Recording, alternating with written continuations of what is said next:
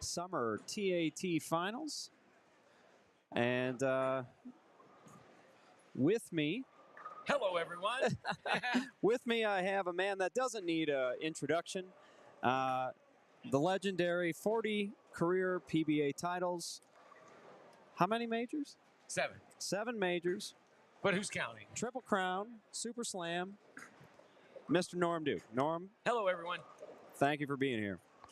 So, we got a lot of money up for grabs today. A possible $92,000 payday to the eventual winner, barring that they are in the progressive. Right, we gotta make sure you're in the progressive, because last year our winner was not in it. Yes.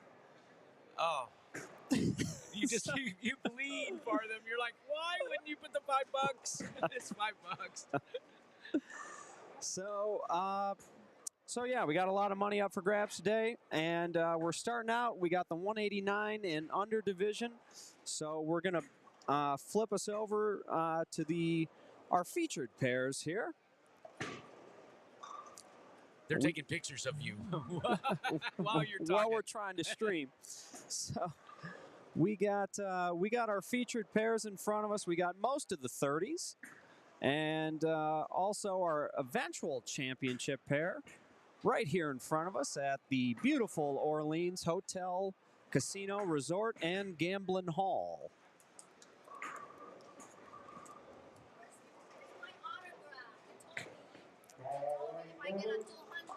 I'm going to sign an autograph for this lady, because I told her if she bowled a 200 game, I'd sign her autograph. Well, she's 189 and under. Yeah. So 200 is a lofty goal. And Absolutely. She did it. So I'm signing for her right now.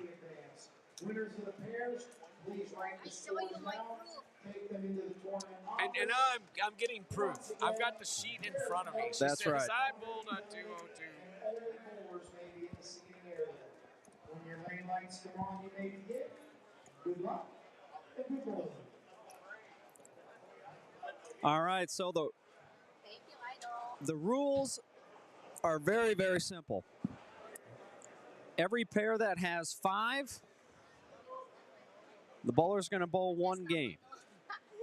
Off that 5, 2 are going to come away. The pairs with 6, 3 are going to come away. 6 go in, 3 come out. On the pairs with 5, 5 go in, 2 come out.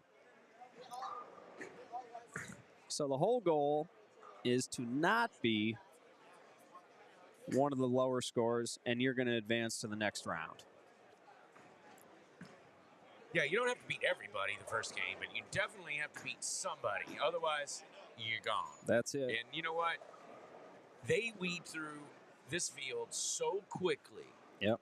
I mean, after 2 games, half the field's gone. Absolutely. So it's almost like you have your bowling balls that you're using up here, and the ones you're not using are already at the belt desk. Yep. Ready to go home with. Chris Johnson joining us from McKinney, Texas. I love Chris Johnson. Used to bowl against him on tour. Yes. Hello, Chris. I like Chris too. I hear he makes the meanest bowl of Chef Boyardee this side of the Mississippi. Norm, I tell you what, if you don't like Chef Boyardee, don't go see Chris, because that's what you're getting. Okay, Keegan is asking what the pattern is, and this year the Summer TAT featured a 39-foot pattern, 27 mils, and decently flat side to side. I think the middle of the lane played a little better than the out. The outsides is just not the way to go right now, because you have so much traffic right up second, third arrow that if you're trying to play outside, every time you tug it, you're going to catch somebody else's burn. Good luck with that. Yep. Absolutely. And Chris did note that he had Chef Boyardee for breakfast, Norm. All right. Yep. He's already winning today. Well, he's not either, because his wife can beat him every game. Yep.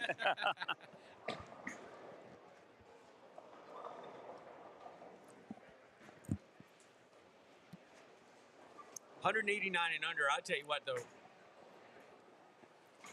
It's so tough even for the people that average over 200. We say, what's the pattern? Is it easy? Is it? No, this thing is hard. I see if you get it outside of 7 or 8, it just keeps sailing. Yep. So you will see more missed head pins than you are used to seeing. Yep. Absolutely. And some people tried playing out, and it just didn't look very good. It didn't Not look even on the fresh one No. when you don't have that burn. But No. yeah. All right, and we're going to give a shout out to Levi Johnson. He's turning the ripe old age of 10. Levi, happy doggone birthday to you, my There man. you go. 10 years old. Now you're double digits. That's right.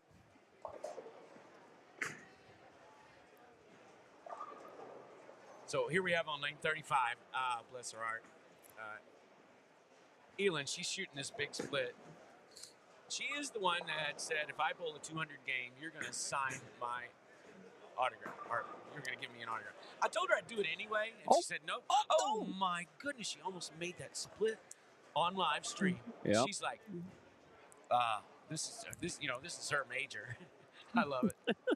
She's high-fiving people because she got 9 out. I love it. That's the 6, 7, 10. You'll make that the day my hair starts falling out. Exactly. That's right. Yeah, it's. I think the fresh is pretty doggone difficult. It is, yes. Yeah, I think when you get a little play on them, I think you get a little more push in the middles. They're not as flat, not as penalizing. I think then it's kind of the stand left, get a little steeper through the fronts. Yes. Let her come around. Yeah, get in and play what everybody else is, play their track. Yeah. But in the fresh, you don't have near enough traffic out there to give your ball a little help. And if you miss hit it and it's going to the right, it's going to keep going to the right. There's just no free hook. Yep. 100%. And none of these players have bowled on the fresh, except on the VIP squad. So they have a VIP squad, and that is the only fresh that they ever see. Yep. And then after the VIP squad, then they come in with the real, the tournament. What is the VIP? Well, that's when everybody bowls and you're trying to get a score that is going to be announced later. You don't even know what it is. and whatever score you do get, they'll draw, and you may get hats, shoes, triple ball bags. You may get storm towels. Whatever you get. But they don't even know what they really want to bowl in the VIP because it's unknown until they start drawing. Well, and there's a lot of bracket action in the VIP as well. Exactly. That's the big line over here is the bracket action. Yep. So you're 189 and under, and the line in the brackets is like out the door. I love these people. All right, so we got a question for you, Norm, in the chat. If you were bowling right now, and let's say I want to say 1994 Norm with the beard. If you were bowling right now, how would you be playing the lanes? I would be about probably 18 to 7, 8.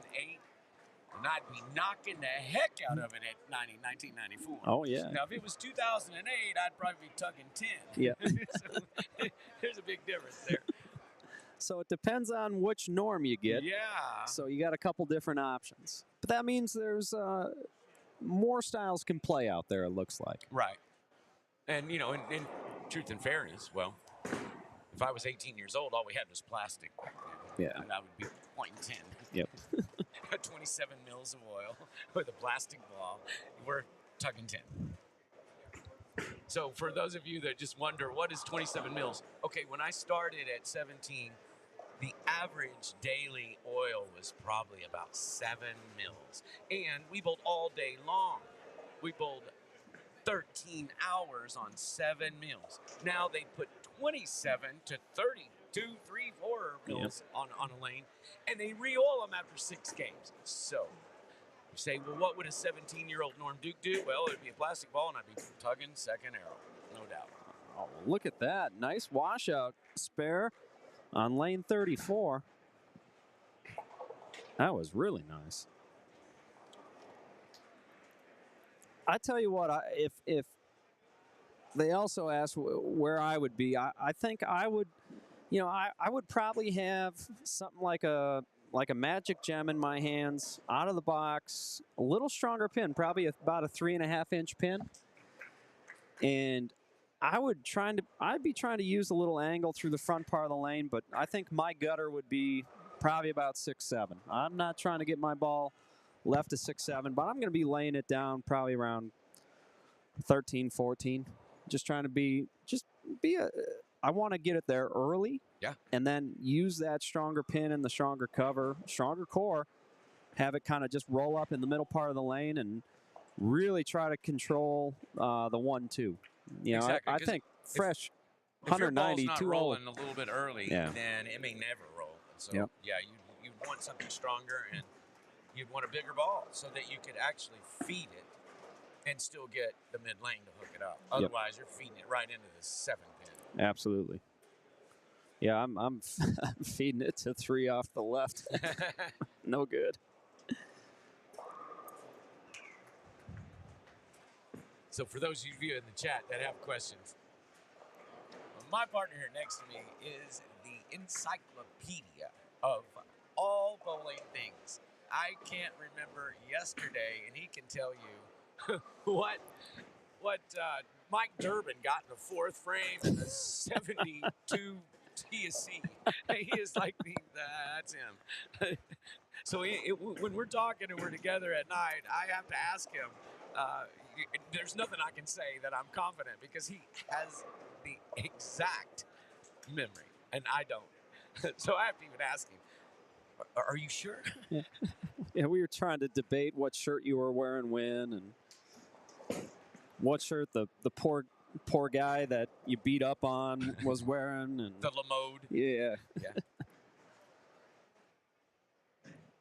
Did you ever wear sans belts? No, heck no. I wore animals. I masked giraffes because at 17 that was 26 waist. Bowling on tour with Earl Anthony with the 26 waist. Yeah, there we go. That was me. Once they do your bio, and you know this, they don't even look at your bio for at least a decade. So it listed me at 123 pounds until I was about 35 years old. And I thought, yeah, 123 pounds, no way. My man staying in shape. Yeah. Staying in shape on the PBA tour.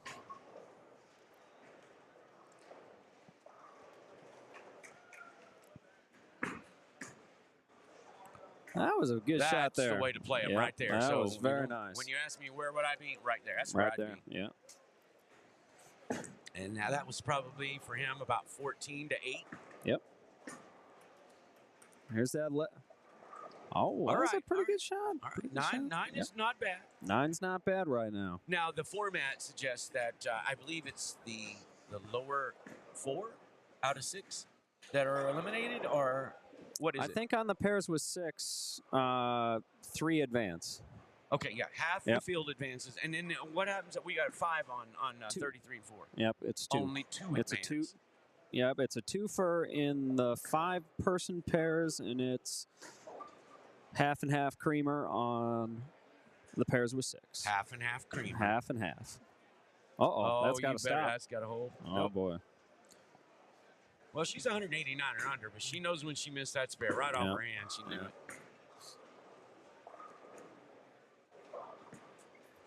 So I bowled. Speaking of missing spares, which I seldomly do. Oh no, I've never seen it. You bowled with me on tour.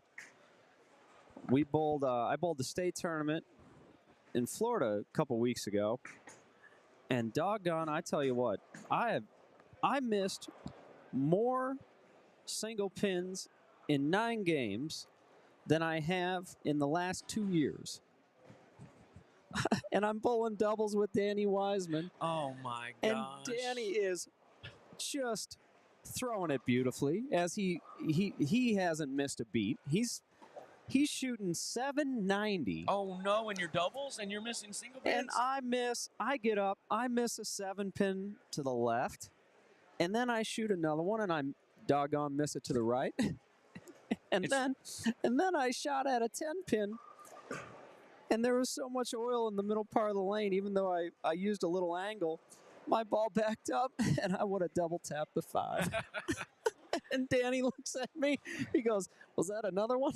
I said, "Sir, yes, sir." And for those of you that know, Danny started calling him Joe Ciccone. That's right. Okay, so Ciccone needed a mark in the 10th one time for them to win the doubles. And he left a 4-7 and missed it. Well, Ciccone never missed a spare, ever. So Danny, his reaction was, what just happened? Mm-hmm. Right? Yep. Nice shot right there. Very good. Yeah, that was a very nice If you're shot. going to wear a pink shirt and you're a guy, you got to rock that thing. You know? And that's what he's doing. Yep. Way to go, Dave. David Remington. He's rocking his Coolwick jersey. Coolwick is a sponsor here at the TAT. They do such a great job. Oh, my gosh. Too. I tell you what. Go to coolwick.com and check out all the amazing bowling apparel they have. And you can use McNeil10 to get yourself a 10% discount on your merchandise. Right, and say hello to Gerald Richardson for me, because he's going to help you out. Big Gerald.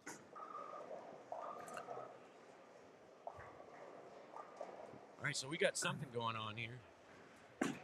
Oh, I see. We've got a 6 count on lane 36, and it register him as 5, and they're trying to change it. Yep, because it's on a spare. I think they got it changed already. They got it now. I think we're all right. So he's had just enough time to think about this washout spare. I'm thinking he's going to make it. No. He's not going to hit anything. Yeah. All right. He got 1. All right. They probably have to change that score again. Yeah. So we got another question here in the chat, Norm. Bring it. So, young man, or this gentleman, I should say, newer bowler, starting to bowl on sport patterns. Okay. Okay, and he likes to normally play on the outside. He's finding that some of these patterns don't let him play out there. If he moves in a little bit, feels like it's very hard to control the ball. I got a couple guesses, but I'm going to let you just give maybe 1 or 2 pieces of sage wisdom. All right, the wisdom suggests that if you have a predetermined spot that you're going to play, then you're already wrong. You got to let your ball be your guide, and don't say, well, I do my best when I'm in between first and second arrow, or I do my best when I'm right around the second. No, you do your best when you're playing the lanes right. Yep. Now, where are you going to play them? Well, you can put the same sport pattern on 4 different centers across the United States, and none of them are going to play the same. Absolutely. Topography is going to change everything that you're thinking. So, look, if you have a predetermined spot that you want to play, just trash it. And that's basically every pattern in the world other than house. Yep. And so go in there with an open mind and read your ball. And if you're high, move left. If you're light, move right. That's right. That's the start. And then after that, you can get into the micro adjustments, I would say. But so many people tell me all the time, they go, yeah, when I blow my ball, I love that first arrow. Yep. Well, you're going to love the second, the third, the fourth, and the fifth arrow if you ever get in there and play good on them. That's right. Do it. Just move and do it. That's right. And that that came up at dinner last night. We were talking about that. We had dinner with another PBA champion, Ron Weiner. Now you're going to have to go back. Ron Winger, yes. Yep, sir. you're going to have to go back to find Ron Weiner. But he won 7, 8 times on tour, I think. I don't know how many times he won on tour, but he did win on the senior tour. That's when I met him. It's when I joined the senior tour. I think he's got a few regular times. I can't remember for sure, but we were talking about how important it was to be able to play every shot, and that's when you go out and practice. You practice not only what you're naturally good at, if you like to play first arrow or second arrow, but man, I tell you what, if you get really, really good at third, fourth, fifth, sixth, slow shots, fast shots, roll shots, coming around. And you get everything in between. That's how you really become a good bowler. Oh, Right. nice shot by David there. Yeah, well, he's in pink. So bowling's kind of like Jim Cramer, He says there's a bull market somewhere. And well, that's the way we are at bowling. There is a shot on every lane somewhere. Yep. Find it. Find that shot. You're in the bull market. Your stocks are going up. Yep. If you're not on that good shot, then your stocks are going down. Diversification. Yes. Don't put all your eggs in one basket.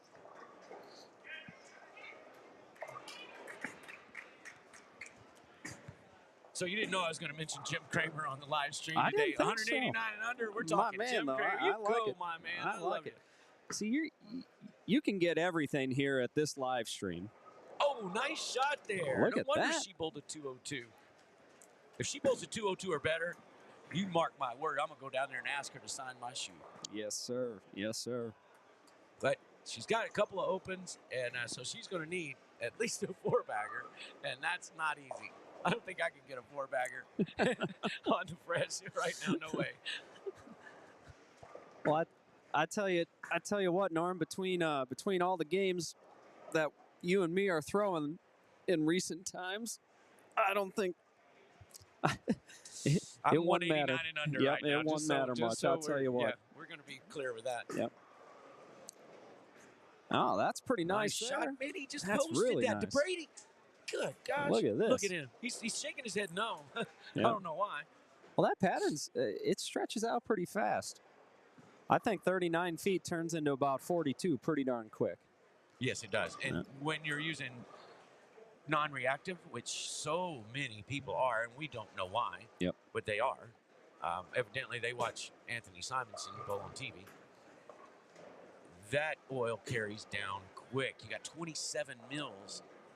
And people ask all the time, well, why does a plastic ball or a non-reactive ball carry oil down more? Because they don't flare as much, and the oil doesn't get sucked up into that shell, and it just delivers it at the break point. It's just like a stripe of oil, and you're almost like you're running a machine down there. Absolutely. And put 20 of the 27 mils right in your break point. Yep.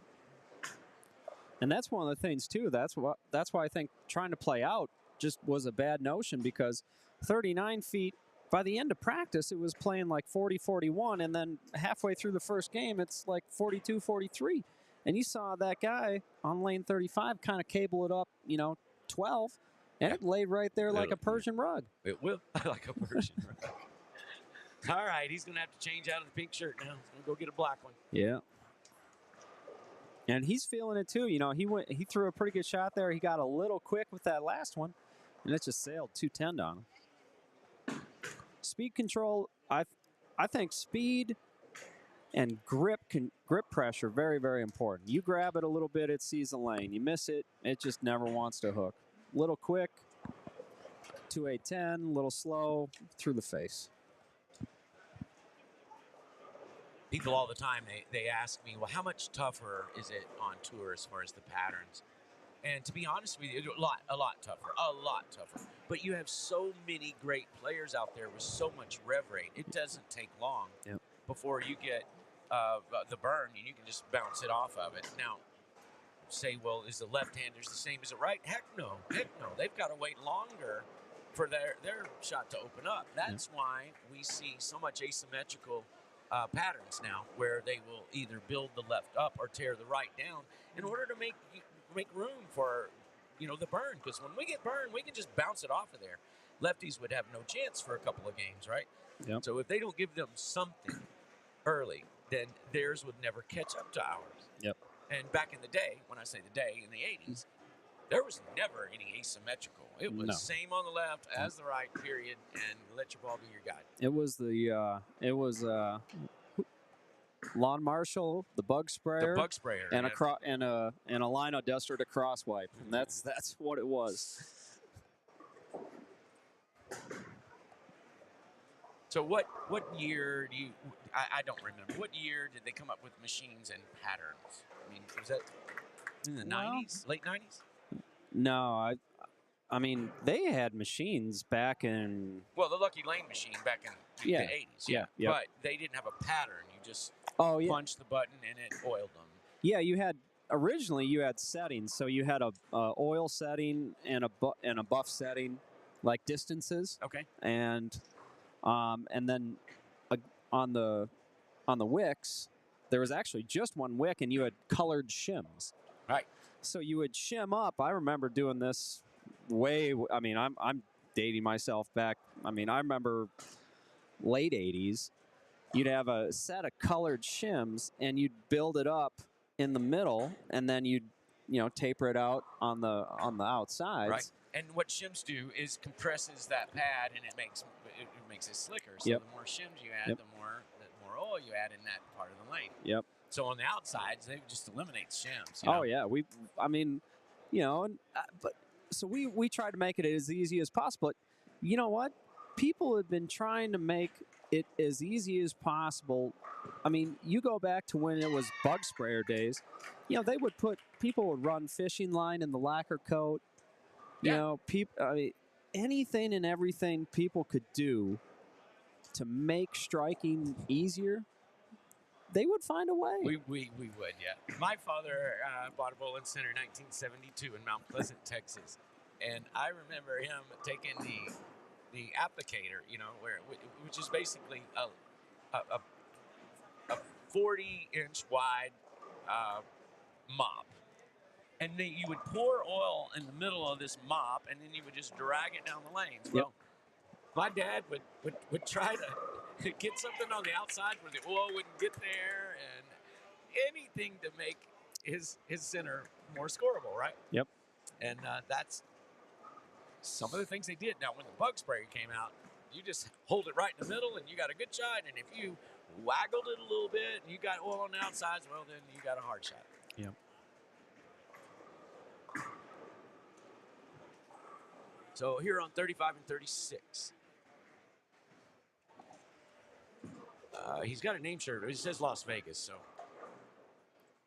I'll tell you what, he's got a heater of a game too, Oh, yeah, because he's clean through clean. the first 6, and he's high on the pair by quite a margin right now. Look at this girl! Look at her do that! Man, she's getting some hand on And that she ball only too. she only has 2 opens. She hasn't lost but 3 pins in count, Yeah. believe it or not. She's got to figure out the right lane. Yeah, so she is in it, is Yep. what I'm saying. She's Absolutely. in it. She's got one guy over here on the right lane is clean. Yep. Everybody else is just trying to hold on. So right now, she's second place.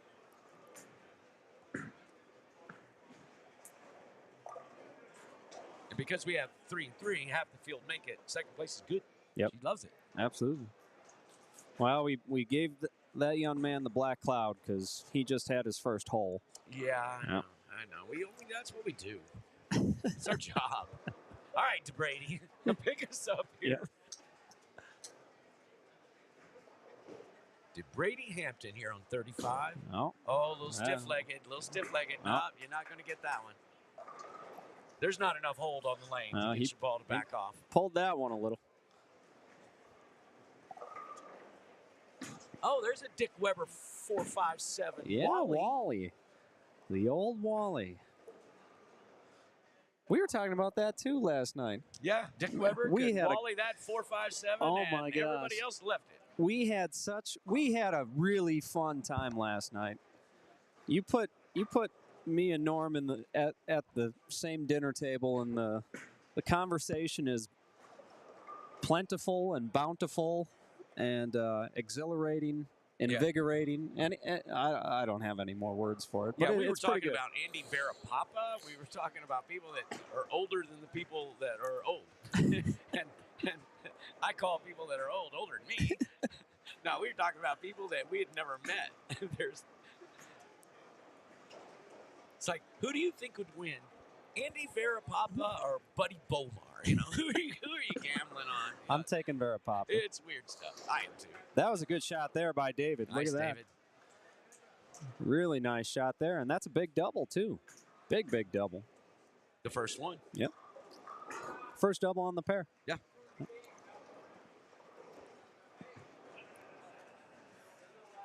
And, you know, we bowl for a living, right? And we still get nervous. When people say, yeah, you can't get nervous, you're a 40-year pro. No, we get nervous. Yep. You have to learn to bowl nervous. Well, that's what these folks are doing right now because they're 189 and under. They're not bowling on ABC Wide World ever. And so this is their Super Bowl right now. And they're so nervous. So I go to breakfast this morning, and there's a line of name shirts, of course. Yep. We're here at the Orleans, and most of these people are staying here. And there's a line at the breakfast table, right? And you could just see they were saying, "Well, I'm not going to be able to eat that because I'm nervous. I don't want a coffee because I'm already shaking. Yep. I'm not going to do that." You can even see they're prepping themselves for this. They're so nervous. I remember when my first TAT Finals, I showed up to my pair, and I had Bill O'Neill, Ed Smaglik, Chris Clark. You can't remember this. No, there's I remember way you can't. because Bill O'Neill hadn't gone on the tour yet. This was 2006. Wow. Heck, I've had Bill O'Neill on the Dallas Strikers for a decade. I think the winter of 2007, and it was up here. You know, and you're in the scratch division, so you qualify, and that's like, oh man, this is great. And then you get to that pair, and you're looking at the guys around you, and you're like, boy, I'm in trouble. Yeah, and you didn't even know. Oh, by the way, that this one here is going to have 2 U.S. Opens in a decade, and this one over here is going to have. Yeah, it was unbelievable. Remember, you were telling me yesterday about Belmo bowling this tournament for the first time. So, folks, what you're seeing here is you might have 2 or 3 people on the floor right now that are going to be bowling on television in another 7 or 8 years. Yep. That's pretty unbelievable. And then you're going to have others that aren't. Yep. I remember the first time I saw Jason bowl. Well, I heard it first. You heard it. I heard it first. And then I looked over and I was like, oh my goodness gracious.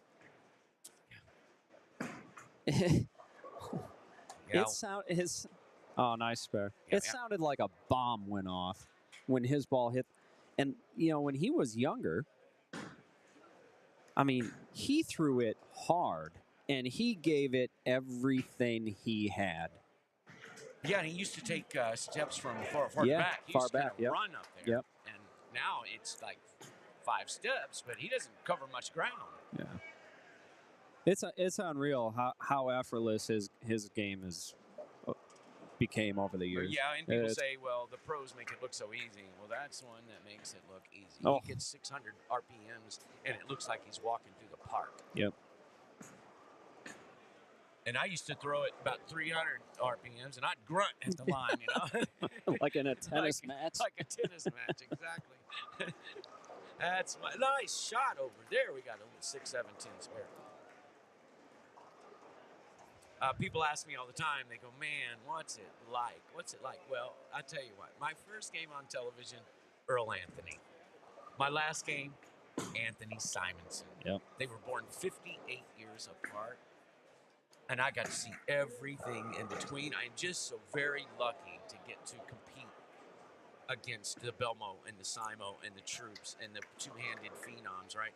But I was also equally lucky to compete against Earl, Mark, Marshall. Y'all know the last names, right? Yep. Oh, she didn't like that. She thought she was going to get away with the 247 spare, and now she's got company.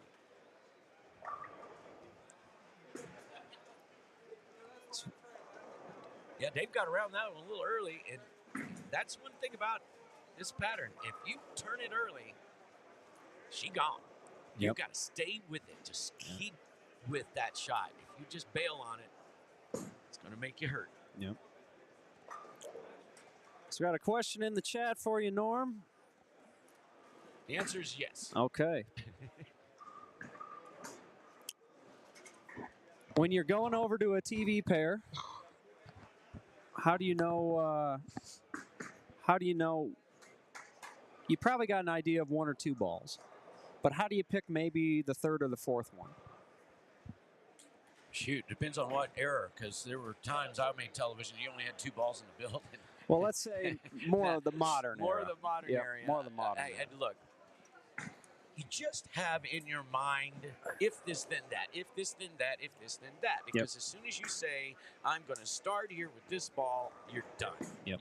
You've got to now get lucky that everything that you anticipated that was going to happen is going to happen now. Yep. We're gonna put all these lights, Yep. and we're gonna put all of these people in here. It's going to be 20 degrees hotter. It's There's so much that is different that if you have any kind of preconceived notion of what you're going to do, odds are you're done. Yep. You just got to get there and say, if this, then that, if this, then that, if this, then that. It's a whole new tournament. It's a whole new deal, yeah. Whole new tournament, And not to mention that, you're going to have Randy Peterson and Rob Stone up there talking about you. So that's another little deal you got to factor in. Yep. The choke, Yep. the choke factor's there. Yep. Big spare here for DeBrady. Big spare here. He needs this one. Yeah, if he misses this, he's in the 130s. Yep. That's likely not going to make it out. And that's not going to make it. 149, though, makes them get to 150 or better. That's right. Uh-oh. Oh, he gone. Yep. Look at him. Look at him. No, He just he knows. knows, He knows. Pack your bags. Yep. Pack your bags. Yep. Yeah, that's going to be all she wrote. So it looks like we're going to have, off this pair, we're going to have David. David's in the driver's seat here. So we're going to get David. Wait a minute. That's a nice shot right there. He's only got 97 in the 8. That was big. Oh, wait a minute. It's no, a gutter spare. Sorry, gutter yep, spare. I thought it was a double. So he's gone. Yep. So we're going to get David, your young, the young lady lefty. And then also the gentleman that had that clean game Las going. Vegas. Yep, Mr. Las Vegas. So we have the names in front of us, but neither one of us can see good enough to read them. Yep, that's I'm exactly sorry about it. that, but That we're is just going to call him Las Vegas, all right? Mr. Las Vegas. Mr. Las Vegas. And then we had the guy with the name shirt the other night, Hand Pay Legend. Hand Pay Legend. Hand Pay. We got to have dinner with Hand Pay Legend, and he does live stream on Video poker. Video poker, Yeah. right? Yep. It's like he signs more autographs than I do, and his name shirt says Hand Pay Legend. You get it all here at the TAT.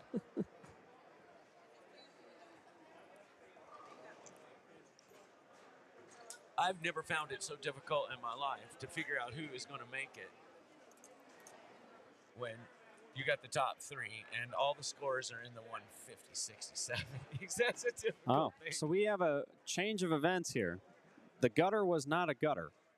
Oh, the gutter was not a gutter. I didn't think so, No. but it had it up there. So now he could be in. he could be 147. If he gets this one right here, he's in the 147. Yep.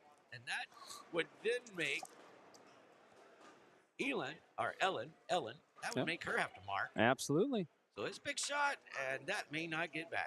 Oh, it did. Nice shot. Threw that 4-pin across the deck. God. He's got to sign my shoe.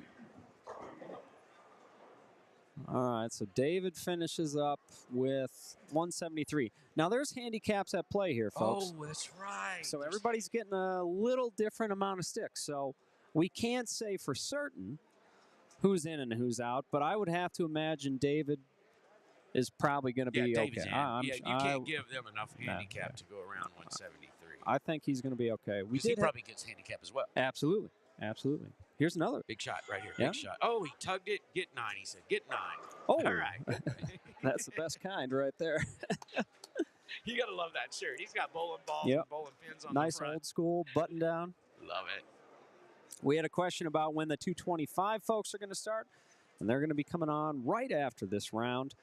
So we're just waiting on our featured pair, 35-36, to finish up here. Here's Mr. Las Vegas. Uh-oh. Well, that may put some people in play, right? No. It could. He's going to be in the 150s. Yep. 157 right now if he misses them all. So I would say at least he wants to be able to cover the young lady lefty. She's got 159 with a fill out there. So I would say you're going to want to at least get 9 here.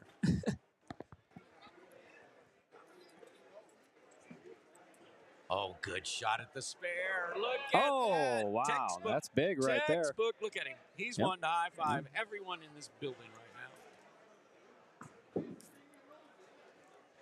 And like Matt said, we don't know how much handicap any of the folks get. Yep. And none of them are scratch. None of them. So everybody gets some pins. Yep. And so when I say it's hard to determine who's going to make it out of this, it's that hard. We don't know.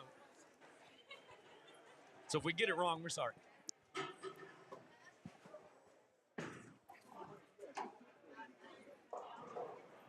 All right. 169. I would say that's going to be good. So we got David 173, Mr. Las Vegas with 169. And Ellen, yep. Ellen, she's got 139, and if she marks, I'm saying she's in. I don't know. Well, the other gentleman, remember, he went off the sheet for 157. 157, so. I know, but if she marks, I think she would be in. I'm just guessing. We don't know the caps. Here we go. We need a mark, she says. We need a mark.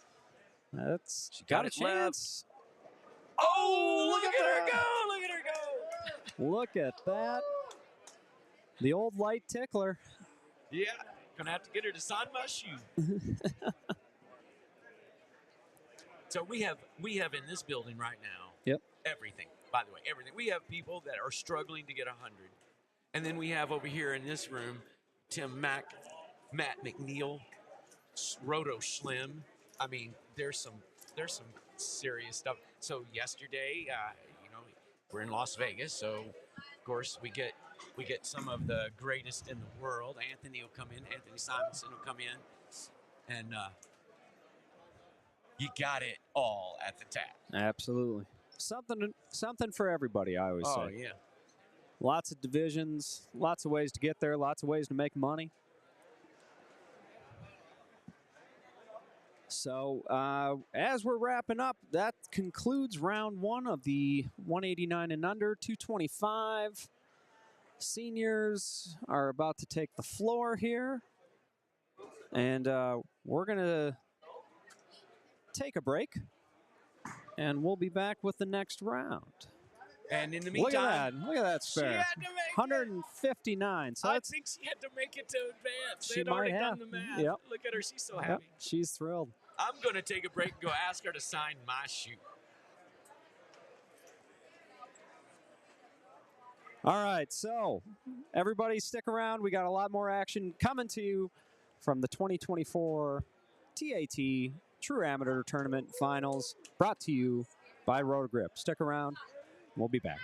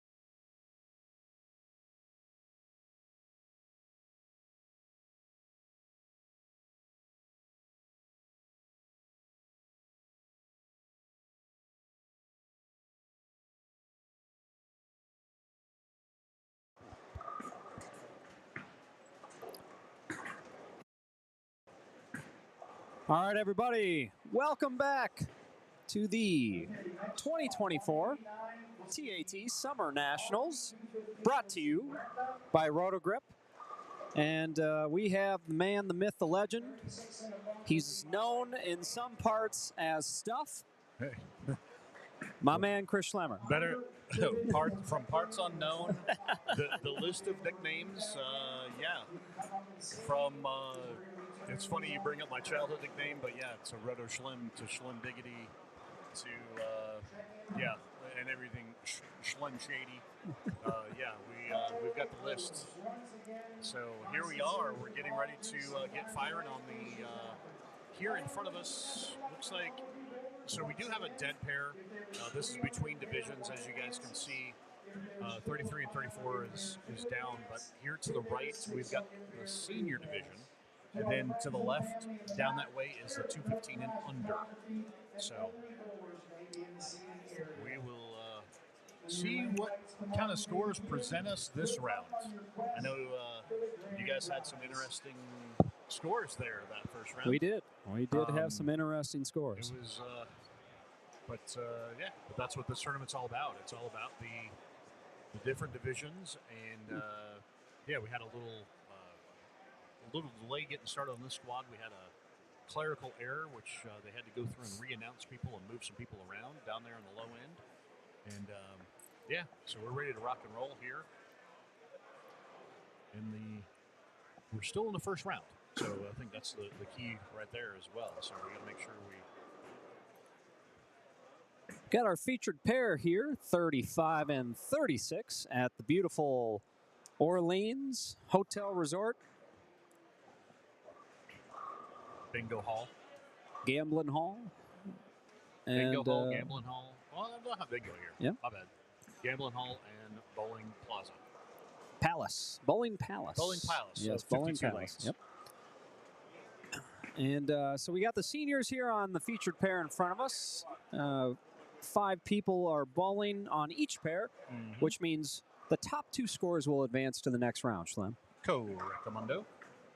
Yeah, it should. Those pairs actually loaded pretty good talents here on the old senior pair in front of us. This is. So we'll see how it shakes out. Yeah, this is actually there. Chadwick, Big Jim Thomas. Yep. Mr. Hall. Yeah, this is not a gimme. Not a gimme pair here. Not by any stretch of the word. Yeah. And then over there. Oh, yeah, we're in the camera 1 here straight ahead of us, or Yep. camera 2, or however we want to dissect it. Yep. So yeah, this is. I'm sure we talked about it. You guys talked about it earlier, but you know, a 39-foot pattern. It was not a. Look at this. Did he get it? Oh, he wobbled it. Tickled it? It wobbled. Tickled it? Touched it? What a nice Not attempt. Not enough to knock it down. Yeah. Boy, was that close. That's about as close as you can get. I think the big thing, you know, the pattern, even though it was 39 feet, but, you know, as we've talked about over the years, there's a lot of different things involved. One, and that, you know, I'm sure you've touched upon it, is the topography and different lane bed to lane bed. You know, and then you factor in the tournament pattern, but then you factor in the bowling balls used, of, you know, who's using what where, and I'll tell you what, some of the, you know, there were some really good qualifying scores throughout the week. Oh yeah. And then there were some where you're just like, oh, I missed, you know, plenty of people that just missed the cut. And you're like, oh, I missed it by a hit or two, and you know, and in some cases it was a combination of things that led to that. But yeah, that's what makes this tournament so fun. Yep. It's because it's trials and tribulations, and so when you get to the end, I think the key is it's anybody's ball game. Yep. There's so many factors and variables. So.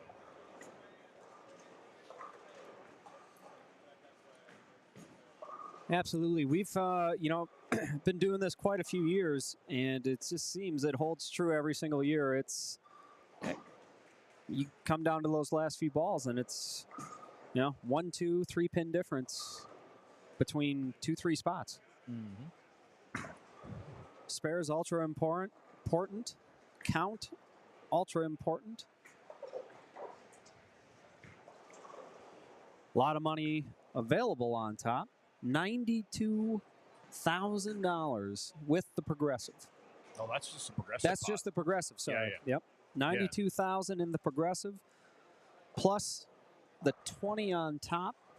Yeah, I'll have to get the exacts from Jamie, but I know he had a post the other in the last couple nights where overall for the week it's going to be over $700,000 paid out. Unreal. So For a week. for a week, Yep. yeah. I mean, because you think about all the different divisions, and look at we have to have two rounds for just the first round because Yep. we have so many people. It's based on number of entries and it's the number of people. So that's what makes it fun. That's why we're here. Absolutely. I'll tell you what, Jim Thomas, he's a player, man. Yeah. He is a player. I've known Jim a decent amount of time. Jim does the PBA show sets. Mm-hmm. So if you ever watch the PBA tour on Fox, the guy building those beautiful sets. Yeah, part of the crew with Yep. the digital boards and Yep. lights and the whole deal. Yeah, we got some strikes happening here. Oh, on the pair in man. front of us, We man. got some good players What do here. we got cooking over here on the 215 and under pair? Let's see here. Can we- Let's can we switch over to yeah, let's flip over to The that left one. side? Yeah. Because we got a pretty good cooker going over there too. We got a spare strike, we got a double, spare. So yeah, we got some. We have a variety of. This looks like a pretty good shot. Two-hander there. Yeah, high flush, throwing urethane. So urethane was in play this week. And again, as much as you can love it, hate it, it is what it is. It's a bowling ball, and as a competitor, you have to use the tools that you have that work the best for you.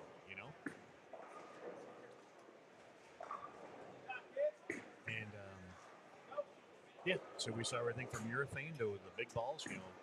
Magic Gem and Attention Star were in play this week. Those were the two balls as part of the tournament, part of your entry. You have the opportunity to buy the ball packages. And New XL I saw going down the lane. It looked really good. yeah, there's a few of those as well. And there's exotic gem going on. I mean, there's a whole variety of the old stuff. Yep. And just as I say that, there, my man, spare looking good, and all of a sudden that's 5. It's and that's this pattern.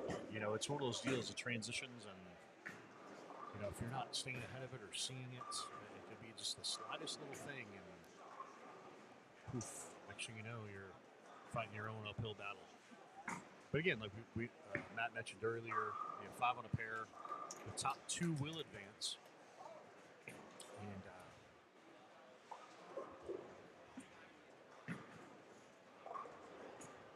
it's a matter. Did you get it? Nope, didn't quite get over enough. But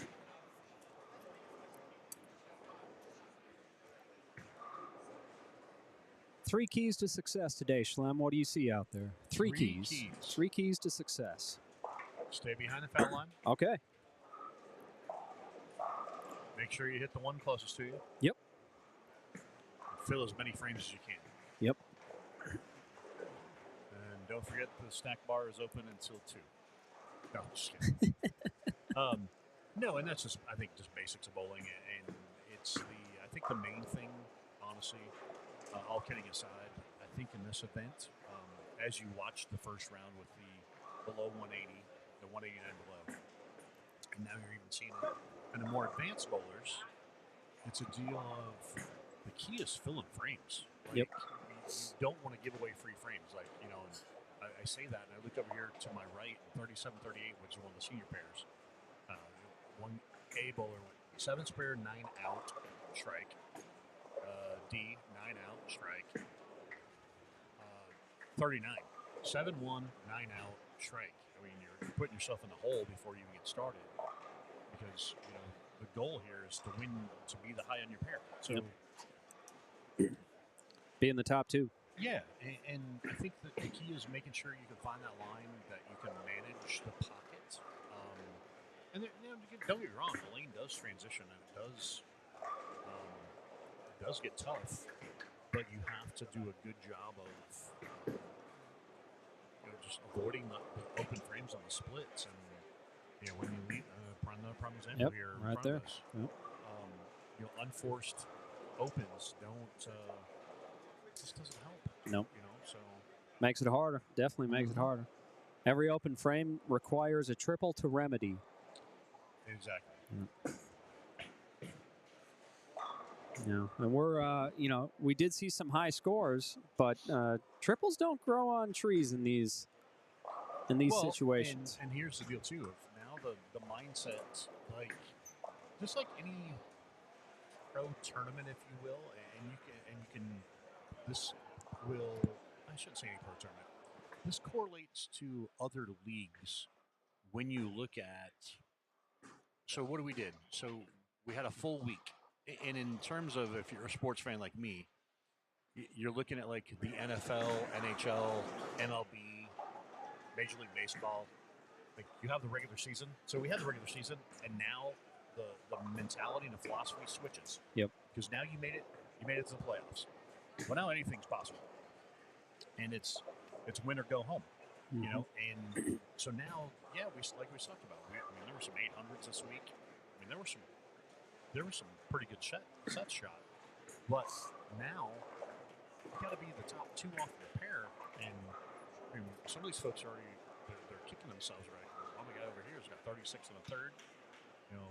One of the bowlers over there has 56 in the fourth. It's not looking good early on, So, and if you don't have two more games, like you qualified to get here, but this is a one shot and get after it and make the most of it. And there's a lot of people talking to themselves. There's a lot of confusion. There's a lot of and I think part of it too is there's a lot of new bowlers. So there's some that are new to this that have never been in this situation. Obviously, Matt, you're a veteran of the tournament bowling, and I haven't bowled tournaments and stuff since I was a lot younger. Yeah, I bowled some stuff here in the last handful of years. I bowled Open Championships a couple times and some other stuff. But when you're in a singles event and this kind of competition, like it's a mindset. It's a no matter what your average is. Yep. I don't mean it's Absolutely. It's I tell you what, lots of patience. I always said the best days I had on the lane, my mind, I was very, very patient bowler. I didn't try to make things happen. I let things happen. I didn't try to make things work. I let things work. My mind stayed very quiet. There wasn't a whole lot of thoughts going on internally there, and it allows your body to make the motions you've trained it to make. And when that voice in your head starts taking over, and it gets really hard, make it very difficult. And I think the big thing there is the voice in your head. What we're talking about, that is for the better bowlers, because you take the 189 below.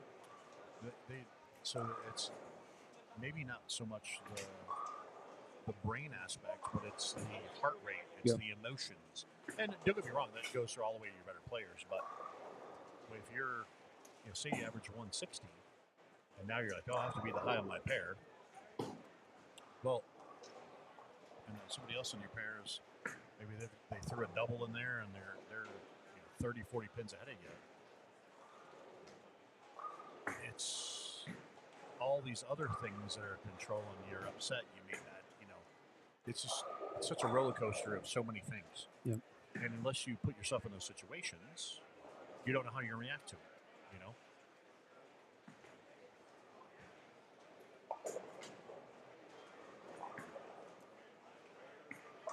Well, Chadwick just had a miscue there. He unfortunately threw it in the gutter on a spare. Okay. Well, my man Harold's okay. So let's see if 6 spare, 9 spare gutter ball. Yep.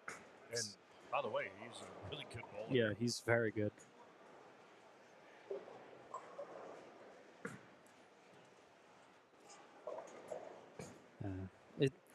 It just looks like he's too far right, especially down lane. You know, I think it's the left lane seems to be the tighter of the two for the right-handers.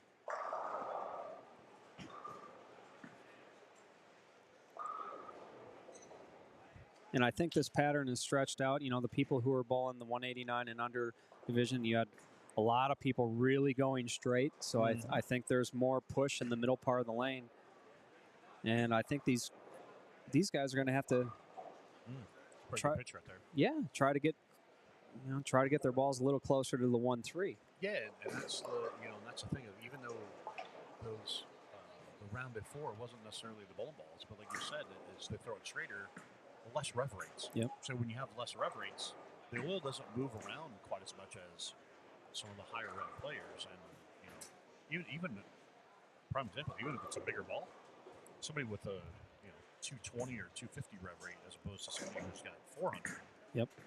The oil depletion and the movement is totally different. Yep. And the spare. So yeah, over. Oh, there's another one. There's another 5. Yep. You know, and it's like you hope that it's an okay shot, and then next thing you know, the pesky 5 counts. Yep. Right there in front of you. In the one-game matches too, it's really a lot of times it's just find a way to minimalize the mistakes. Correct. You know, getting 8 spare out of it, 9 spare out of it instead of 7-2 or 6-2, right, or 5-3. You know. And I think that too, like you said, we're into a one-game match. In the qualifying, obviously it's 3 games. We had 6 to 8 on a pair on some of the days as the week went up.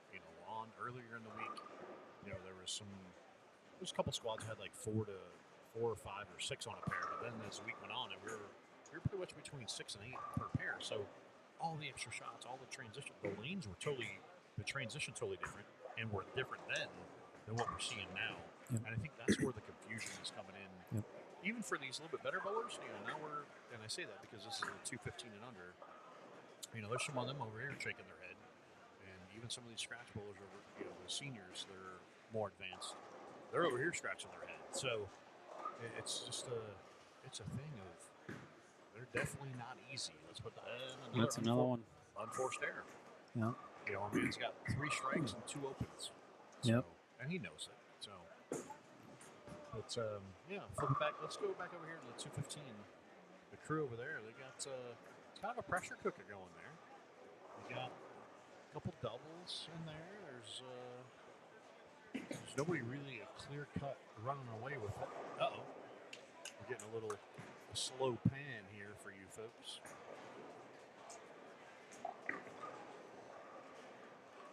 Y'all can see that there. It's in the corner of the screen. My guy's learning it. Look at that.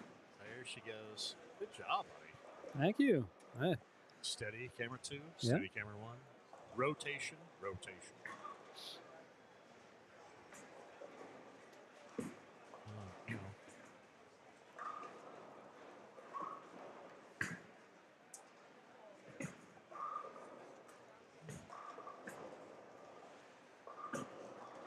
I think the other thing too was cool. This morning you were here. Obviously, you beat me here. You started setting everything up, and I came in about 8:15, and there were some boulders already sitting here, like already trying to get in the zone. Yep. And I'm like, pretty sure it's the 189 and under, but but hey, and it's just part of the deal. And then the fan bases started rolling in, and the crowds are. You can't see it with the backdrop behind us, folks, but there is a ton of people in this building right now. In the bowling center. Of course, in the building because it's a casino in Vegas, but this bowling center here at the Orleans, we've got loud crowds. You can't really hear it right here where we are, but once it gets down towards the end, the 9th and 10th, you're going to start hearing some yelling and screaming and clapping, which is always fun.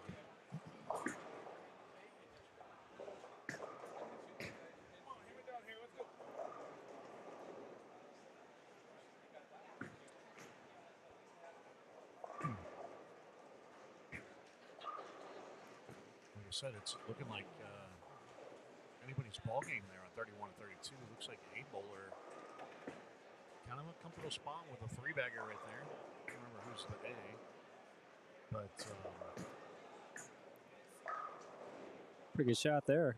yeah, Jim Thomas. Jim Thomas over here on the senior side. Is he throwing, is that a hypercell fused? It's an attention star. Oh, that's an attention star. No, it's funny. He mentioned to me before, you know, when he was bowling the senior stuff, the senior sweeper, he said he figured something out, you know, because he's kind of a, is what we refer to as like a twirl hit guy. Yeah. And he's like, man, he goes, I could 4-pin, and, you know, I even left some 4-10s and stuff like that. He goes, and I finally threw a couple shots where I hit it a little bit harder up the back of it. He goes, and that 4-pin went away. And so that put him into some different mindset of different bowling balls. And, but this one, even though it's got a little bit of surface on it, his thing was it's a little responsive because he wasn't quite sure. Every time he tried throwing it throughout the week, it just wasn't quite right. He goes, but it might be good this set because there was only, you know, the first round ahead of it, and only at, again, you know, 6 or 8 on a pair and 3 games. You know, so the lane's maybe in a different transition point right now. And that's actually the two-hander, the A bowler there on the left. But yeah, so he's got a 4-bagger, so he's jumping out to the lead, extending the lead. But D's still got a chance over there. But yeah, so it's just, you know, again, even bowling balls that worked early on may not be in play right now, or vice versa. Yep.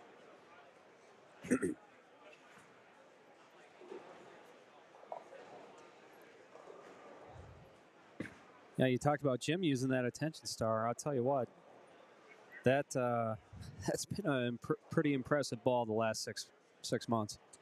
Facts. Yeah. It was everything I hoped for and then some. You know, and the fact of, you know, that part we've been using overseas for, you know, 3+ years, and, you know, when I was determining what we were needing in the rotor grip line, and I'm like, man, I can use a pearlized asymmetric, and boy, did the stars align, no pun intended, and, you know, made plenty of shows on the PBA Tour, captured, I think, 4 titles, and then won a senior title, and plenty of the folks here that were excited. They're like, oh, I've got one, or I want to get another one, and or, oh, I've heard great things about this. Like, I'm looking forward to getting this ball, and yeah. There's at least, looks like one on every rack going down this set. You know, and that's, and it's not necessarily because of it was a tournament ball.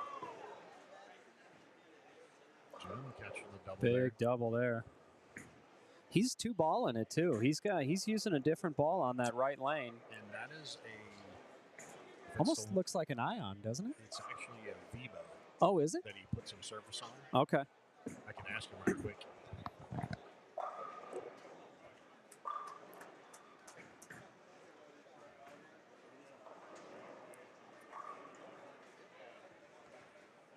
Hold on, I have a broken ear.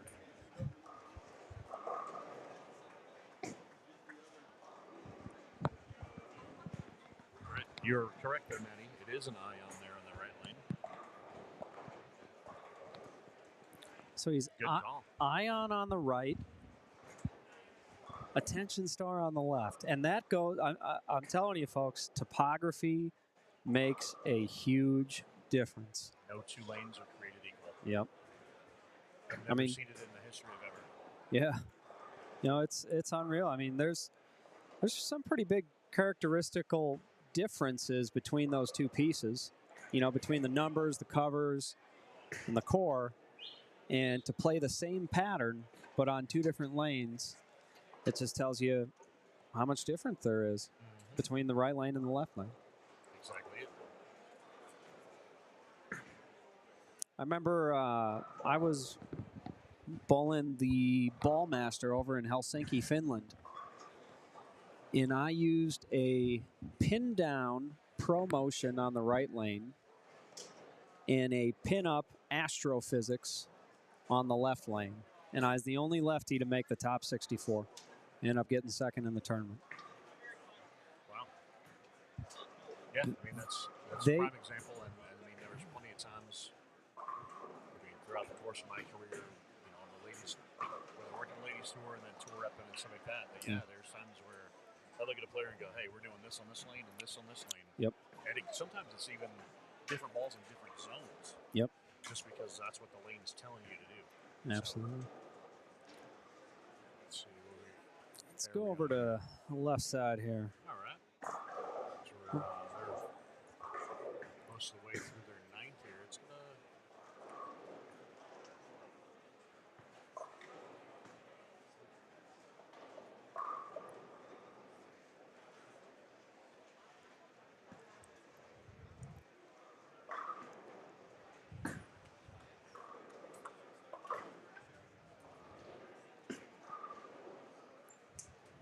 The lefty there was actually. Yeah, he had a pretty nice lead going into the I ninth. say the kid had a four-bagger there, and now all of a sudden opens the door a little bit. Yep.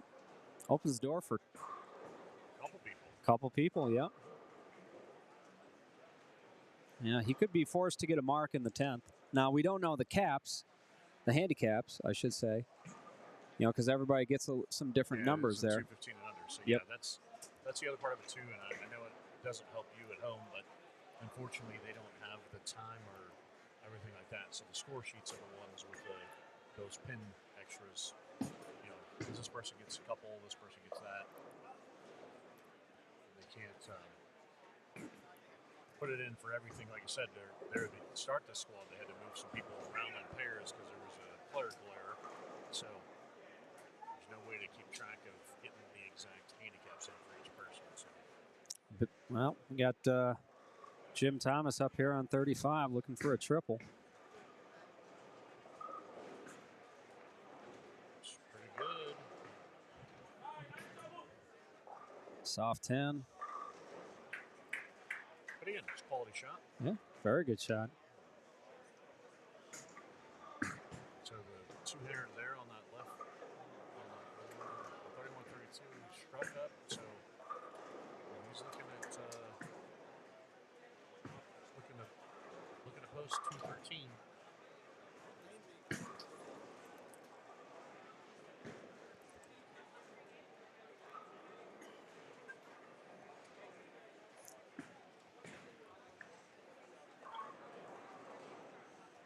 All right, now we got some numbers in front of us. Jamie McWilliams, tournament director. Also, he's a jack of all trades this week.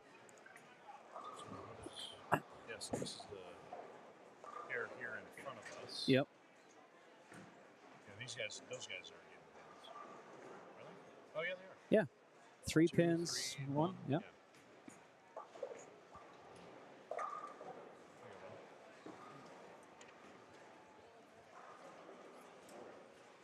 This is for the pair we don't have the camera on, so something off for reference.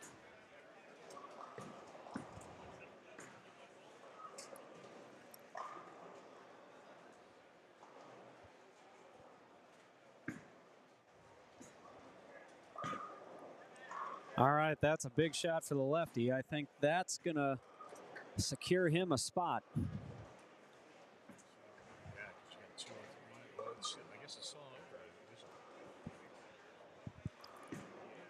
We got 203, 193. Possible 192, possible 202. Yeah, and that's just a stretch where we don't know what the handicaps are. Absolutely, So, yep. It Yep. could, I mean, it could be There could be a bigger more difference. than meets the eye. Yep. Over there. Could be. Yep. That's a pretty good pitch right there. Yeah, that's pretty darn good.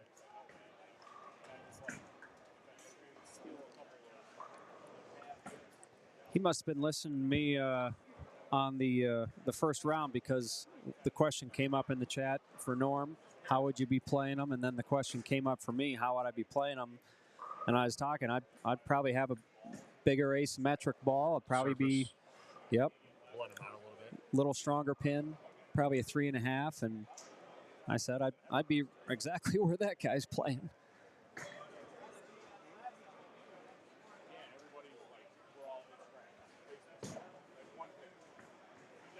Yeah, I think it's the thing of no right or wrong way either, because I think I think all too often everybody gets caught up in how would you play them, what ball, what layout. Well, everyone throws it different, and it could be that we could put. Man, I can tell you, I mean, we could put whoever you want from any pro tour or any advanced bowlers. You put them on the same pair. And say it's all from the same company. 9 times out of 10, they're not using the same ball. Yep. And one guy or girl might see it this way, and they're like, "Oh, well, I'm going to go 2 arrows left, or I'm going to go 2 arrows right." And unless it's absolutely, when you have a pattern that has multiple, and I think that's the key. When you have a pattern like this that has multiple angles of play, the options are so much greater. Yep. Do you have to go to weaker ball with surface? Do you have to go to bigger ball with surface, or do you drill a weaker ball that's cleaner, but make it flare more, make it respond more? I mean, this depends on how you throw it and what you like to see. But then it's just getting up there and throwing the shots. I mean, that's really key to everything.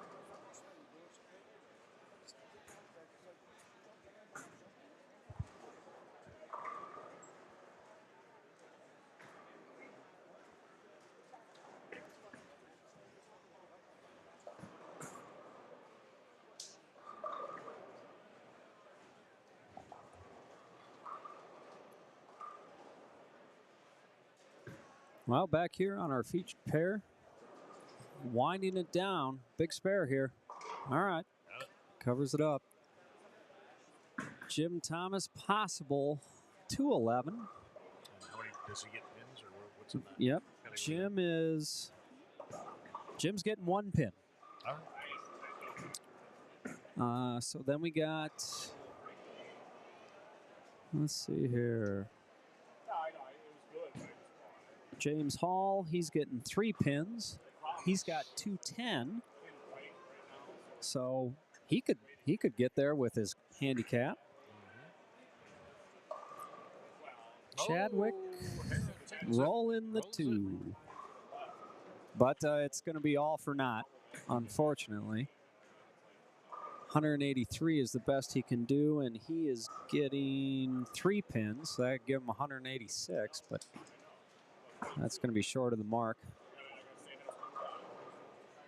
Big shot for Hall here.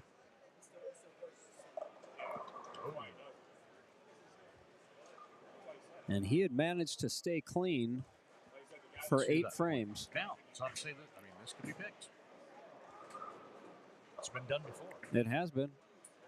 4, 6, 7. Here's the windup and the pitch. Nope. Not the same. So Anthony Juliano,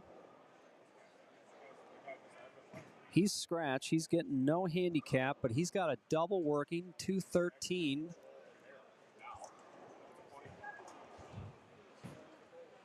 So it's looking like it's going to be him and Jim Thomas. Looking like. Still got a 10th frame to go here. Thanks.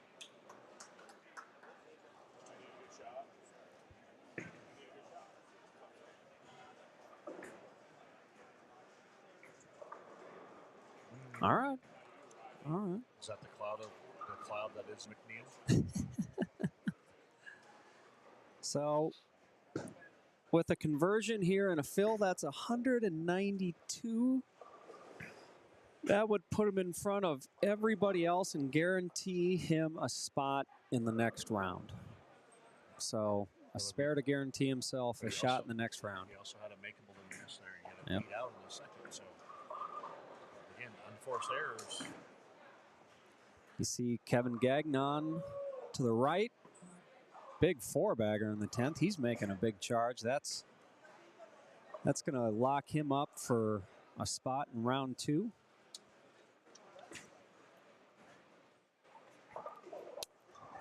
Yeah, because he's also getting 4 sticks. Yep. Yep, that's going to secure his spot. So Anthony makes the spare. And now he needs to stay behind the line here. I think he needs 7 pins is going to be enough. Who's that? Anthony. Well, actually, 6 gets him 188. 5 gets him 187. All right, Jim marks. That's good. Jim is round 2. Anthony needs 5. Otherwise, Harold can strike out, and with Harold sticks, can tie him.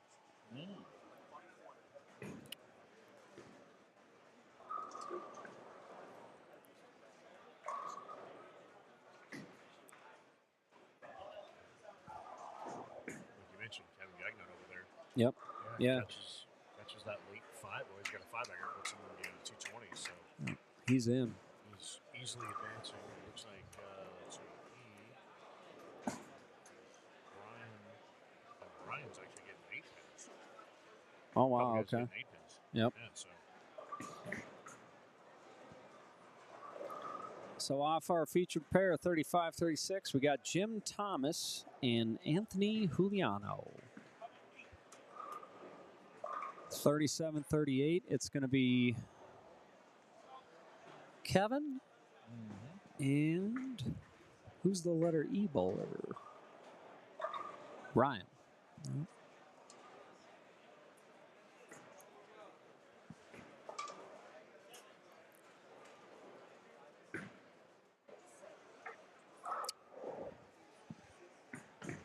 All right. So. How many sticks you say Harold got?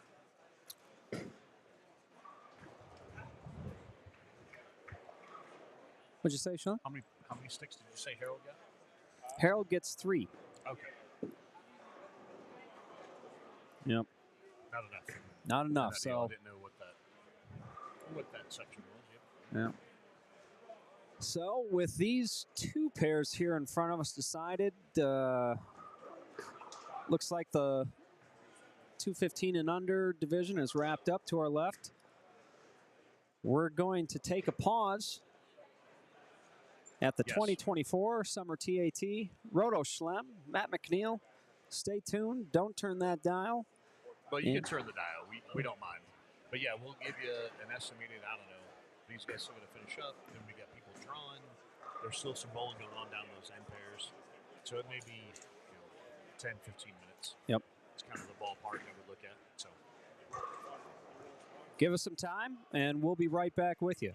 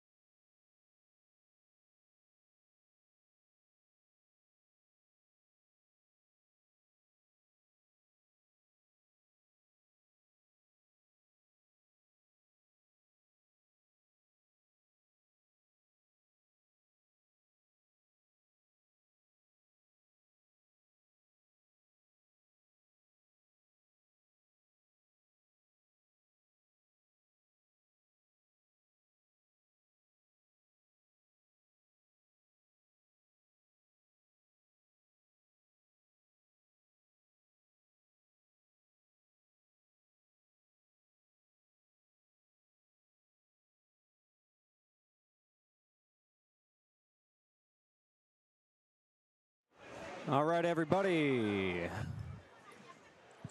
Yeah. Welcome back to the Summer 2024 TAT True Amateur Tournament. It's finals day, Sunday. A lot of money to be had out there. I'm with the man, the myth, the legend. Norm Hello Duke. out there, everyone. Norm Duke. Man, thank you for being here, Norm. Man, I enjoy this. I tell you what. In this tournament, you get it all. You get people that can play like no tomorrow, and you get people that are nervous trying to bowl 150. Yep. And it is just a blast watching it. It really is. Really is. There's something for everyone at the TAT tournament. Lots of divisions, lots of ways to make money. And, of course, this week, over $700,000 given away. 700 grand. Yep. Dang, that's a good career. If you're a bowler, that's a good career right there. That's pretty good. Yeah. Pretty good. Jamie McWilliams and his staff, thank you. Thank you guys for being partners, and just unbelievable what this tournament has grown into under Jamie's leadership. So hats off to you. All right, we hear the sultry tones of Ed Dufek. That means that it's time to start our round off here. We got the featured pair. Lanes 35 and 36 here at the beautiful Orleans Hotel Casino Resort and Bowling Palace. Yeah, I bet both of us have. How many have a trillion games in this place? Yeah, between this one and the Gold Coast. You know, I bowled on the senior tour, so we bowled twice a year in one of these. Goodness gracious, we got, and then the showboat. We want to add all those games. Oh, the boat. Yeah, what a great place this is, though. Man, I tell you. And here we go. We have names on the back of the shirts this time, which is a lot helpful for us, right? Very helpful. And so on lanes 35 and 6 in front of us, you can see that this gentleman has factory on the back of his shirt, right? And the other guy has Lily on his. So this is a Lily factory right here.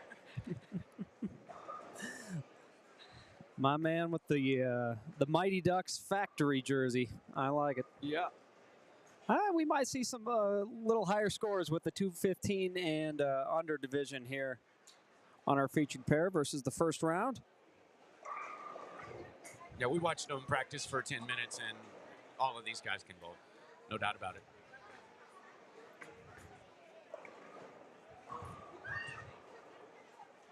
Nice shot right there. That's a little two-handed Jason Belmonte-esque.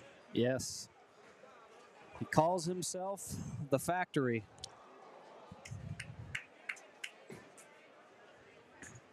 I would say that's a pretty good nickname. The factory. If people call you the factory, you've done it right. You've done it right, my friend. Here we got Eduardo here on the left lane. You can tell these guys have been bowling for a long, long time. Yeah. We have 5 on a pair. 3 will be eliminated. The tough part is they get handicap, and we don't know how much, if any. Some of these guys probably get 0 pins. So we're going to do our best to keep you updated, but again, it's very hard for us to know. Definitely is. Of course, when we get to the final, the grand finals later on this afternoon, all the specifics will be had. We'll know who's in the progressive jackpot. We'll know who people are, where they're from, their favorite color. We'll know it all. And right behind us, you know, of course, we're curtained off. Right behind us is, there's so many people You in this can't place. walk. It is standing room only. Yes. And they're hooting and hollering for their peeps. Here we got Oscar Morales here on the left lane. Let's see. That's a pretty good shot. Oh, look at that. Imagine. Sign that boy. 215 and under, I'm almost raising an eyebrow at that. I am looking at that myself. I'm telling you what, This guy hadn't bowled under 215 in his life. I don't want to bowl these guys in league. Well, here we got the Lily Factory going on. He's got some surface on that ball. Yeah, he does. He probably doesn't need about half of that, but Yep. we'll let him go. He'll move left, and he'll figure it out, I promise. Well, here's the Factory up on the left lane, trying to get out to a quick start with an early double.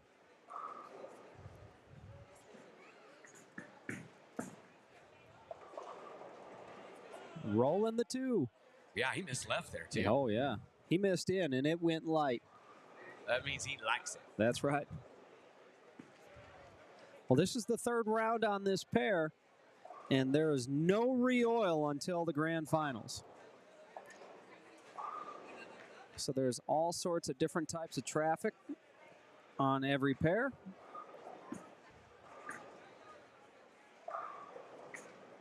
Kyle Gregory here on the left lane. He gets a handful with a one-hander. Nice going right there. Boy, these guys can play. Yeah, they can. You know, I think we asked Schlem earlier what division was in front of us. I think he looked at the wrong sheet. There's no way these guys are 215 and under. I don't think so. No, either. no. These guys are maybe 35 and under or something like that. Or 215 and over. Or Yeah, I don't yeah. know what that is, These guys got it going on. I'll tell you what. We've got more strikes in 2 frames than we've had in the last 2 rounds. Exactly. It took us eight frames to get a double on this pair last time I was here. Now you've done probably what, 1 set since then. Yep.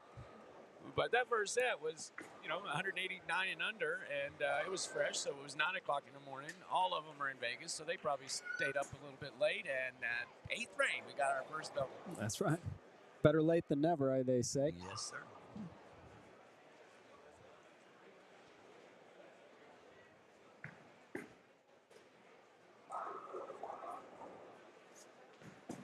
Eduardo Figueroa. I'm probably messing his name up, but Figueroa. It's on the back, so if I mess it up, then correct me. So we got over $92,000 in the progressive pot today, Norm. If you didn't get in the progressive pot and you make it to the end, yeah, you're not liking that decision. Last year, we did it. Yes. And it was Marvin. Yeah, of all Marvin people, Hale. Yep. Of all Yep. people. Yep. How does he not get in that?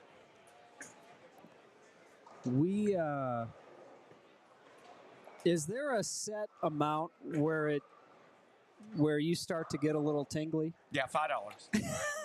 If it's more than $5, I'm chokeable. There's no doubt about it. If it's $4, I can throw it. And I'm a mean man for $4. And people always ask me, how do you get nervous for, so little? Well, if it's more than $5, it's enough for me.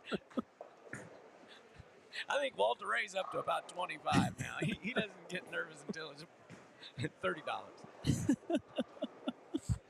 Yeah, we still get nervous. I mean, if you're not nervous, then you don't care. Yep.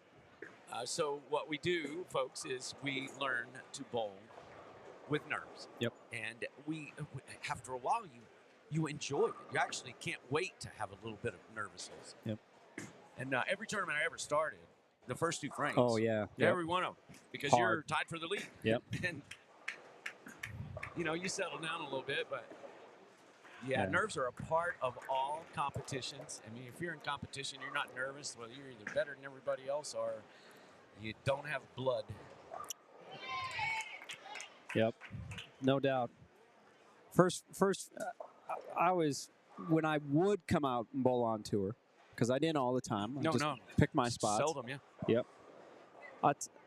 I would always give myself a game. I said, hey, try to dot I's and cross T's for the first game, because when you're not in that cycle, that mental cycle, and you come out there to compete against the best in the world, it doesn't matter. I mean, that first game, you're going to feel stuff you haven't felt in months. No question. And yeah, I'd get nervous in the shower. Yeah. I'm getting ready, and I'm going, man, I can't dry off here. Yeah. What's wrong with me? All right, here we got Eduardo. Now, These guys are getting a fistful on this pair now. Yes, they are. I love it. They got some good hands. I like the ball roll. These guys got some good ball roll. Yeah. Eduardo just turned that one a little bit early. Got it sideways through the front, and it's not getting back if you get it sideways. No. They're a little touchier front to back. Yeah, and like you said, this is the third set. They do not re-oil until the finals, the top 5. Yep. And so they'll be quadruple burn here pretty soon. That was a fistful right there on 36 for the factory, and I tell you, I thought it was going to get back. It was trying. That's a pretty his ball roll is actually really good. You see how smooth that ball shapes. You know, that's one of the things. Working in the pro, I've worked in a pro shop since I was 16 years old, Norm. So many of the amateur players, they come in, they say, I want something that goes long and snaps. Yeah. You know, how many balls you ever drilled to do that in your life? None. Right? You throw them to go long and snap, right? I don't know, maybe a couple of balls that go long and snap, but hey, look, if you don't get your hand in it, there's no snap. It's just check early and bail. Yep. And there is no check early and bail on 35 and 6 right now. No. I wish I knew this guy's name here on the right lane, not lane 36. We just call him the factory. Yep. If he's going to wear that shirt, we're going to call him the factory. That's right. I think he prefers it that way. He probably does. He looks like he's about 17. He does look like a young man, indeed. Yep. I can't even say this guy's last name. Yeah, I'm not going to try that. Astuzarian? Yep. That's my Wow. Astuzarian. Wow, he's playing it good there. He cabled that one about 5 boards, and it laid there. And then trip 4. Love it. Yeah. Love it.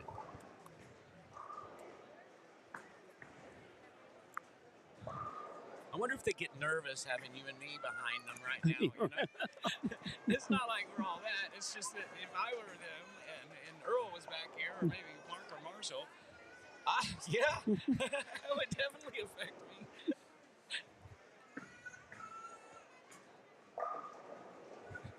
Yeah, Belmo's doing the live stream right behind my pair. I can't let go of it. I got a good fall through. My ball just won't fall off my hand. A little grip pressure. Kyle Gregory trying for the 9 pin. Of course, he's going to make it.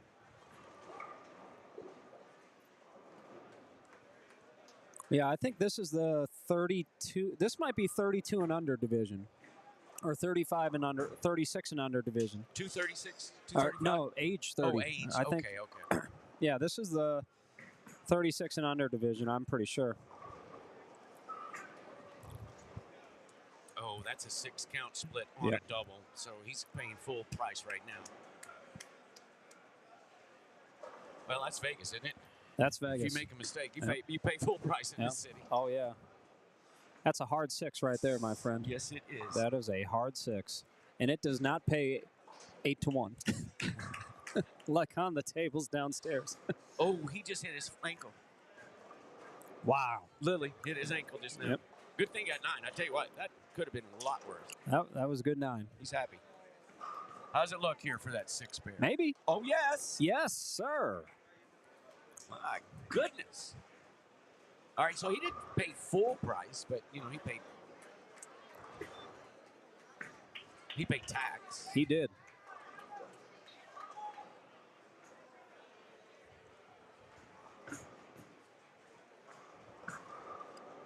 Everybody watching out at home, this is Matt McNeil here with Norm Duke 2024 Summer TAT. It's finals day. We have the featured pair 35-36 here at the Orleans. If you have a question for Norm, feel free to put it in the chat. We will make sure to get it answered for you. That's pretty good right there. Yeah, dude, that's a lot of rev right there. That's a nice shot. Wow, is that good?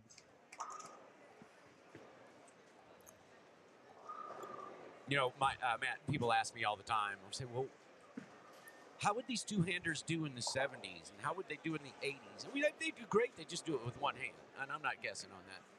Because we didn't put even a fifth of the oil on the lanes, and we didn't re-oil them ever. Yep. We did once a day. Yep. And we were throwing blue dots as hard as we could possibly throw it. And You were taking fingers out, yeah, right? I took a finger out of blue dot many times. Yep. And couldn't keep it off the nose. Yep. It just landed on the lane, and a blue dot would check right in your feet. Well, the two-handers just would not be able to get the speed on it. Now, when we're putting 27 to 32 mils on the lanes, Yep. then you almost have to throw it with two hands to get enough rev rate Absolutely. in order to get a shape off Yep. of it. Absolutely. And so when people say, how has the game changed? Well, when we're talking about bowling equipment alone, we went from hard rubber to now insides of the balls that have all different kinds of cores in there that are going to help this thing shape up. Back in the day, we didn't have that. We had a pancake on top on everything. And everything was about shell. You had a yellow dot and you had a white dot. That's pretty much what you had. Yep. Blue dot. But the game has changed into this, and the great news is that these kids can get on it. Oh. And they just saw pins everywhere, and it's awesome to see. It's unbelievable. It really is unbelievable. The power they create is just.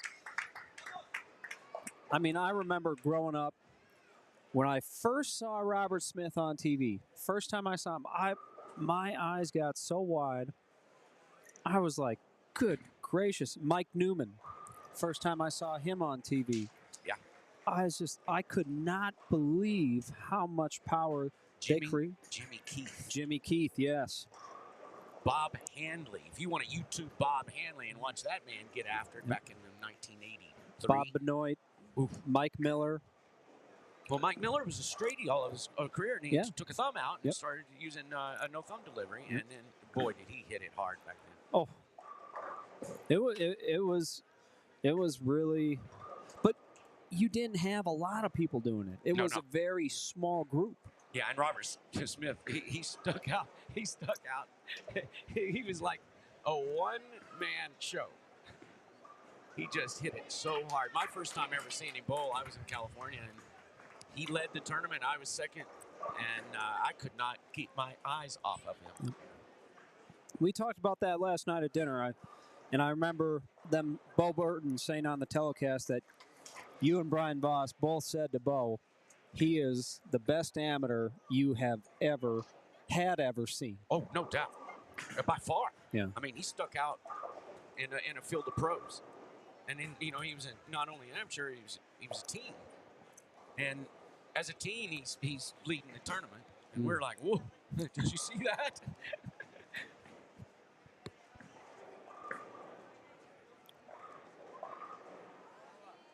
Nice shot right there. Nice shot, Stone 9.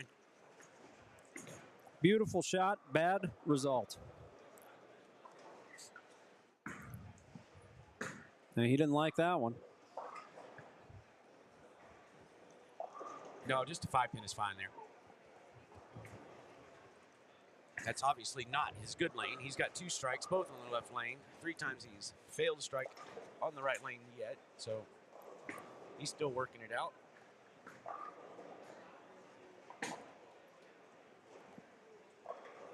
Jeremy Mooney is talking about the kids. I'm not quite there yet. Well, I have entered what I call PBA purgatory. At my age, I cannot compete with the 20-year-olds, 20-somethings, but I am not eligible for the senior tour. So I have... You're in purgatory. That's I'm in purgatory. I got 10 years of purgatory. I'm going to save the body, come out swinging on the 50 tour. That's the plan. All right. Had a couple of requests for check out Mr. Clone on 3132. I'll tell you what, there's another young man down there. I just clouded him. His name's Harley Sheen. I've seen him around. He is a very, very good player. Yeah, I've got to talk to Harley 4 or 5 times over the last 3 days, and he's just a sponge, He wants to learn it all, and it's a beautiful thing, I was that way. Yep. You know, I had more questions than answers, so I asked. 100%. That was the most exciting time in my life when I started working. I got a job. I was working in the bowling center 5 nights a week. I was working in a pro shop 3 nights a week. And then I'd close the pro shop and then go out and work the front desk. You had every cash register covered. I did. I love it. Every cash register in that building, I was on it.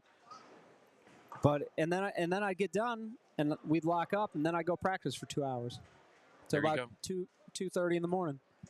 And I loved You it. just loved it. Yeah, me Oh too. my gosh, did I love it. Oh, there is a 7 out. He used a dull ball.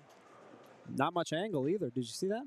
Nothing. Yeah, I'm having a hard time with what was that? Because he did use a spare ball beforehand. Yep. Oh boy. Oh boy. The factory. Yep. As a matter of factory, that's not getting Yeah. back. That was just a bit outside. All right, we got Eduardo here on lane 32-6 going for a turkey. Now, 3 of these bowlers will be eliminated. That's the thing about the TAT. You make the finals, you come in. If you bowl a bad game, then you may as well just call downstairs and get your luggage ready. That's right. You're out. And it's pretty tight on our featured pair here. We got We have 1 open so far. 1 open. Pretty much bowler A, bowler B, bowler C, bowler D, bowler E are all within 10, 15 pins of each other right now. Yep. That looks like a good shot right there. Yep. I like what he did there. I think he moved a little to the right, squared up his angles a little bit. Yeah. Sometimes you just want to kind of let it go and give the ball time to move off that friction to your right, especially when you're talking about bowling on the triple burn, double burn. Yep. Give the ball time, but if you just catch it, well, then you're gonna have to move 10 boards to the left. Yep. And then you have to rely on catching it.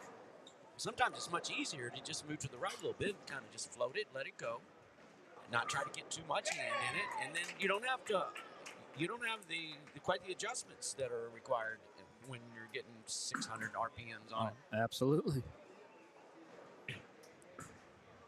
Uh-oh. All right, Eduardo. Run down that 245. You're still in it. Kyle Gregory here on the left lane. Really nice roll, too. Oh, That ball checked quite a it bit. did.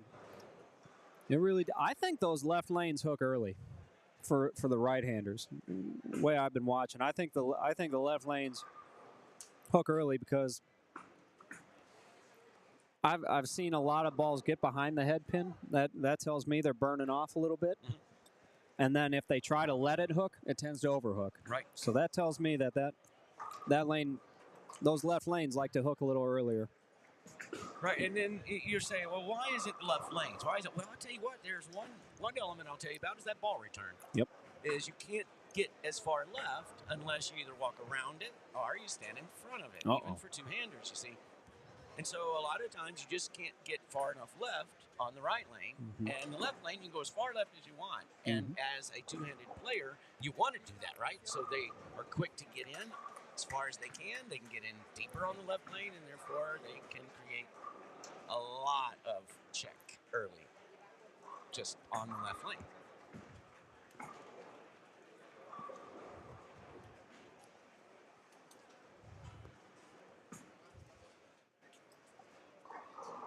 We have said it before, but they will only oil once today until the top 5. So every time you watch a game, you are on one more section of burn. When we started out this morning, everybody's playing around the second arrow. And when we start in a couple of hours, everybody will be playing fifth arrow. That's and right. They'll be throwing it over the gutter. That's right. So if you're going to win the TAT, you're going to win it on a number of different conditions. Even though you're bowling on a pattern, right? You're going to win it on a number of conditions because there's just that many games bowled. There's sanded balls going down the lane. You got spare balls going at 10 pins, and it's just every lane will start playing different. Oh yeah. And you got to keep up with it. I mean, it's a demanding task to try to keep up with it. And so many people tell me, I'm sorry, so many people tell me, Norm, I opened with 250 and then I couldn't get my ball. I don't know what to do. I pulled 140 and I felt like I was the same guy. Yep. Well, you were. You didn't keep up with it.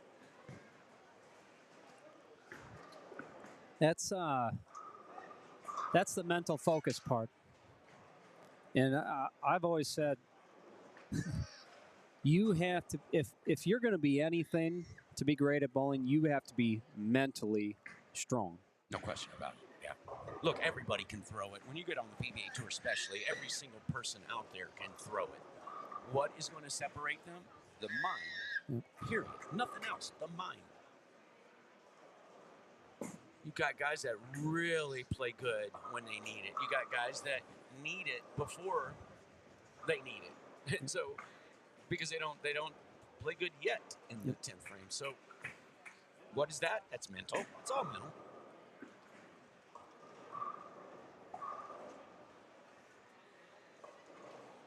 Eduardo here, he's working on a 3-bagger, looking to make it 4.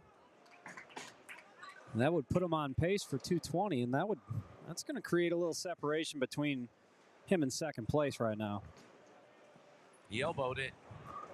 Got away with it. He elbowed it and it went light. You know, we've seen that 2 or 3 times on that lane. Yep.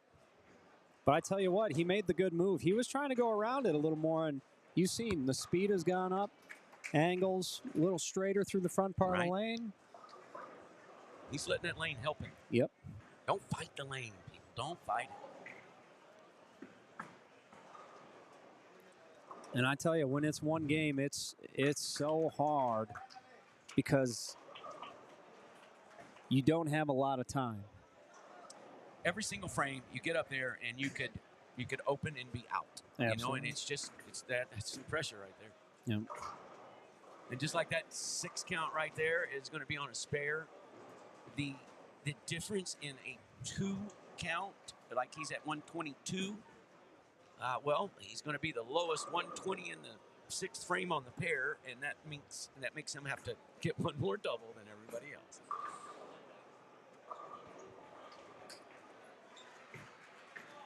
Nice shot right there on lane 37. Very nice. Well, he took a lot of time up there. Uh-oh. That's the second time. He liked that one. Did he like it? He liked that it one. Hit his ankle. That's why every time he throws one, I guess it looks like he hit his ankle, I guess. He liked that one. I thought it was in the gutter. He's using a lot of surface. He's just trying to get it there early, let it stand up, and come off of there.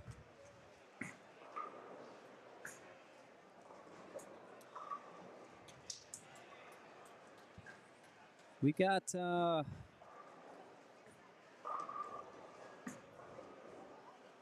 got a lot of close pairs here around us. There's going to be a lot of intense 9th and 10th frames, and you're going to hear the crowd. You're going to hear them. They're all back there waiting, I should say.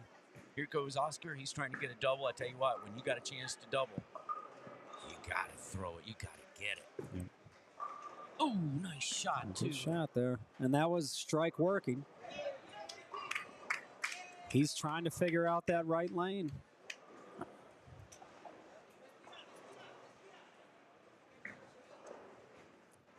Yeah, you'll start to hear the crowd now.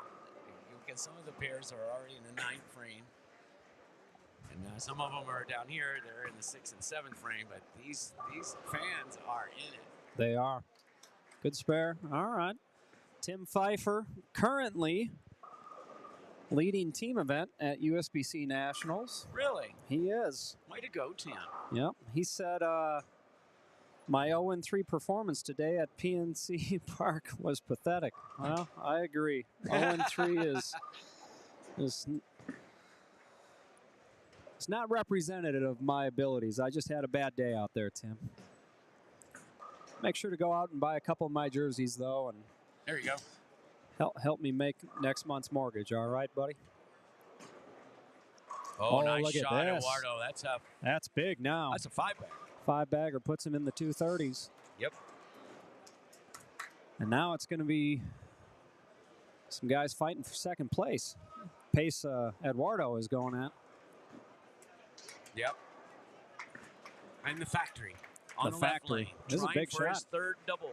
This would put him in great shape. That was Yep, so nice good, shot. too. Nice Oh, shot. my gosh, did he get that off his hand beautifully.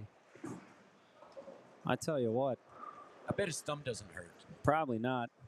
I tell you what, I've never thrown it that good in my life. Just never. You can It add all of mine never. up through my career, and it doesn't add up to that. No. No, I've never thrown it that good in my life. This kid is probably 19 years old. They were saying Kyle Gregory, 16 years old. He's 16. Kyle No way. Gregory. That's what they're saying. No. That's what they're saying. That's Bobby Kyle. Gregory, it could be, it's probably a relative, maybe a parent. No. Wow, he's 16. He's been shaving for 17 years. How's he 16 years old? Heck, I didn't have to start. I didn't have to grab a razor till I was about 24.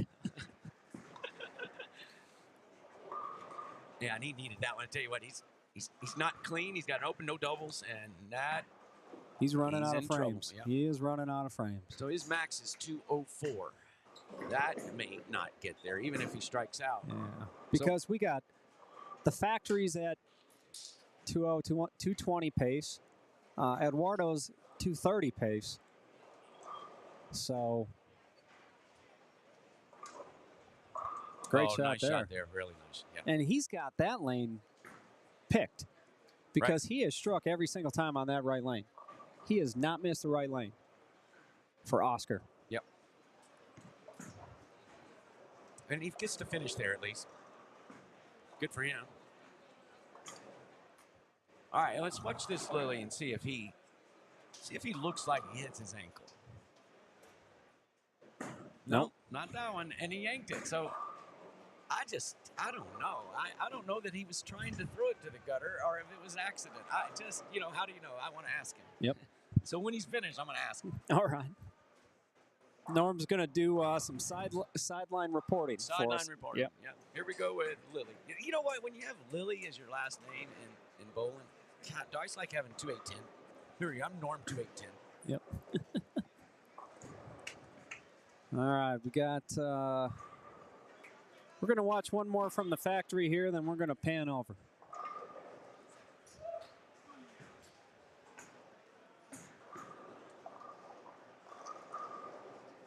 Big shot here is pretty much locks him in. Yes.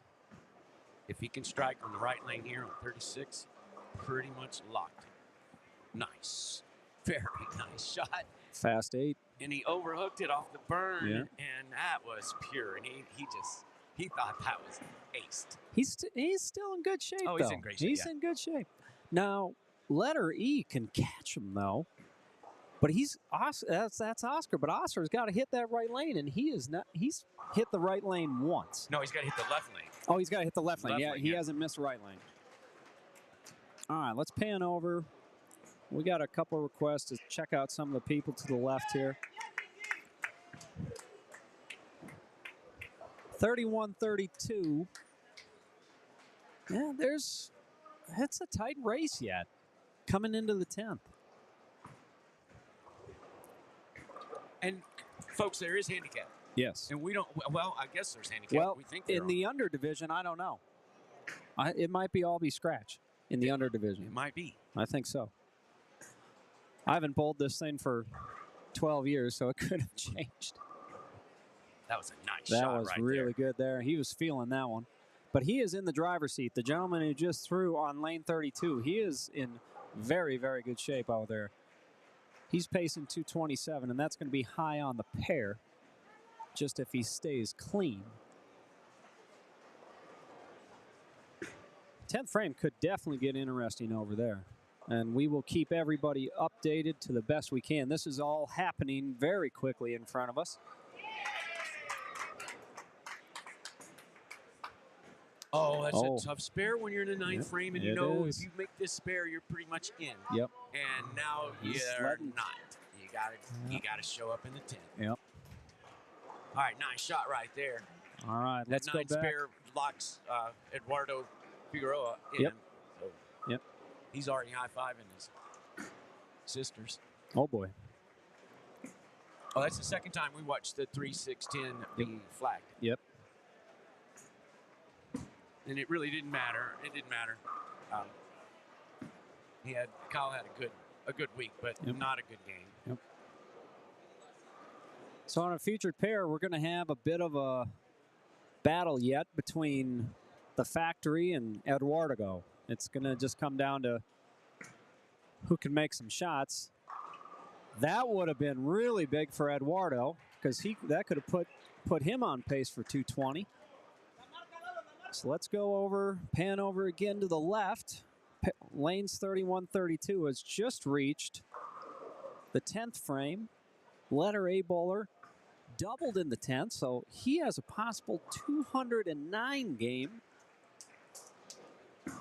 And that would make our gentleman that just flagged that 10 pin show up in the 10th if he can get them all. Lane 31, he's out. Yep, he is done. 168 is his max. Yep. Unless there is handicapping, we don't think so now. Yep. He's got 78. Yep, that's not enough. So it's going to be.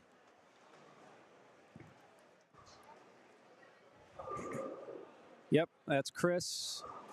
He's not going to have enough, unfortunately. All right, let's. So letter A on 31-32 is going to get to 197. So it's gonna be an interesting 10th over there. Let's flip over to the featured pair here, 35-36.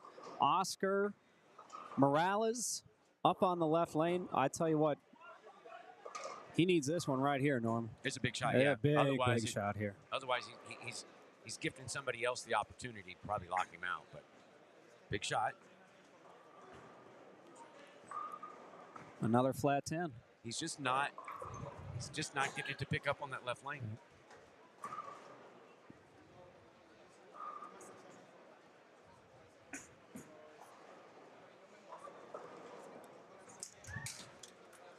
Nice right there on lane 37 with the double hand slap. Absolutely.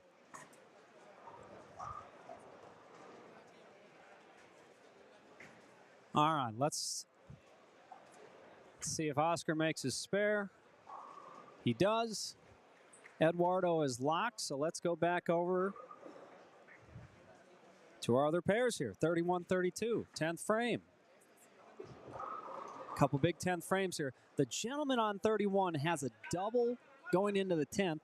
He can lock himself in with a double if he can get the first two in the 10th. It will be a lock. Oh, wrap 10. What a good shot in the 10th when you need one, Norm. And that's what's starting to happen. We're starting to see a lot more 10 pins. Why? Because we have carry down. Oil carries down, and it retards the bowling ball's ability to catch a roll and drive those fans, and that little bitty wiggle will stone 10 every time. All right, back to the featured pair. 35-36. Factory coming off the open in the 10th. 190 going in. He can get out for 220. Oh, can't throw it any better than that, Norm. No, that was really good there. Oh, my goodness that gracious. puts him in a 210. That 2 O's for sure. It's going to be a high 2-0. Yeah, at least a high 2-0, and I think that locks him in. No, because we still have letter E, Oscar which is Oscar. could shoot 216. So he needs this one to guarantee himself staying in front of Oscar. And that's really down and that to would that. be a lock. It's down to that because Eduardo, he's in. Yep. And now he can lock out Oscar with this one and count. Well, he's already in now because there's 3 make it, right? Not 2, 3. Oh, yeah, Top we 3 got make 6 it. on our featured pair. That's right. Right. Yep. So I think that Factory, we don't even know his first name. I'm sorry about that, but Factory is in. Factory is in, yes. Oh, now he's really in. As a matter of Factory. Yep. He is in. And then we go back over there to 31 and 2. Let's go back over. So we got a 209 in the bank. That's the high game so far. We have 197, 192. those are your 3 leaders. 3 of them will make it. The last 2 guys, it's a long way. I can't see very well, but there's a 2-0. Oh, So on the right lane. If he would have gotten a Cologne is strike, out. he's Yep. in. And now he left a washout, so that's going to beat. That is not enough. No, that puts in 180s. That's not enough. Nope. He's out. That's enough. That's enough for the gentleman on 31. He is in. All right, let's go back over to the featured pair. 219 in, 248 in. It's now down to the last 4 players. We got Oscar. He's got 166 with a spare in the 9th, so he's on 206 pace. He's And gonna. Can anybody else get here? Yes. Eduardo can get to 201 and force Oscar to mark. The math is right. Right. 75, 85, 94. That's right. So if he gets 9 out, if Oscar were to get 9 out, he would take that 3rd spot.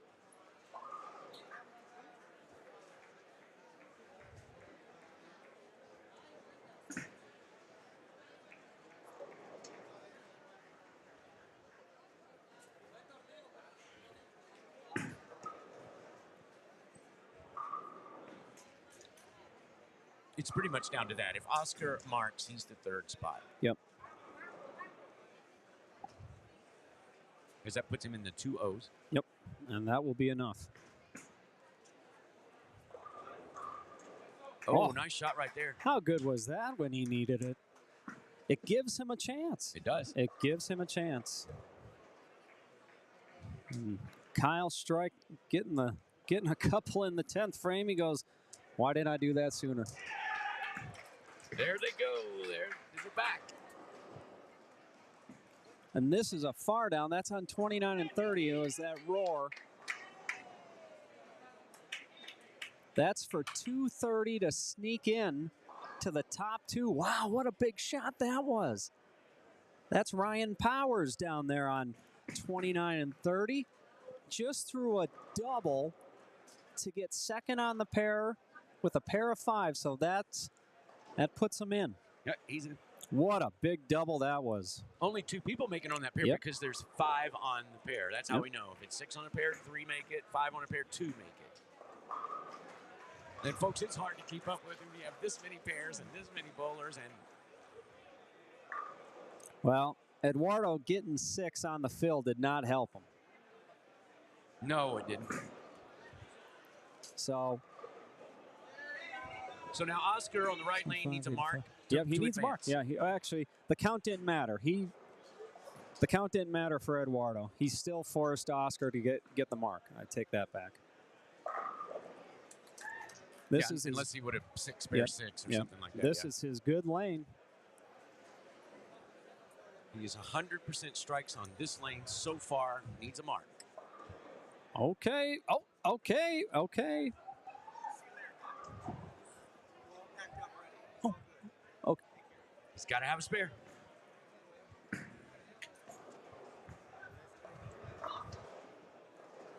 Gotta make it.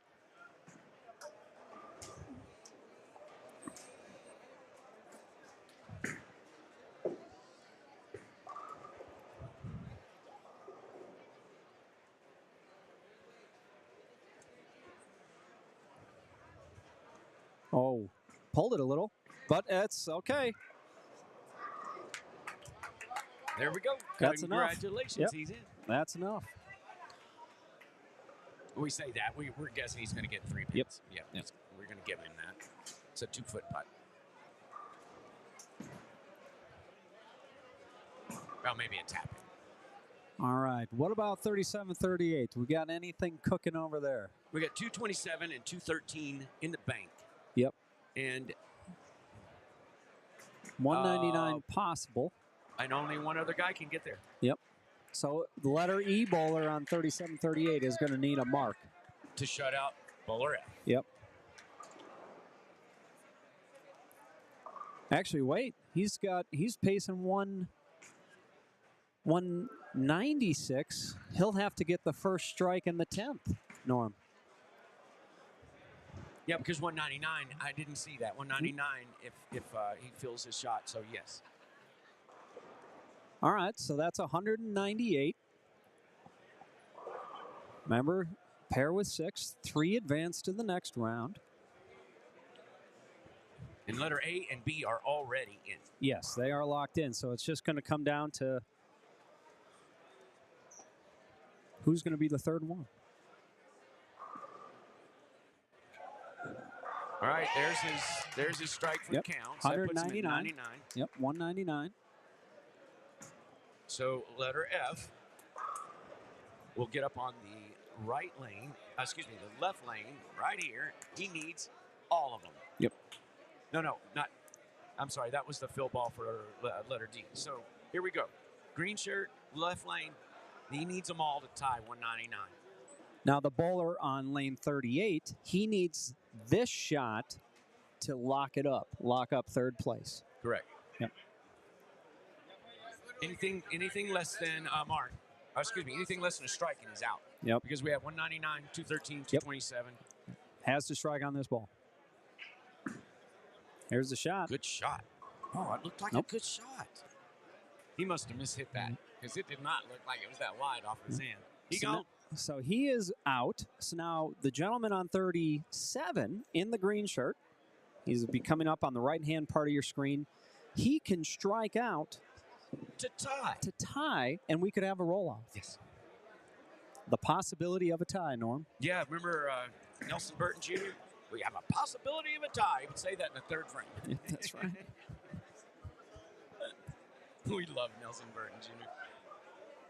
We miss him.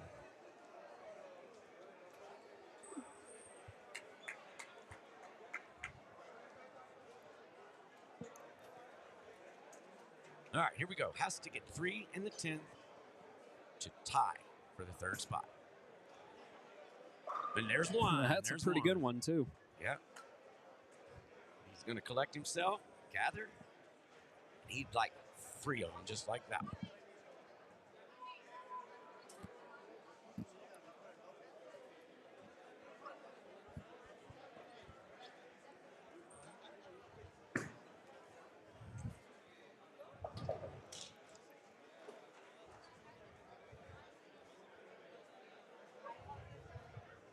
We call him Green Shirt Guy. Yep. If he had a name shirt on, it would help, wouldn't it? It would. Green Shirt Guy. It Our would. letter F.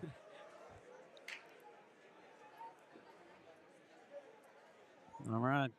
This place is getting silent now. All pairs are done except 1, 2, and maybe one way down there.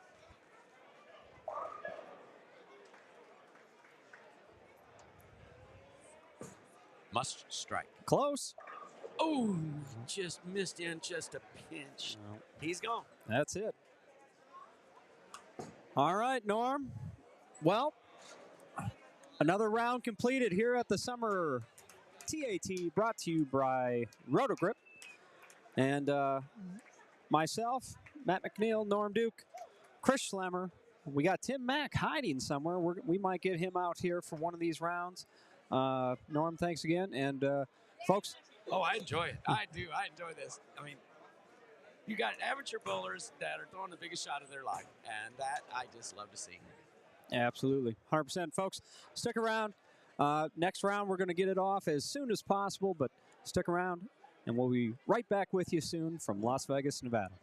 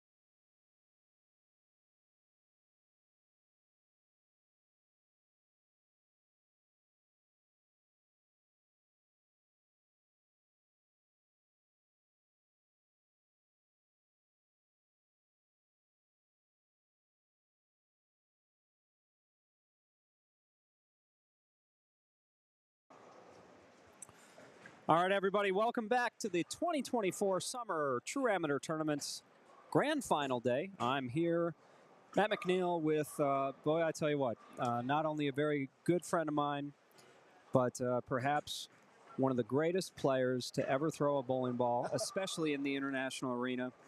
He needs no introduction, but I'm going to give him one anyways. USBC Hall of Famer.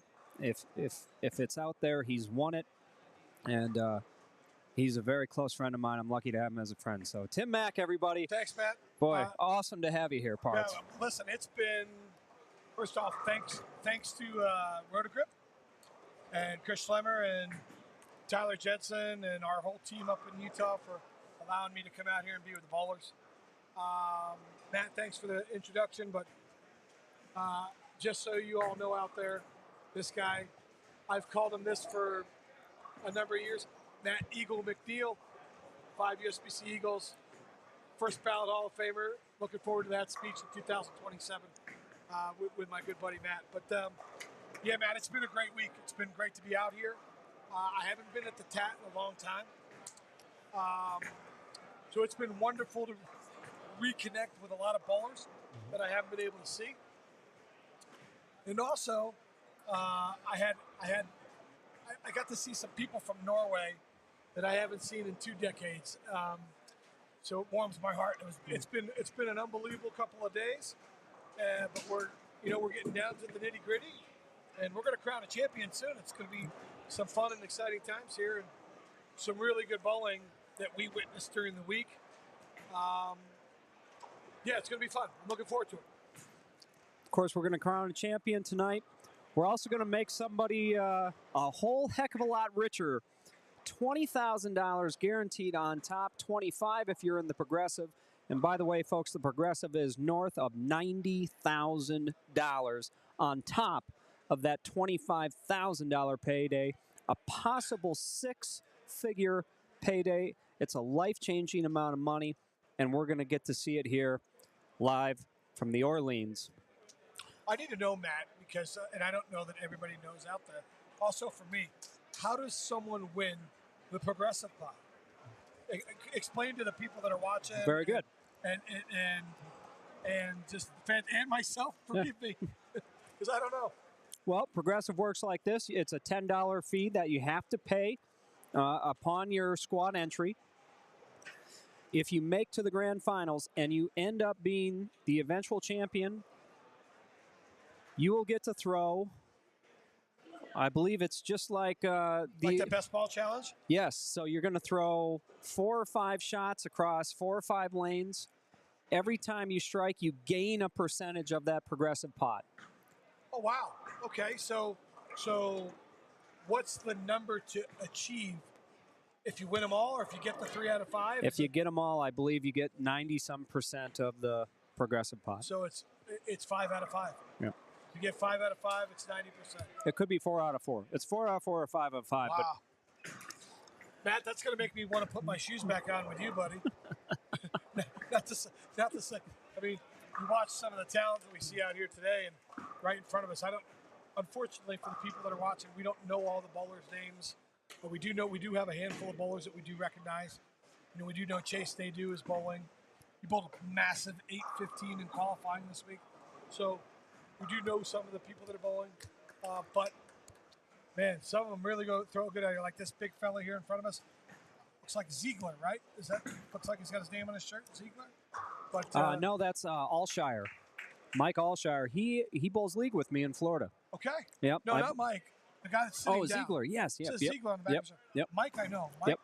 Mike's another one of those glue guys, glue factory guys, no name shirt guys, right? If you have to wear a name shirt, you're not bowling. That's right. Mike throws it great. I've been watching him all throws week it as well. real good. Man, that guy's good. Yeah, we're pumping you up, Mike. Get a little smile from the camera.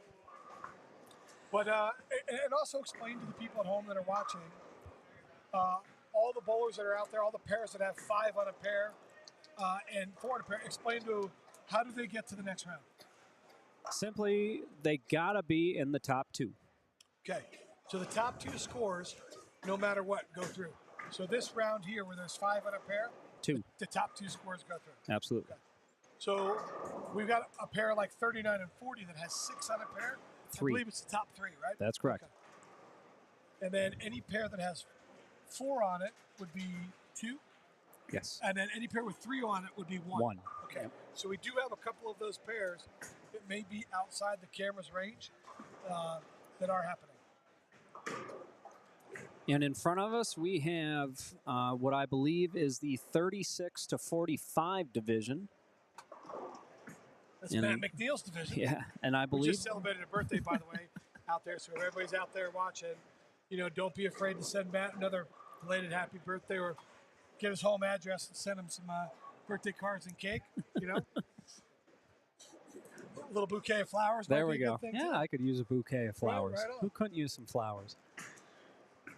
And But, so go ahead, Matt. a lot of the scores that we're going to have in front of us on 35, 36, 37, 38, 39, 40, 41, 42, these are going to be scratch scores, so we should be able to tell you with a fair amount of certainty who is going to be moving on and who is going to be calling it a tournament. Yeah, it's been fantastic. Like I said, Matt, earlier, it's been fantastic to be here after not being here for a number of years. Jamie McWilliams and his staff have done a phenomenal job with the TAT. And I want to also say a big shout out to our good friend and my dear friend Alex Archundia, who's brought a massive contingent again. 170 bowlers? From Mexico. Yep. I remember being there the first year when this all started, and it's I pulled him aside in the squad room. It's amazing to see what has transpired from his hard work and efforts to bring the amount of bowlers from our good friends from the southwest of Mexico. It's been phenomenal. This is the 4th round of the day. There is no re-oil, and so it's 10 minutes of practice on your pair. Lock and load. There we go, Justin Ziegler. That's the name. Well, it looks like Parker. Justin doesn't get cheated at the bottom, that's for sure. His rev rate looks like it's about 600. And he started off with an early double as well. He did. I think the fact that you're here and Mike, who bowls in your league, your presence is already on top of him because you bowl 300, 800 every week in league. So he feels like I think he needs to bowl a big number. If he wants some pot money, he knows he's got to go big that night. Yeah, he's got to go big. So clearly, to me, it looks, these guys are out with a good start with both throwing a double. Yep. Chris Clark on lane 36 from the Phoenix, Arizona area. Heck of an amazing bowler, Team USA member. Yep. Been a great bowler for a long time. Long time. He's also my teammate at La Raza. Good teammate to have. He's a good teammate to have. I've never been blessed to go down to that tournament, but it's a blast. Yeah, Chris has been a stalwart in these events for some time. Just there on lane 37, Jimmy Cook, who he won the scratch event 4 or 5 years ago. Another great bowler in his own right from my hometown where I reside now in Indianapolis. He's a phenomenal talent, phenomenal bowler. We now have some names in front of us, which is wonderful. We'll be able to give you some updates here. So everybody's scratch that we're going to be talking about, 35 and up, is scratch. Left of 35 is 189 and under. We'll keep an eye on them and try to report accordingly, but I think we're going to have a lot of fireworks going on in front of us on our featured pair here at the Orleans. Yeah, there's plenty of strikes early in the matches too. So again, you're bowling against the people on your pair, guys. So anybody that's tuned into us and watched SPI products support these events over time and through our channels, know that you just got to beat your pair. Yep. So that's the beauty of this event. There's so many ways, so many squads to qualify, and so many ways to get to that title match. You really just got to bowl the people that are right there in front of you. That's right. You know what it reminds me of? It's reminiscent, a smaller version of the USBC Masters event, right? Where you're not bowling against the field. Once you make match play, you just got to beat the bowler in front of you. Absolutely. So these guys just have to beat the bowlers, or girls, have to beat the bowlers in front of them. So.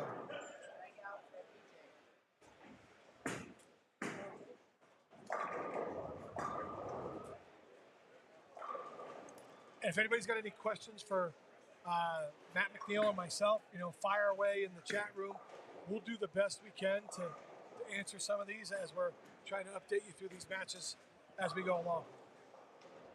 But right here in front of us, we've got Corey Smith from, is it Cabot or Cabot, Arkansas? Cabot. Cabot. Sure. We'll go with Cabot.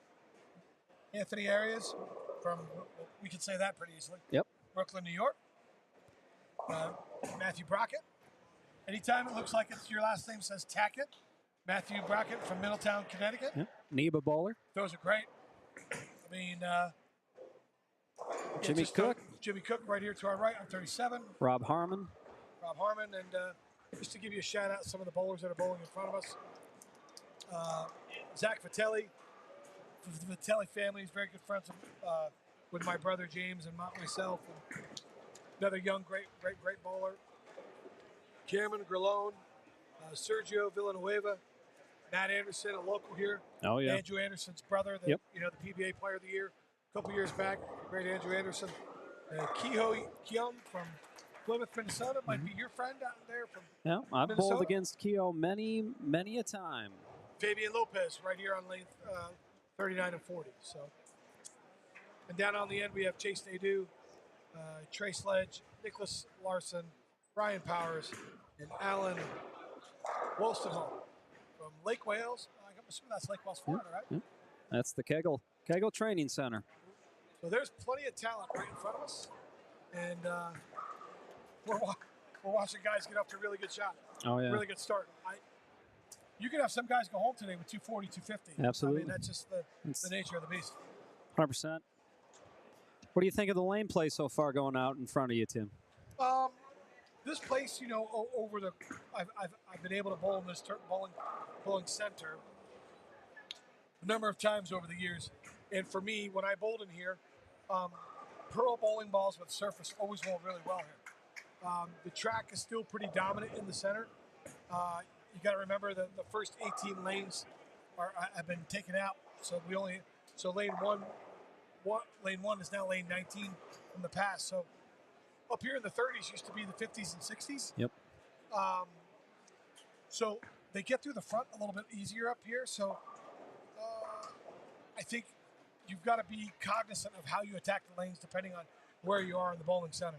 But the track has always had plenty of friction in the track here and plenty of recovery. So the great rotor grip balls we gave out this week and the Attention Star and the Magic Gem have been a great compliment for many of the bowlers throughout the week, and give the bowlers multiple angles to attack this, as Sheriff Matt would say, this 2024 TAT Summer pattern. That's right.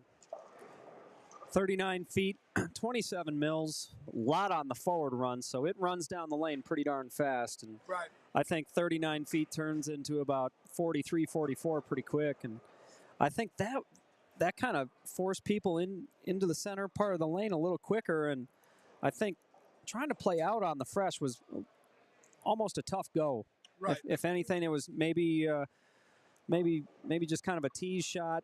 Kind of, if you stayed out there too long, it didn't look all that great. I think a lot of the big scores came from the middle part of the lane. Yeah, not only did it come from the middle part of the lane, it also felt like they came after the lane stretched out a little bit, and after some lines were bowled on the lanes. That's the unique thing about this event. You have the VIP, and the tournament gets such a great response from the bowlers that there's so many bowlers bowling. So you've got 8 on a pair in your VIP squads before you even get to that first qualifying squad. But I always tell anybody that asks, Matt, and you know this from being a lefty and all the tournaments that you've won in your career, you have to know how to bowl in the fresh, because you can't win this tournament without being able to bowl in the fresh. Yep.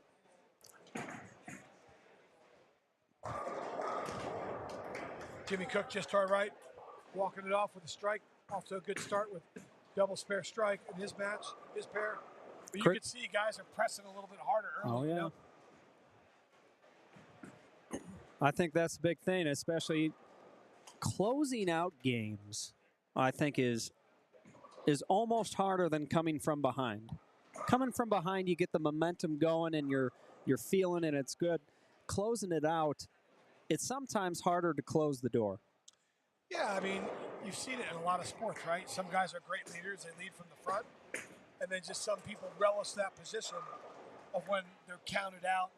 I know me personally, I used to like when people thought I was done and had no chance to win the bowling tournament. Yep. Because it just gave me extra incentive to focus and dig in harder and make the run like I was able to do in my career. So, I do agree with your assessment.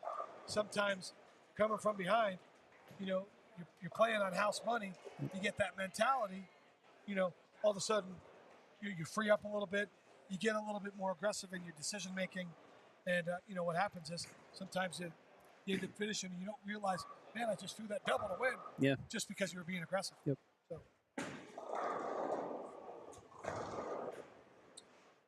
Yeah, but you can see there's so much riding on each shot because, again, it's only one game.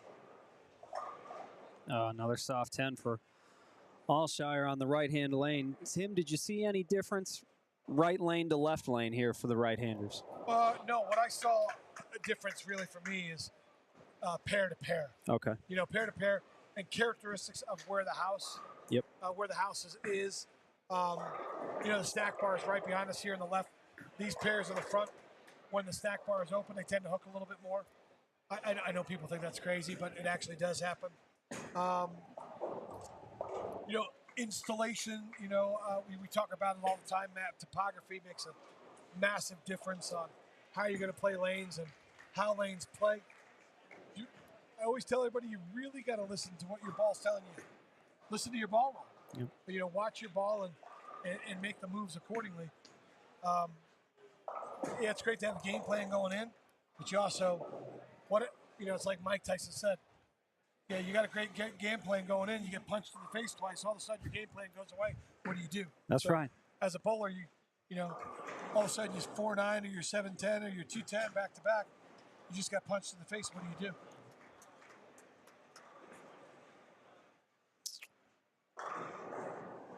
Some questions in the chat. Let's take a second to get to them here. Eric Hatchett. They will re-oil before the grand final match. Yeah, for the step ladder, right? Until then, no oiling. 35 and under is bowling right now. They're up on the high end there, 41-42. That's 35 and under. Does Orleans have lane talk? That I do not know. I'm not sure. That's a great question. I'll pull up. I'm a supporter of lane talk. I love the lane talk guys. Yeah, it's been a good addition to help educate bowlers on. You hear the bowlers all the time. I got 9 every ball. Then they go look at their score. I'm like, no, you didn't. Yeah. You had 2 9 counts, 3 7 counts, an 8 count, and then all of a sudden, the story and the narrative changes. So, lane talk's been a good tool for people. Let's check it out. Let's see if Orleans is here. Nope, no lane talk here at the Orleans. So that answers that.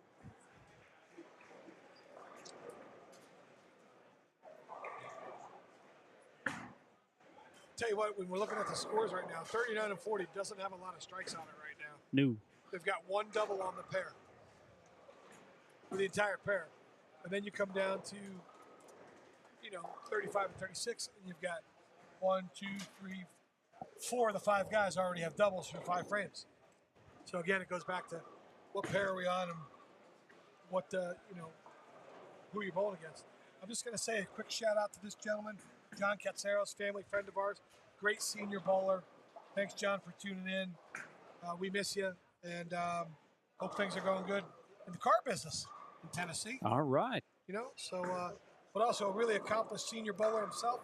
East Coast guy, great family friend of ours, and great to see John on here. So thanks for saying hi, John. How about Alex Gonzalez here? He's got letter E on 35-36, our featured pair. He's got double, spare, double. He's pacing in the 2-1s. Chris Clerk, spare, triple, spare. He's pacing in the 2-1s. Yeah, how about this one, though, Matt? I'm sorry to interrupt. No, you go go ahead. down to 41 and 42. Yep. You've got the B bowler, the C bowler, which is Trey Sledge, spare 4-bagger, up looking for 5, just through 5, it looks like. No, he's on the other lane. And then you've got the E-bowler, which is Nicholas Larson, who has front 4 spare. And then you've got Ryan Powers has the front 6. B-bowler. Looks like Ryan has Front 6. front 6. Yep. So someone on that pair right now is bowling 240. You're going to be out. Yep. But the pair next to them, one guy's got a double. Right. So that goes back to your question, right? Attacking the pattern and again, pair to pair. Listen to your ball. Watch your ball. What is it telling you? What are your what is the lane telling you? And do you need the ball up? Do you need the ball down? Do you need to slow down? Do you need to move left? Do you need to move right? So Let really, your eyes be your guide, I tell you. 100%, Matt. 100%. How is it having Norm Duke in the booth? Oh, it's great. You know, I mean, I'm not Norm Duke, well, so. we've got to have dinner with him every night. Get to be Walking around legend. him, walking legend, and he just has so many great stories, so many great insights. Right. And being the bowling historian that you Oh, are. it's for it's me. gotta be- It's a dream. Yeah, dream it's come true. unbelievable. Yeah. You know, Dream come true. Jimmy Cook. Indianapolis' own Jimmy Cook throwing a strike.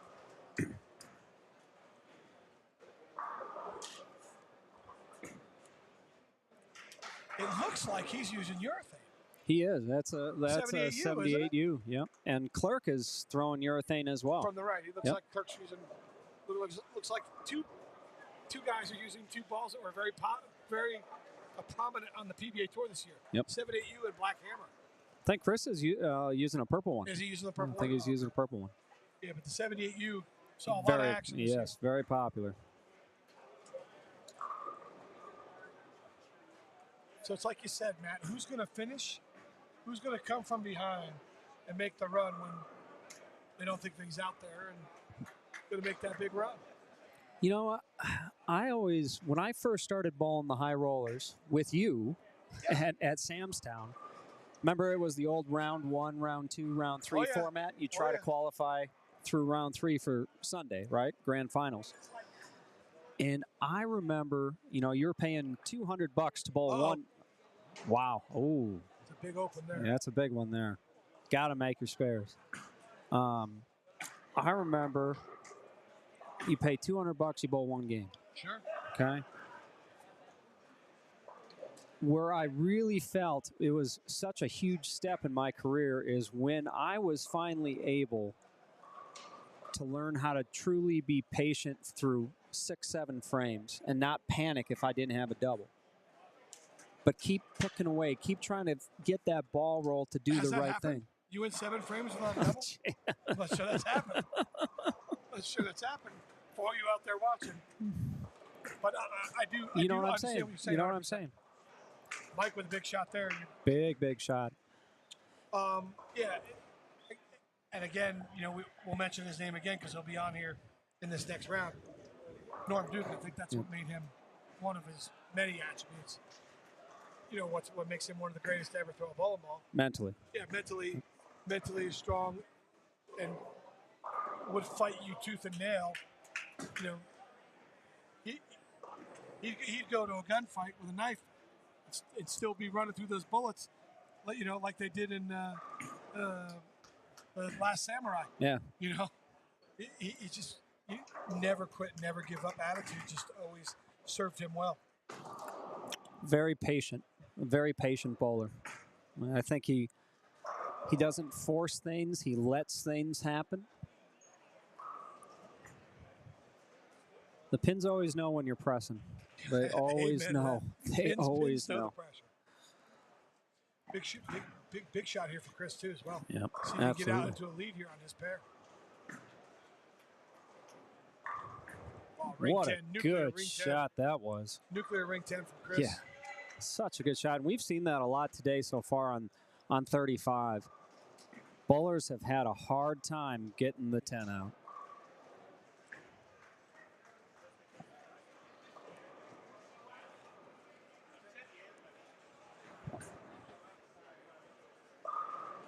Sam Carter Ed Roberts still alive? Question mark. Yes, he is. And Ed Roberts been here all week. Yep, he's in the finals still, I believe. I saw him just before the last round. He still had his bowling shoes on. Alive meaning alive. He's 81. Yeah, of course he's alive. I don't know which way the questions are coming. They're coming from down here. Yep. Okay. All right, good spare there by Chris. He's still pacing 2-1 and still in the driver's seat on this pair. Sam, thanks for asking about my shoulder, buddy. Unfortunately, my right shoulder is broken side, and I have to get it surgically repaired Friday the 12th. So I'll be back under the knife and out for another year rehab. Oh, goody. Been a little bit of a struggle, but I appreciate you asking, Sam. And why aren't you here, Mr. Carter? You should be here bowling. What a bowler, Sam Carter. What a bowler. That looks pretty good there. That's plenty good That's a there. good bounce back after missing that ring 10.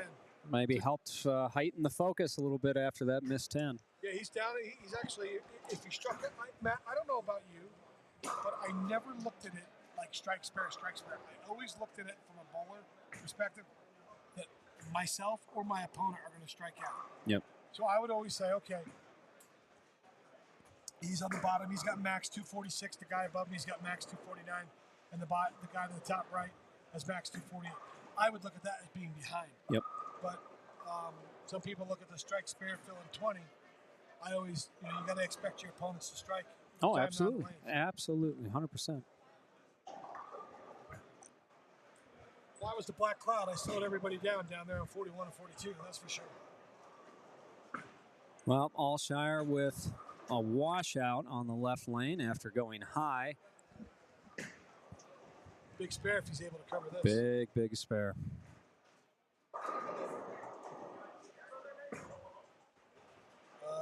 Nick Larson's parents watch him from Florida. Go Nick Larson.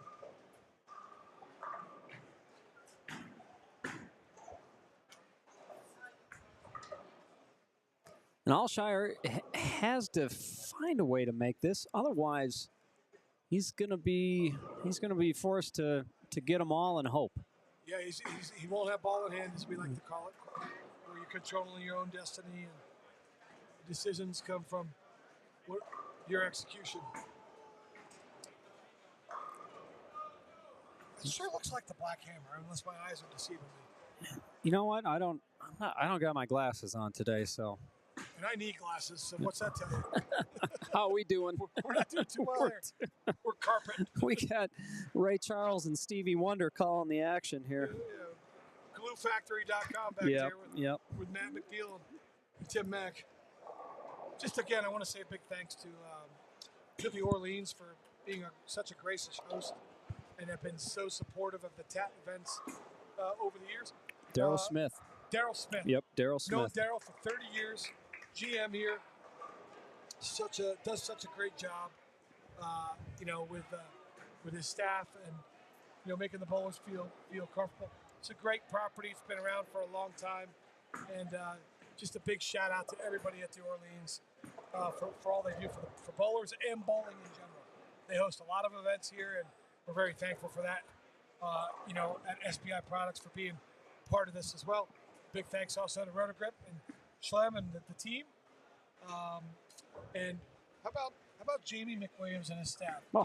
Can't say enough about them and the tireless efforts that they've given to everybody to showcase this event this week. So hats off to them. As we're getting down to them, I like to call these, Matt, the money frames. The money frames. The 9th and 10th, where you make your money. Well, this is, you know what? The money frames, Tim, is where you separate the pretenders from the real thing. I like that. That's what happens in the money frames.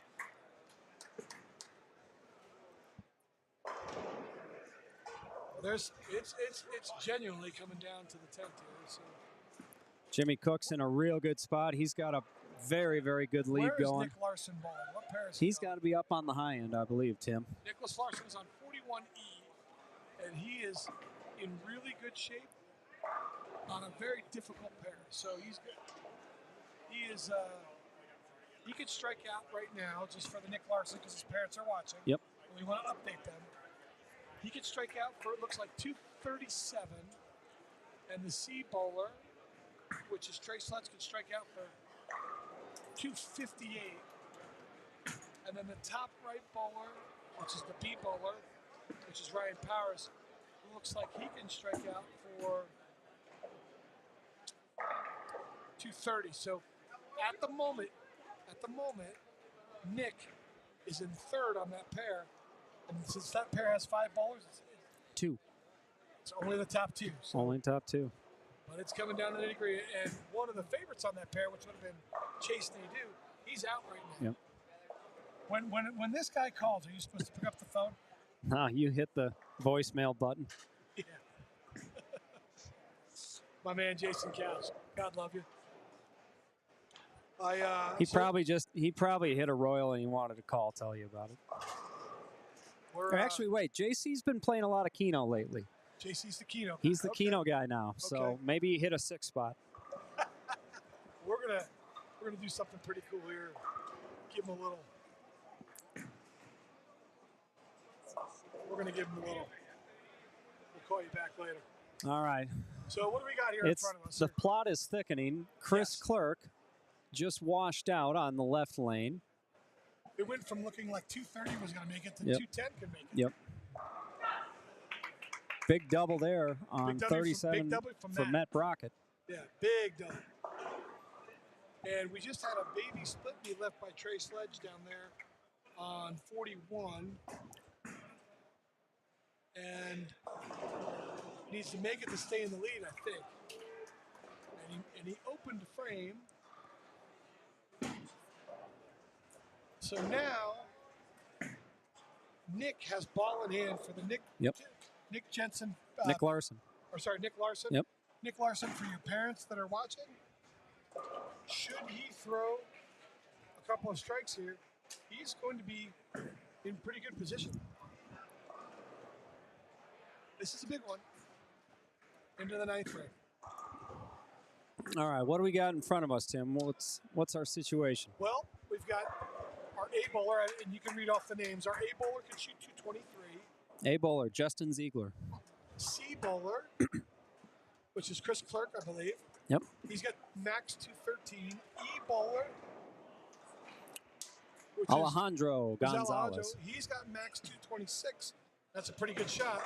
Really good shot. So he's in the lead, and then on the right, our D bowler has been eliminated mathematically. Yep. And our B bowler still has an outside chance if he can get out for 204. Which is Mike, who bowls league with you. Yep.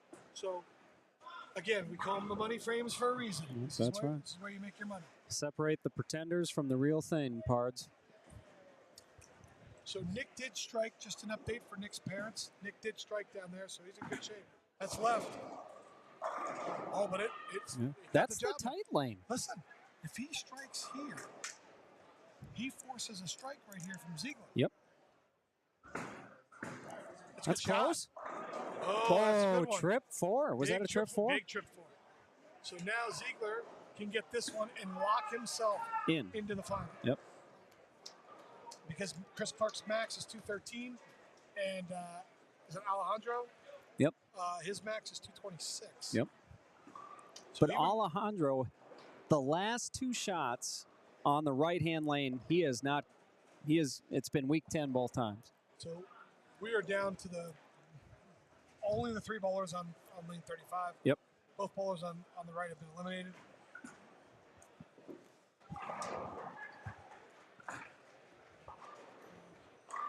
Oh, and a big double. Big double. And that'll book his spot for the next round. Mr. Ziegler is off to the next round. Well done. Good shots there in the 10th. I'm going to try to see if we can get this camera to move a little bit. Almost catch the pair there in the back. Yep, we're just trying to expand the view so we can catch more of the action here as we wind down. Ziegler, lock it, lock city. Boy, I tell you what. What a finish. Oh, yeah. And he has secured himself a spot in the next round. Now up on the right side of your screen, Matt Brockett. Needs to strike. Big strike here. So I'm trying to give an update down on the end. It looks like we have 232 is the score in the clubhouse in the lead on 41 and 42. And it does look like Nick controls his own destiny. Yep. With a strike, he's in. It doesn't look like the second bowler, Trey Sledge, can get around him. He's going to bowl 216. But it's a big field ball because he would force a strike.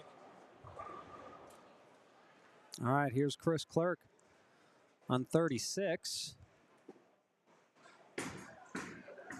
It's up the lane.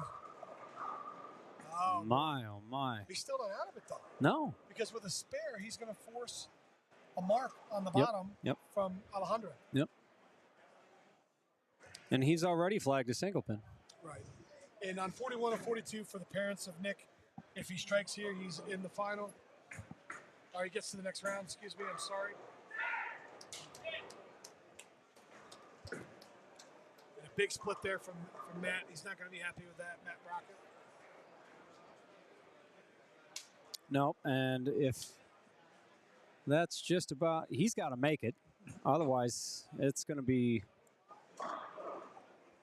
try again in February for Mr. Brockett.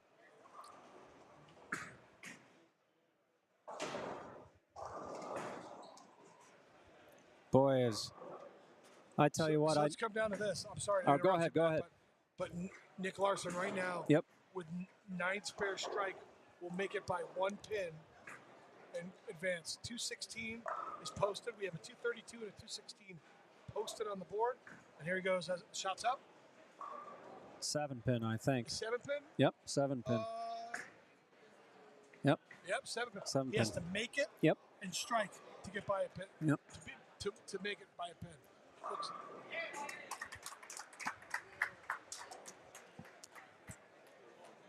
and Matt, here's what you're talking Let's see about. if we can.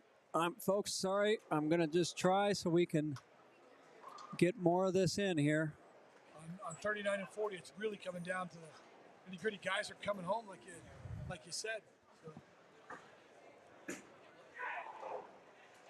well, he made the spare. So.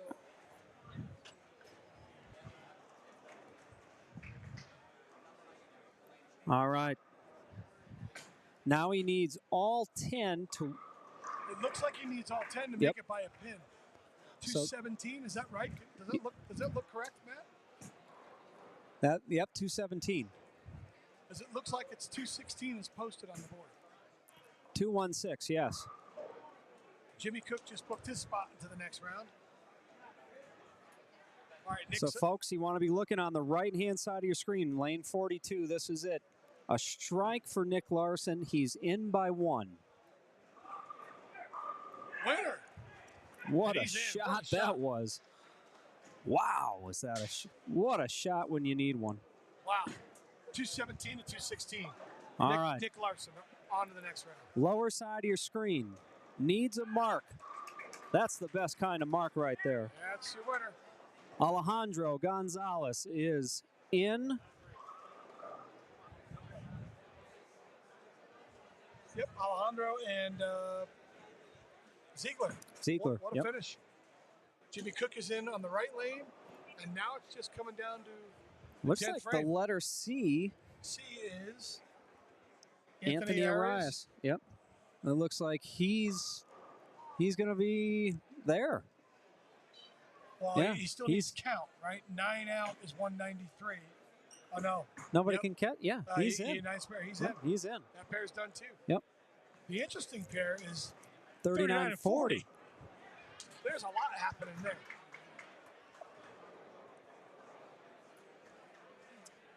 You got a potential 205. You got a potential 224. You've got a potential 213 and a potential 203.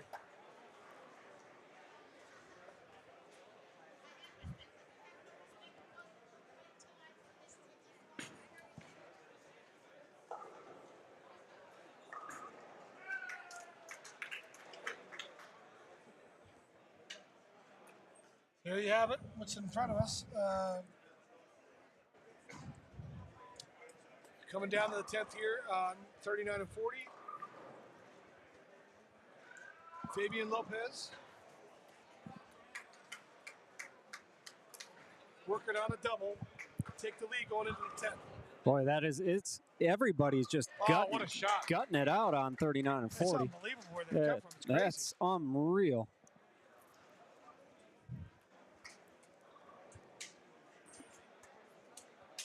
It's still a ball game over there. Oh, a big triple out of nowhere. 93 in the Sergio sixth. Villanueva Yep. from Viva la Mexico. With a grande chusa. That's right. A lot of high fives back there from Mexican contingent. Yeah, it's at that point where it's kind of a dejected feeling, right? Oh, it certainly can be. Zach Vitelli needs the 9 spirit strike. He's still in the ballgame. Oh my, that was not. Matt's out. I'm sorry. So Zach, with a spare, shoots 192. And 192 is still very much alive in this ballgame. Oh, absolutely. Because the bottom two bowlers will both have to mark. Throw the first ball. Yep. First strike. Yep. This is what it's all about. Oh, this is great. This is what it's all about. This is what you live for. You come to Vegas, you get on that plane, you throw that strike in the 10th frame to get to the next round. To advance to what's out in front of you. Matt, a top level bowler, just didn't have it. Didn't have the goods this game. Didn't get it done, and it happens. Oh, it happens. It happens. Trust me. It's a big shot here, by the way. If he strikes here, he forces Sergio Villanueva to throw a strike on the first ball. Yep. Or then it could be a tie, 192 tie. Yep. Big shot. Oh, four. 4 through the middle. 186. Wow. That's a turn of events. That was a big mistake there. Although he still forces a mark on the bottom and a double, but a double now from the C bowler can still get there. Yep. Well, and the D bowler can shoot 205. Keogh. Yeah, Keogh strikes out here. He shoots 205. Yep. And that would force both guys on the bottom to minimum get the first one for Fabian. Here's Keogh. Oh, what a shot for Keogh on 39. Look. Well, that takes out Zach. Zach is now out. So yeah, you can hear him. He's saying to his crew back here, count was massive. Yep.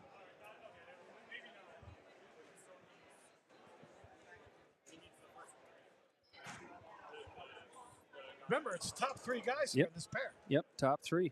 Top 3. So this is needs a mark. Count was pretty big there from Zach as he's having a chat back here. 8's going to be enough for Miho to get through. Keogh? Sorry, Keogh, 193. Keogh. Yeah. Ardong saying. Keogh Kun. Yeah. Keogh Kun. Yep. Keogh's from your area, isn't he? Yeah, I bowl with Keogh a lot. Gets it off his hand really nice. Oh, boy, he's got a nice game. I got to be honest with you. Looks like he's using an original blue hammer. He is. From 1987. He is. And the Faball logo's on the Axis, too. Axis leverage. Yep. The old Axis leverage Faball. Yes, sir. Okay, here we go. Coming down to it. The scenario has been set. A mark from Sergio and good count will keep him in. We'll get him on to the next round. Yep. Fabian just needs 9 on his first ball, and he's good. Yep. 8 out would be 186. That's not enough. So 9 on the first ball for Fabian, and he's moving on. And that's 7.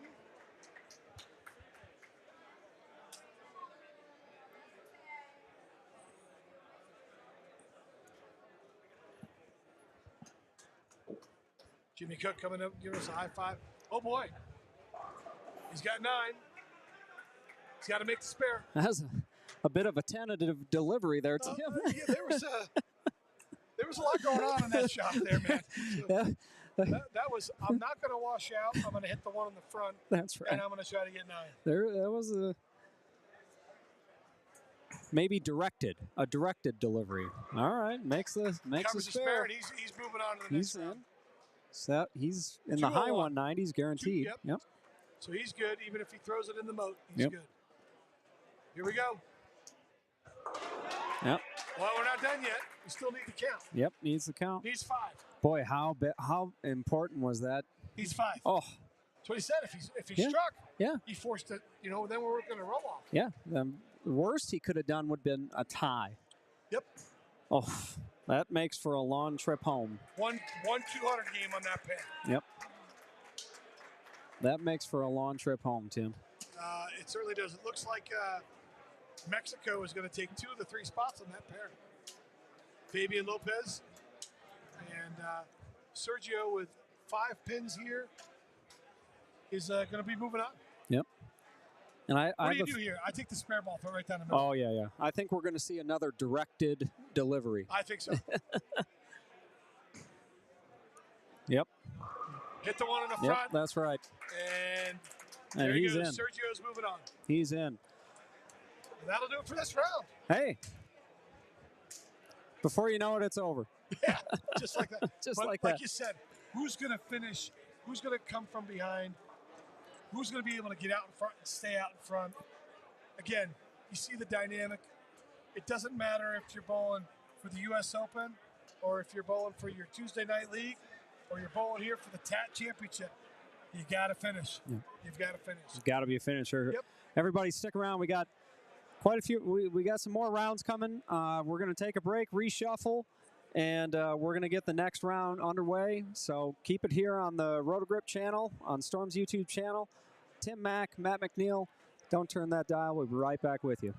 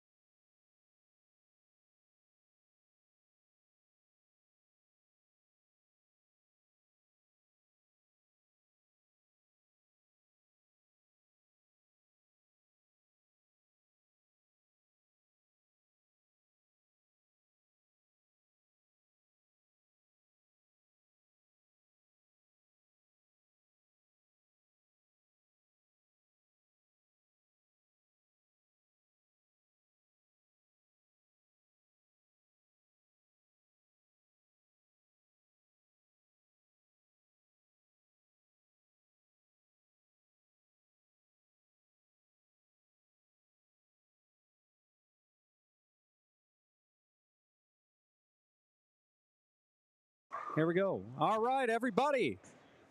Matt McNeil here, joined with Mr.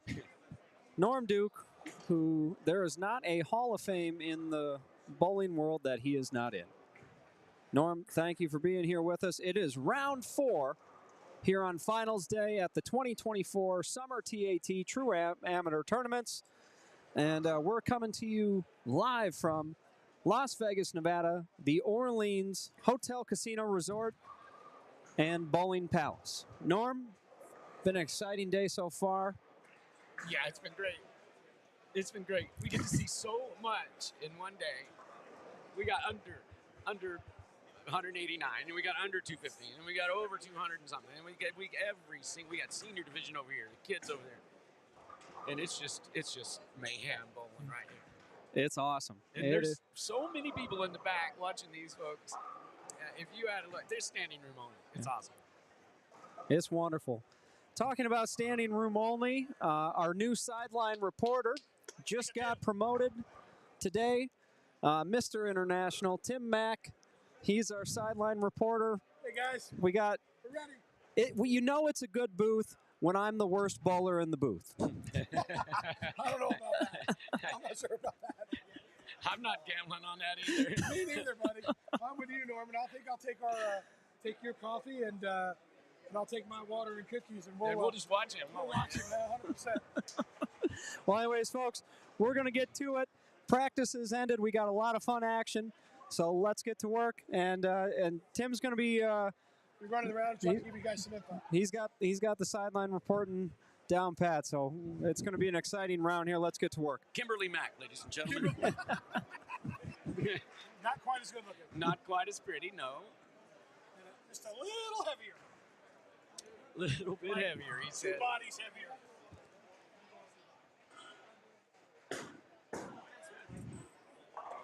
All right. All right, so we did this earlier, and here's Jacob on the right lane, lane 36. And Jacob, we kept calling him Factory, and now we know. Now we know. The pro shop is called the Ball Factory. The right? Drill Factory. The Drill Factory. Factory in Anaheim, California. There we go. Anaheim is in the house. Well, we'll call him Jacob now because we know. But there's so many people here. It's impossible to know all their names. It really is. It's that many people. And so now we are getting down to it. So each division has about between 4 and 6 bowlers left in it.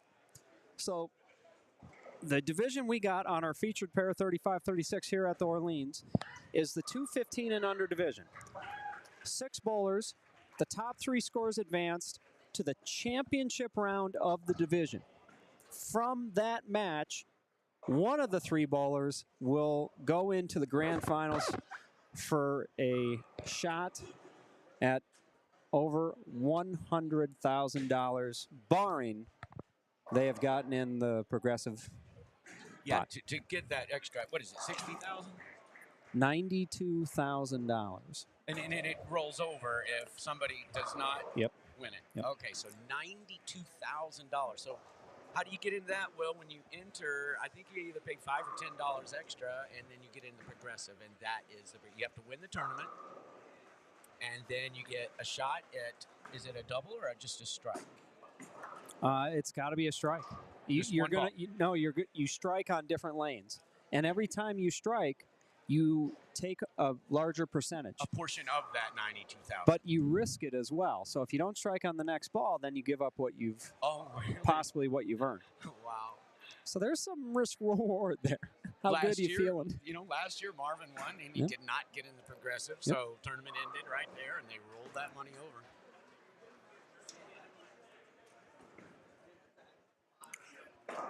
And okay, so Doug Stockton says the Drill Factory is in Bay Area, the Bay Area of California.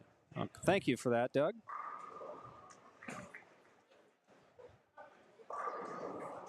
That was Kim Haugen right there that just missed that 7-pin. And Tim Mack said that he's bowled against Kim in Norway many, many years ago. He said he took 24 years off, and now he came back home. He's bowling the TAT. Look at that.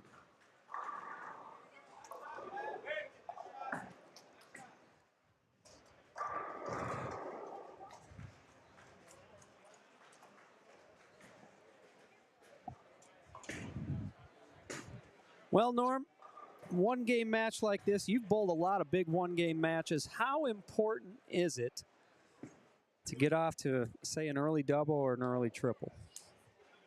Every single shot matters big time. All of them. And so how important is it? Well, you got to be in the top 3.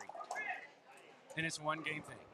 So if you start with an open, yeah, it's an uphill battle from that point because somebody else is going to get a double out of the gate. You just know it.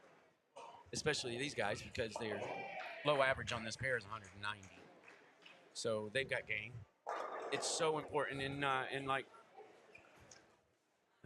Kim here on the right lane, he started with a pretty good 7-pin and then missed it. That is absolutely devastating. He's got to make it up. He's got time, but that's just not the way you want to start. Time is not on your side in these one-game matches. Nope. And the troubles for the factory on I like calling them the factory. I like calling them the factory. This kid's got he's got chops. It just seems once again we had a lot of right-handers struggling to get the 10 out on 35. They're struggling to get the ball to hook more down lane on 35. We see the factory paying a big penalty with the 2-4-10. Makeable spare. Yeah, but it's going to take his best. How's it look? Oh, 7 out. 7 out. 7 out on a strike is just devastating. And 2 is 4, right? Yep. Of course, not game over. It's the second frame, but that's devastating. Yep. So we have 3 early holes on this pair already. Oh, nice. The old trip 6-8 for Kim there on the right-hand lane. I really think, Norm, on this pair 35-36, I think it's who can manage lane 35. Definitely, I think, from watching round to round to round here, 35 seems to be the tougher of the two. Oh, most definitely. And it's just because down lane, it's so slick. Remember, we only bowl them once, so all the balls that have been down the lane are carrying oil down, and then all the spare balls that are going down the lane carry. And so lane 35 just seems to be tighter down lane. That makes it harder for your ball to move into the pins and harder to get the 10 pin out. Good thing is it makes it easier to spare. Here's Patrick Quesada. Second look at him in the second frame. Lucky to get the 10 pin out of that. Oh, absolutely. Oh, good 9 spare. That's a good frame. Trying to be in the top 3 on our featured pair here, 35-36. 215 and under division. Yeah, 9 spare on lane 35 is not bad. No, absolutely not. Good shot there. Absolutely.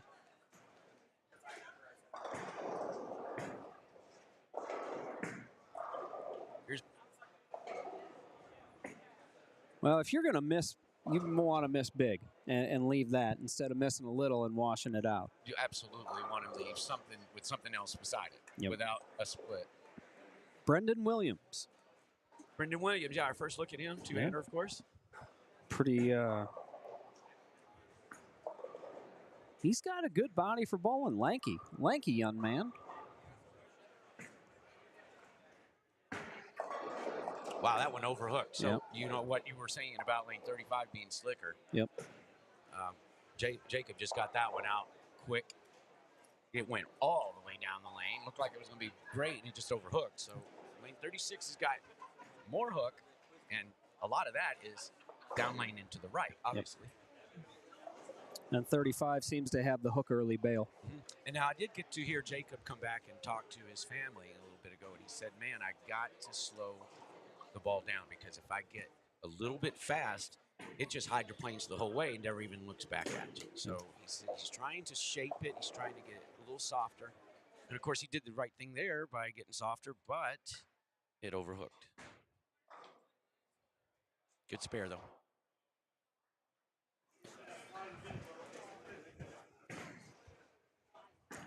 Yep, good spare. Be patient. Norm, if you were bowling right now, 35, do you think you'd try to straighten those angles up, play a little more of that? Oh, yeah. I'd trap oil? it. I Trap it? would trap it. If there's going to be that much oil left to target, then I'm going to find a spot where it'll hook, and I'm going to play lay left. Yep.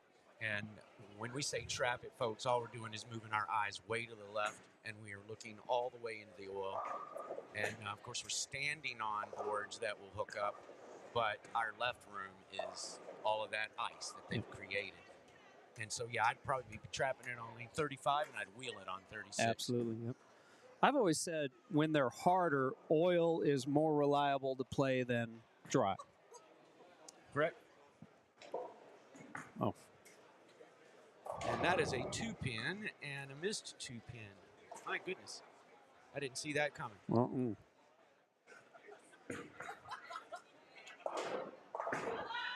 All right. Baby spare the hard way. Is Pekka? No, Tim Mack mentioned that his nickname, or Tim calls him Pekka. I think he's from Norway as well. Yes. Yeah, I believe so. You can read that. I can't see. Yep. So we have two Norwegians here. One righty, one lefty. There's a little spin biscuit right there. That can't get back. No. Now, it seemed if on the left side, for the guys that tried to play a little more shape down lane, on the left, it was not good. Nope. That ball needs to be slowing down in the middle part of the lane. Otherwise, it is not a good situation. No. And you know what? Brendan just got up on the right lane, and he played the trap, even though he's a two-hander. Yep. You could tell he moved to the right, he moved his target in, and he went right at him, and I loved it. It just laid there for him. Well, let's see if he can do the same thing on 35. No, I think the only nice spare shot, there. nice Nice shot spare. there. I think the only question playing the trap on 35 is if you're going to get the 10 out. No question about it. But if lane 35 is going to be the hard lane, a 10-pin's not killing you. Absolutely. Yeah. I'll take 5-9 spares in my chances. Well, I'm going to take a couple strikes, but Yeah. I'll take my chances on a 10 here and there. Oh, very nice Great shot right there. Luke Brown. Luke Brown. I like that. Luke Brown. Luke Brown of Saratoga Springs, Utah. Luke Brown is actually tan.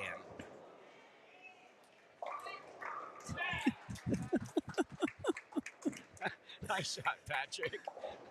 I know. We've been here a long time. It gets fun. You know? It's good, man. Luke Brown. That's Luke tan. That's tan. I'm gonna call him Tan too. All right. Hey, Tan. come We here. got tan. We got tan, and we got the factory. The factory. Well, I guarantee you, his name's gonna be the factory from now on. that is right. Well, we're going to see what the factory can produce here on lane 35 after that 2-8-10 last time. And it looks like he's going left, Norm. Yeah, Jacob. Is it Rotier? Rodier? I can't see his last name. Is that? Yeah, it might be Rodier. Rodier. Okay, I'll go with that. It could be Rodier. But he threw a nice shot right there. Yep. No, he's just trying to get it closer to the head pin. That's it. Like you said.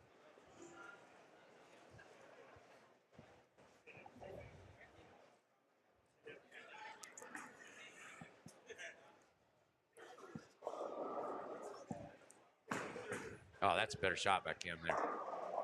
Oh, Yeah, he was up the back of that one a little more. And maybe a little right of target. However, he was so clean with it that it was definitely going to go high flush. He just didn't get the solid 8 out.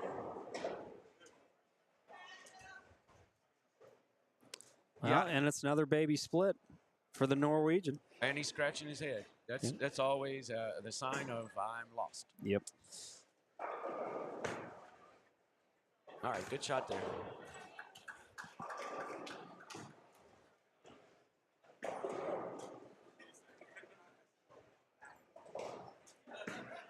baby split action. Oh my goodness, he thought he had that. He It's did. just so tight down lane. That ball will not dry.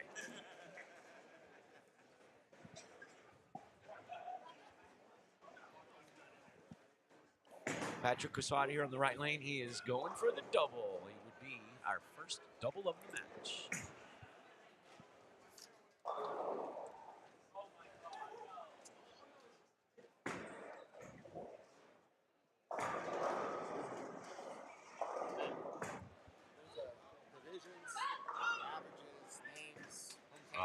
Oh, that's a good shot there. Good shot. Thank you. That's a good try at that double. Boy, that was real good.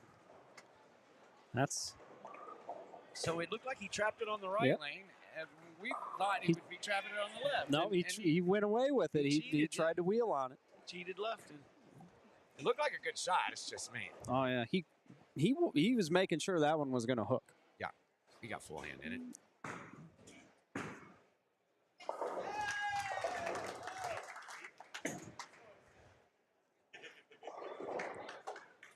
So a couple of pairs to the right of where we're at here is the seniors. You can see their bowling balls going down there. On the right part of your screen, yep. Yep. And on the left is 189 and under. Oh, we have down here, we have an Asian throwing the spinner.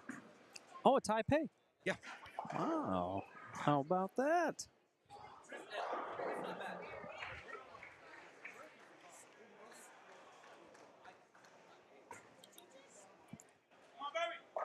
Wow. Oh, nice shot by the factory for a big double. Puts him back in the 190s.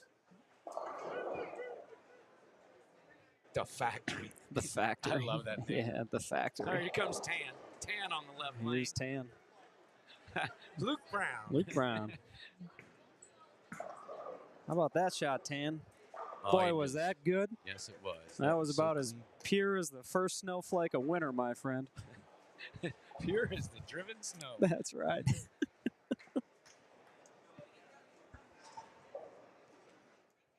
All right, trying to get back in this match is our Norwegian. Oh, he threw it through that one. Yeah. Threw That it guy, in. he's going to the hair again. Yep. He's scratching the head. Sorry about this. You're probably going to watch this a little later, Becca, and we're sorry. He's going to the hair. We're telling it like it is, my brother.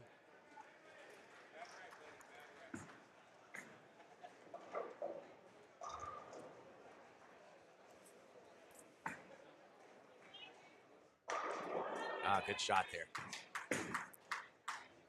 Kim Haugen. Yep. Good shot. Very good. Uh-oh. Oh, boy. Uh-oh. Oh, boy. Uh-oh. So Pekka's got two opens. Yep, So in a row. does the factory. Yep. Except No, factory's got one and a double. Letter A has two, and that's Tan. Luke Brown. Luke Brown. Yeah. He's got two opens, but he's got a he's double. covered one of them with a double. Yep. Had a question about Mike Alshire. He is not in. He was eliminated 2 rounds ago. Or last round, I believe, sorry.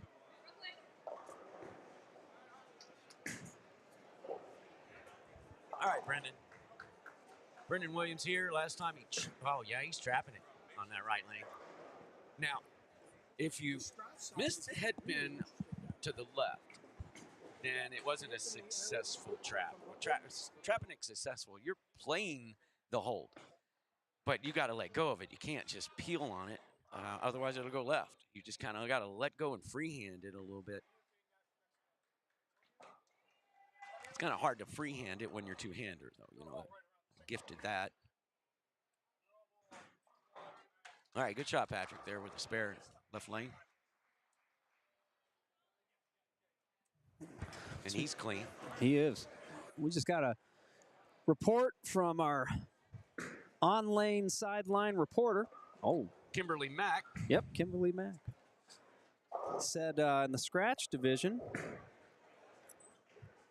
it is heating up. He said it is a tight race between all the competitors down there. I believe they got 4. They're going to go 4-2, 2-1. Okay. How about the factory on that shot? As a matter of factory. Oh, just ripping 7. That was a good shot, too. You know, So you're trying to manage lane 35, and you say, well, why did you leave a 7? Same reason you're leaving a 10. You got a little more deflection because just there's so much oil down lane on that particular lane. All right, here we go with Tan. Luke Brown. Split the old 8-9 there, Norm. Yeah. He reminds me of me. You know, he's not very big. Yep. He's probably wearing a size small shirt. Yep. Just a little baggy on him. I love that guy. 26 waist. Yeah, 26. Yep. Weighs about 119. That's rev rate's just a touch higher than yours, though. Oh, no, there's no doubt. No doubt. It's all right. I can back it up at a 610.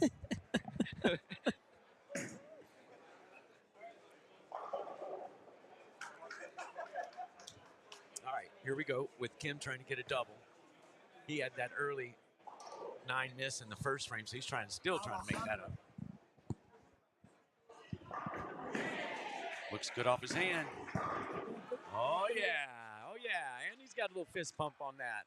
Atta boy. You're not fist pumping. You're not trying.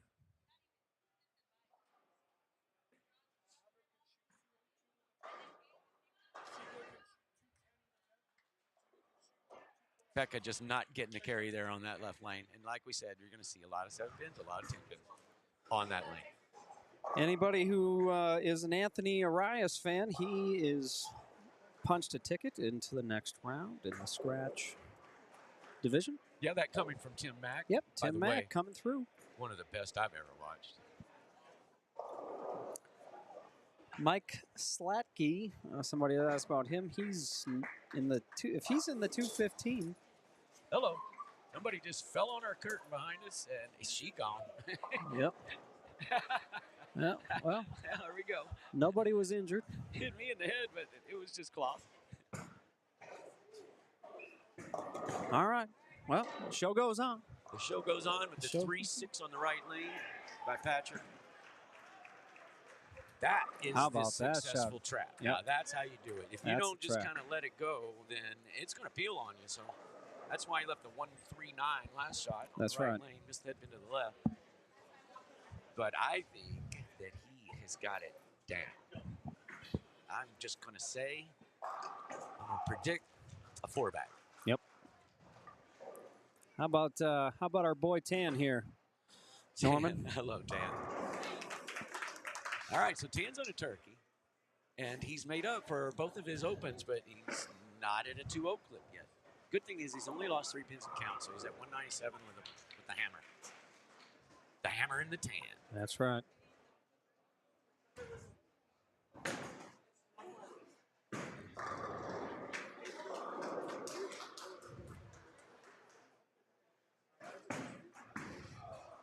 Oh boy. That's not where you want to throw it on that lane, Norm. No, and he was dead lined up on that lane. The last shot he threw on that lane was absolutely perfect, so he knew exactly what to do. He just didn't pull it off. You can hear it in the You can hear it. Yeah, you can.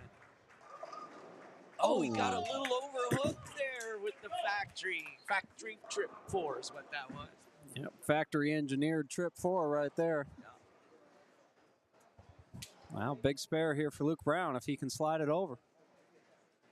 He's backing it up. He's going to try to hit it with the ball. Ooh, almost. Almost got it with the ball. Reminds me of Simon. Yep. By the way, Anthony Simonson, one of the greatest to ever throw a ball, by the way. He's from my original area, too, Fort Worth. Yeah. Or Dallas, sorry. Yep. Plano Super Bowl.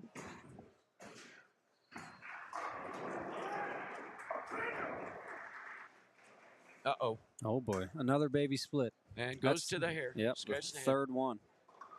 But he's got 2 opens, 7th frame split coming up here, and yeah, he needs a spare and sheet and hope.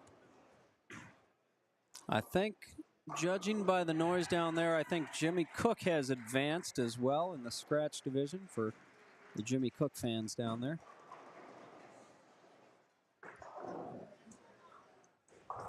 Nice shot there. Basically, his only chance is to spare and strike out. So Yep. that was a big shot for him. Absolutely. Keeps him alive. All right, here trying for the turkey.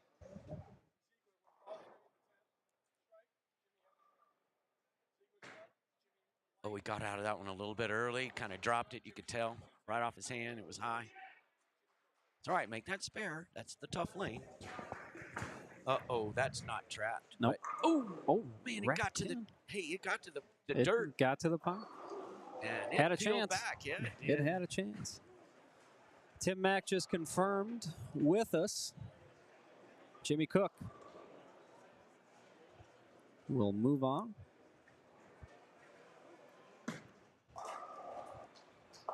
All right, good spare there. Pacing 190 and not in bad shape at all to be in that top 3 right now. Oh, no. Oh, no, Brendan. Oh, Brendan. Yeah, you can just tell sometimes when it doesn't go right. And that's his second open, no double, so he's outside looking in. Well, he does get 24 sticks. Oh, that's right. We got the sticks we here. I keep forgetting that there's handicap involved here, so. We got, Luke Brown's got 8. Kim's got 20. Patrick Quesadilla, 24. Quesadilla. Wait, it's not quesadilla. It's casada, I believe. I'm sorry. I'm sorry. I love it. I haven't eaten. You can tell where my mind's at. Hey, we got Tan. I could go for a quesadilla. We got right now. Tan at the factory, Quesadilla, and Becca. That's right. We just nickname everybody. Why not? Tim, Jimmy Cook. We'll just call him sous chef. Yep. We got Factory's got 11. The other Norwegian, Mr. Hare, he's got 20, and Brendan's got 24. So nice shot, Luke Brown, right there. Yeah, that away. Way to come back after another hole.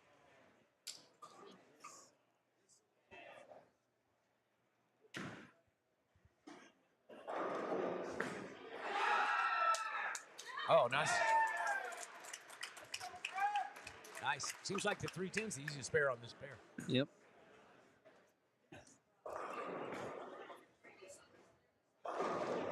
And right now we probably have 7 pairs of matches. So when you hear the background screaming, that's people rooting on their part.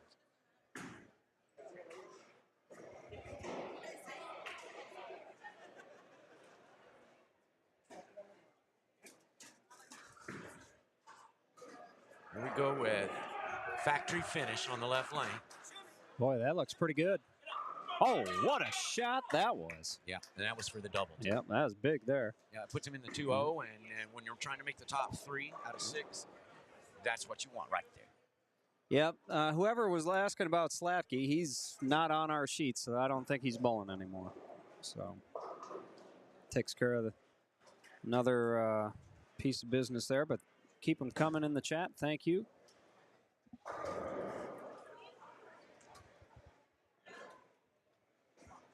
Folks, I'm going to try to add in the scores on our main screen here, if you'll bear with me.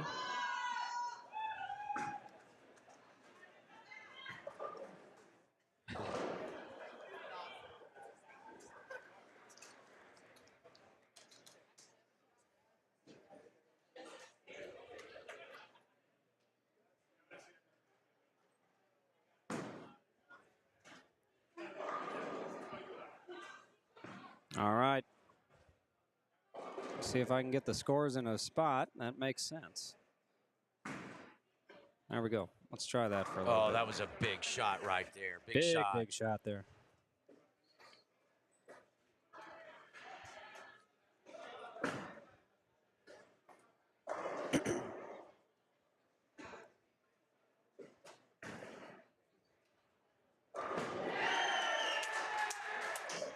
Uh-oh, that's his second 9 miss of the game. And he's just a better bowler than that. He'll tell you. Oh, I'm better than absolutely. that. You can't miss a 3-pin. No. And expect to make it through. He might, but you can't expect it. Go with Luke Brown, i.e. Tan. What a shot. And it's not going to get up. Nope. Oh, all right. Broke Boy. up the split. Tell you what, that was pretty clean off his hand. I liked it. It got down there and just wiggle.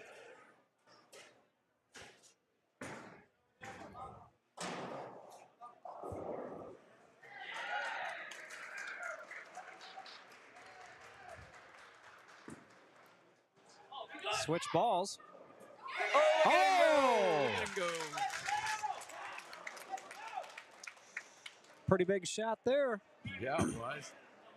That puts him at 203 clip on a double, carrying a hammer. And the last time he shot that 2-pin, he missed it. Yep. Luke did. So cover it up. Yep.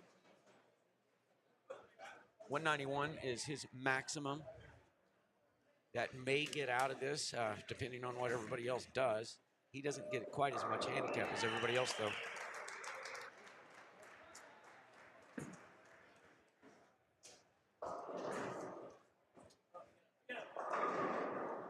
Oh, really good shot. Soft 10 for the factory.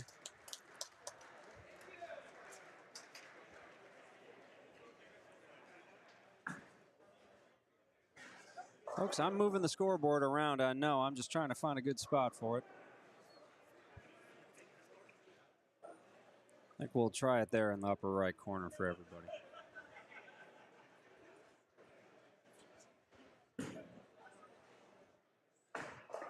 All right, Jacob, nice shot there.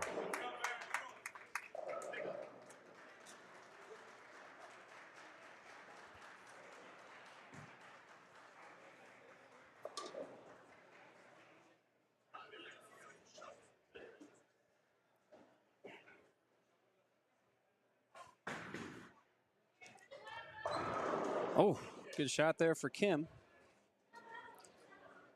Kim getting 20 sticks. Yeah, and his biggest game is 194. Should he get this spared strikeout? Yep. 20 pins puts him at 214. And now it depends on, everybody else, but that handicap comes into play right now.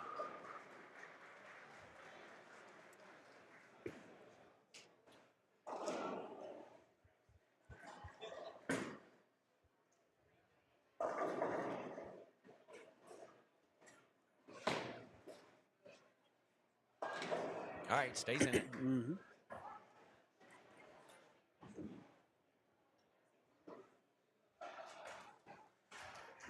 With Pekka here, I just want to call him Slim because he's got the biggest roto grip sign, Yep. front and back. Yep. You just want to call him Roto Slim. Needs that business up front, party in the back haircut, though. I tell you what, Slim just has more hair than he just toys with it every day. He does. He'll throw some yellow at you. He'll throw some blonde. He'll throw some red in there, some green. Oh, I started a thing with quesadilla here. Let's see if Patrick can keep it going. Come on, Patrick.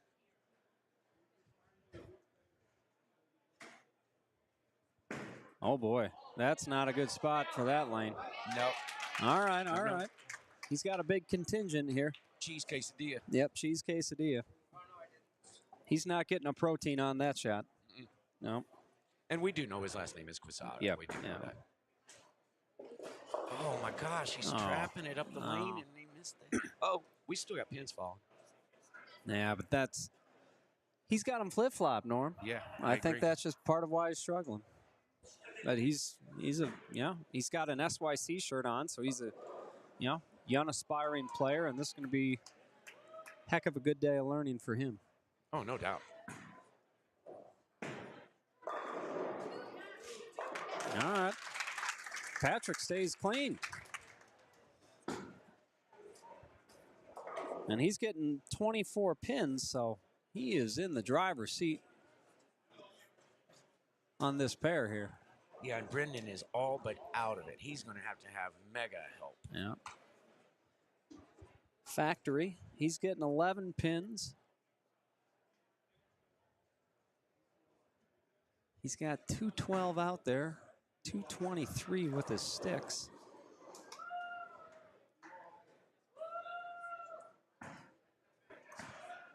That's got a wheel. Oh, it did, Norm. He loves it. Ryan Powers won his pair in the under scratch division. Way to go. We'll Yep. see him in a bit. So Be interesting to see who else came off that pair. Oh, yeah. How about our boy Tan there? Our boy Luke Brown. Luke Brown. Yeah. Well, he's lukewarm right now. That's right. So, Factory here with his pins going to be 2-1 or 2-2. He's guaranteed a spot. So he's punched his ticket. He's good. Yep, he is good. The Factory's going to keep the lights on for another round, my Yes, man. he is. The Factory is not closing down yet. It is not quitting time.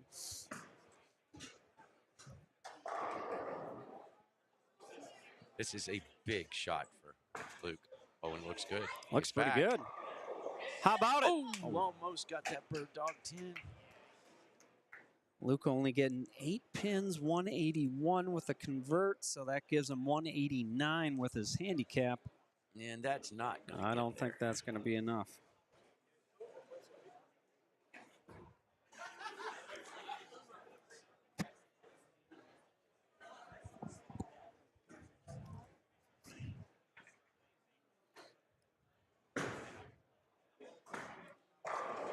Yep. All right, good time for that I'll one. tell you what, that was the same shot he just threw. Yeah. Good time for that one.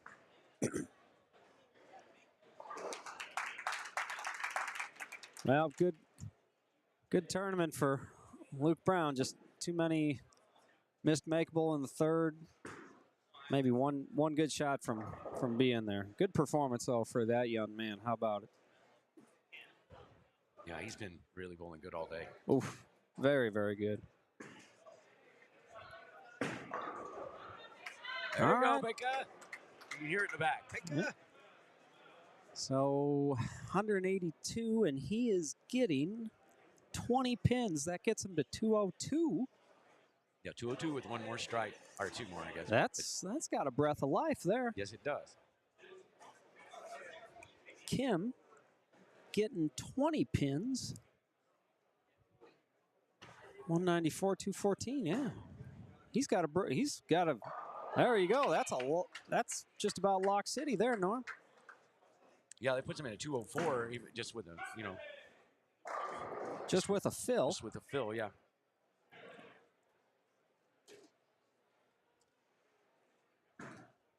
That's a pretty good shot. Oh, he needed that one. Yeah, he did. He needed that one. That puts him in what, 190? 192. 192. I don't think that. Well, Well, 3 people get there, so we know who's that. F? F gets 24 pins, 169, 73, 93. So he might squeak in if Brendan doesn't strike out. Well, Patrick Quesada Yep. is the clean bowler. He's 52 in the 8, spare in the 9. Yep. And So- he's getting 24 pins. Yeah, so that looks really salty. Yep. And then we know that the factory's already in. Factory's in with Factory's getting 11, so that puts him at 221. So I think Kim's the third place guy, right? If I'm looking at this correct. No, Patrick. So we got first place. So we got one in the bank at 210 with handicap. 221. Okay. And then we have Kim. Oh, you just said that. I'm Yep. sorry. Kim, he's at 184 with 20. It's 204. Yep. And then Patrick, who is still clean, getting 24 pins. Yep, it's going to be him. Yep. It's going to be those 3. Yep. Yep. And we're going to lose Tan. Yep, we're going to lose Tan. We're going to lose Brendan. Love you, Tan. Yep.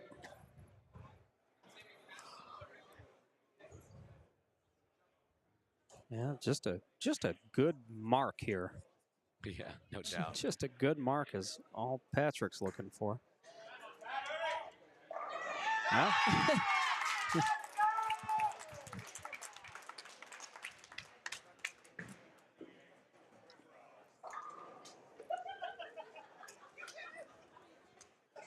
That's the best kind of mark, Mark. Did you see him give it the pistol chop too? That's right. I love that. My man. All right. Well, this pair is decided. The rest of the pairs are finished, and that means we are going to take a break. They are going to reshuffle again. We got 2 rounds left, folks, only 2. Next coming round, we will determine all of the divisional champions. And then following that, it's the granddaddy, the big kahuna, all the marbles, all the wheat. It'll be the TAT Grand Final. Somebody's going to have a shot at over $100,000 if they are in the progressive pot. So, Norm Duke, Matt McNeil, stick around, and we'll see you soon.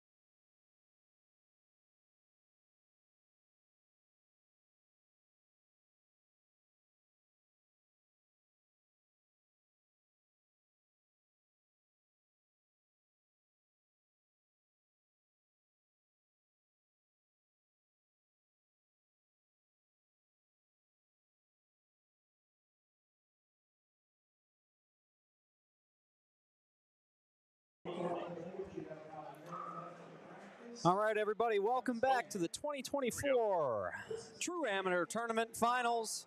We are down to the divisional championships. Each division is going to have a champion that will make it into our grand finals, occurring shortly after this.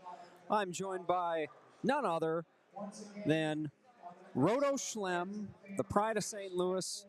And Schlem, you've been watching all day. It's been an exciting day. It has been, and I'll tell you what, it's been the roller coaster of emotions. The highs, the lows, the goods, the bads. It's and like we touched upon earlier in the day, the trials and tribulations and understanding transitions, because a few of the players came and talked to me as they would exit, in the previous rounds, and they're like, "Oh, it's a little bit different than this and that." And you go, "Okay, well, was it? You didn't bowl 3 games like you're qualifying, and there weren't 8 on a pair, and yeah, so things are just a little different." And those that are figuring it out, and here we are. And we're ready to get cranking here to see who's going to make it to the top 5. And I'm sure you guys will probably touch upon it today, but the progressive pot, and I just announced a little bit ago, I guess the progressive pot is $100,000 on top of the $25,000 to win. So it could be a heck of a payday here. Absolutely. Hypothetically. So. Well, Ed Dufek has made his announcements here. That means we are about ready to get underway. Two featured pairs here. We have our 36 and under scratch division on lanes 37-38, and we have our 37 to 45, I believe, on lanes 33-34. Jimmy Cook, Anthony Arias on 33-34, Fabian Lopez, and Ryan Powers on 37-38. We got the split camera up. And here we go. A 1-game match determines who's going to be bowling for all the money. All the cashola. It's a bold move there, Cotton. I saw Fabian going out. It actually looked pretty good, but that's one of those. And are you talking about it looked pretty good in practice, or was it the match before that he had a look from out? No, he was throwing that in practice. Okay. And it was getting through the pins. I think he probably just got a little adrenaline. I think he just threw that one hard. Okay. But yeah, it's going to be interesting to see because, as we're watching here on the left pair. We got some details. Oh, we got some paperwork coming in. Jamie McWilliams. Look at that. Oh, look at that. Wow. Updated numbers. All right. We've got all sorts of goodness Here we go. Here you go. Here's 33-34. Okay. Here's 37-38. And then, for those of you wondering, down on the off-camera pairs. So on 41 and 42, we have the 215 and under. There's Jacob Rodier from California, Patrick Sada from California, and Kim Haugen from Norway. And Jacob is also known as the Factory. Yes, the Factory. Yep. And then down on 45 and 46, we've got the 50. So we got the 50 plus senior. We've got Darren McDuffie. We've got Rick Bertrand, and we got Crescenio Fragazzo from Texas. And then down on the very, very end there, we've got the 189 and under. We have got Miko Kalyug, Bobby Patel, and Angelica Ruiz. So we can hopefully give you some scoring updates as those unravel here. But yeah, so we will keep you in tune here in front of us, like Matt said. Yeah, Jamie just gave us the updated number there. Oof, that's pretty big. Yep, very big numbers. Pretty big. We'll talk about that here in a little bit. But Anyway, yeah, the plan of attack, interesting move there with, like I said, that was a bold move, jumping to the out. Again, I don't know that, and well, the opponent's doing the same. Yep, they're Both are playing out. both going out. Maybe there's something to lane 37. There's maybe not as good out as what they had hoped. Yeah, I think. Sorry, Shlem, go ahead. No, you're totally good. I think the left lanes, especially watching 35 all day here, it seems like the left lanes are hook and bail. Okay. So a lot. And for those of you keeping score at home, what that means is when we reference hook and bail, it's kind of like bass fishing. No, just kidding. Hook and bail means that you're getting early motion, and the faster the ball loses rotation and energy, it slows down lane, and in terms there's no energy left. So, as we refer to bailing water, or seemingly not cutting through oil like it should be. So, just explaining that a little bit deeper there for you. Anyway, go right ahead. Yeah, and so I think that's why we're seeing more of the 2-8-10, 2-10, weak 10 hits on the left-hand lane, at least on 37 and lane 35. Like I said, I think it's interesting because, these guys were down that way as, me and Ed were sitting down there earlier for the last round. Like these guys here, Jimmy and we got a lot of, you can see here's some background noise. We got people everywhere here. These guys are playing in, and both gentlemen here on 37-38, they were also playing in. So to make, for both of them to jump to the out, they must have felt that maybe the in on that pair is not as good. Yep. Or maybe got faked out. I guess time will tell. I mean, it's not looking so good for their score so far through two, but that could just be a little hiccup. Yep. Speaking of hiccup, and we got another 2-4-10 combination on 34 by Jimmy Cook. And the last game he left two of those, and still managed to make it off his pair. So these two both. I mean, they were two of the group that but Jimmy was able to navigate the two of them. And one was a 2-8-10, almost picked it. He's going to give it a run. And does he like it? No, he got one. So, by the way, make your spares, kids. Take your count and make your spares. Yeah, and on a strike up, I mean, one is two, and you just, you've been around it, man. How many times have you seen lives changed by one or two pins? Yep. And what's funny about that too is, in talking about the reaction and the choices here, a couple of the players that after that last game, sitting down there with Alex and Ed and some other, Timmy came down there and whatnot, but we were talking to different players that were coming over, and the one gentleman mentioned that he switched to urethane because he felt he had more over-under with reactive, and that the urethane just helped him. He goes, when I missed a little bit, he goes, I still got 8 or 9. Yep. As opposed to, he goes, if I missed one of my reactive balls, he goes, I could get anywhere from 6 to whatever. Yep. And he goes, and that wasn't necessarily easy for me to pick after that. If you get a 6 count, but they're not close together. Yep. It was like he was leaving a bucket. So, I mean, that was part of the rationale behind his choice of going to urethane. And I'm like, yeah, makes sense to me. Yep. Had a question in the chat about Michael Slatke. He is out of the tournament. And had a comment about Jimmy. Somebody said he'll probably hit a straight flush right after he concludes his bowling today. Oh yeah, I'm sure that's in the cards later on. Yep.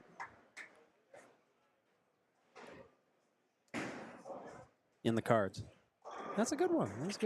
You're welcome. Yeah, thank you. You're welcome. All right, Ryan Powers made a switch. He went to I think maybe just a different colored urethane, and yielded a better result on the right-hand lane. And we'll see. I think the telltale is just going to be who can figure out 37. Oh, there it is. Big double. Big double. And Rias is pacing 2-0. Jimmy's pacing 180. Yeah, and HC jumped in. Oh, Yep. good shot there. Yep. And that was definitely a big left from where he was.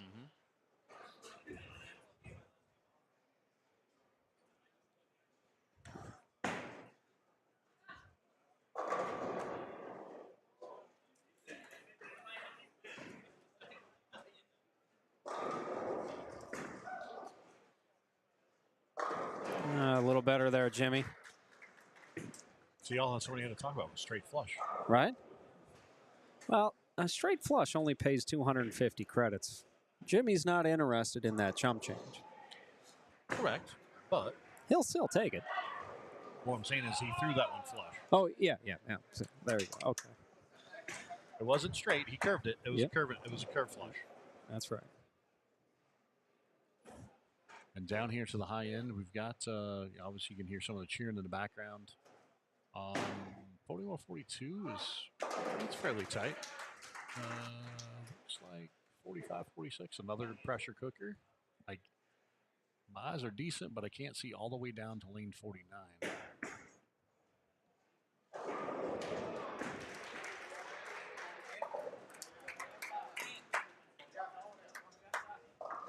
Oh.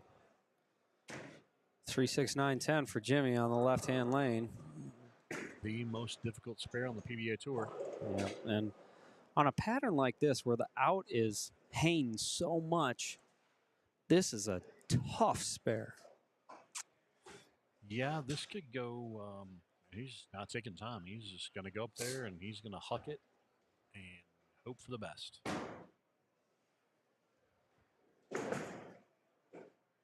What a good Look spare at that is. Steamroll late. It's like he's done that before. Yeah, that is a very good spare on this pattern. 2 boards right of that, and he takes 1 off the right. So Fabian, like we talked about with taking that strategy and playing out, yet to connect on a strike, and his opponent made the choice to jump in, switch balls, jump in. He caught a double. So, Yep. I mean, is this the tide? Is it turning there? Does it dictate the rest of the way? And that's a pretty good pitch there. Yeah. Catch the 3-bagger. By Arias, yeah, very good. I like what Arias is doing. He's kind of just trying to take more of the lane out of play, go kind of just ram it right up the track and just hit the 1-3, commit to hitting the 1-3 and leaving makeables. And he's turned a triple out of it.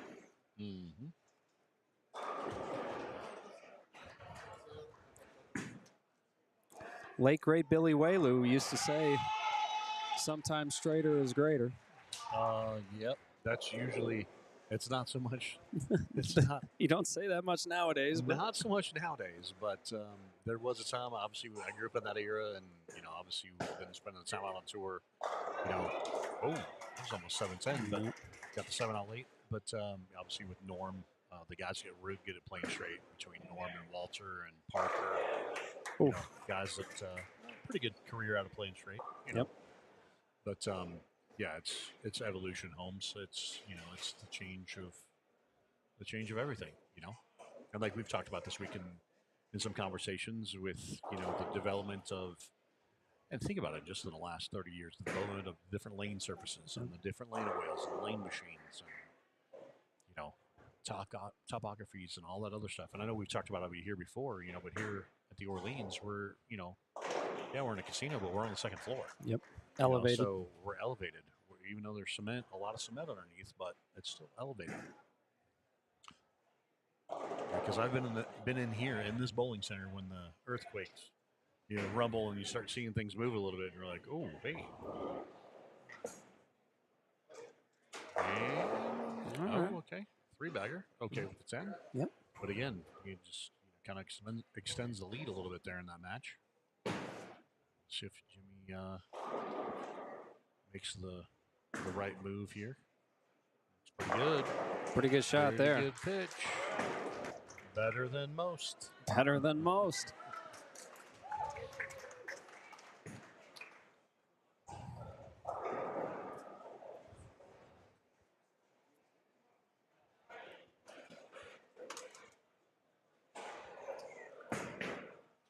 Oh, boy. Oh. Skinny jeans there.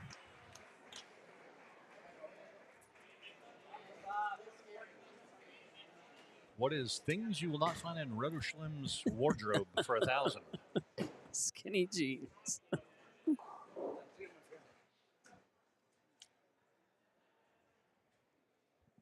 And again, so is Fabian is he gonna follow his opponent? Does he make the jump, or does he's like, you know what, I'm gonna grind it from out here and try and make it work? Yeah, we'll see. Big shot for Jimmy. Big shot for Jimmy. Still fighting. Yeah, he's back on Still 2-0 fighting. pace, and it's a 16-pin match now. Jimmy was down 36. And he just cut that deficit to 16. Yeah, I don't know. You mentioned that you thought it was pretty good in practice. I'm like, I don't. I mean, I was looking over there when we were coming in, and I saw him strike 3-4 times. The ball looked like it was reading the lane the right way, and maybe it was just, you know, I was talking about with Norm and Tim actually a little earlier, and I felt with how the pattern was constructed and how fast it stretches, playing out there just didn't make that much sense. Correct. And like you mentioned over here too, Anthony playing a little bit tighter line, and that's, I mean, you're right. He's kind of jamming it in that little slot. Yep. And because off his hand, I'm like, ooh, that's got to hold. Well, it just laid there. Oh, yeah. And that's high flush. So he definitely has a little trick working there. Yeah. Yeah, it's just, it can be a tough go when you get a pattern that stretches out. I mean, we're in the fifth round now with no re-oil, and you get a pattern that's probably playing closer to 44 feet. Sometimes it can be a hard go. Catches the double. Yep. Catches the double. That was a big double, too. Don't look now, but Alex Archundia is actually writing me a love note. Yeah. Alex Archundia, head of the Spanish contingent from Mexico.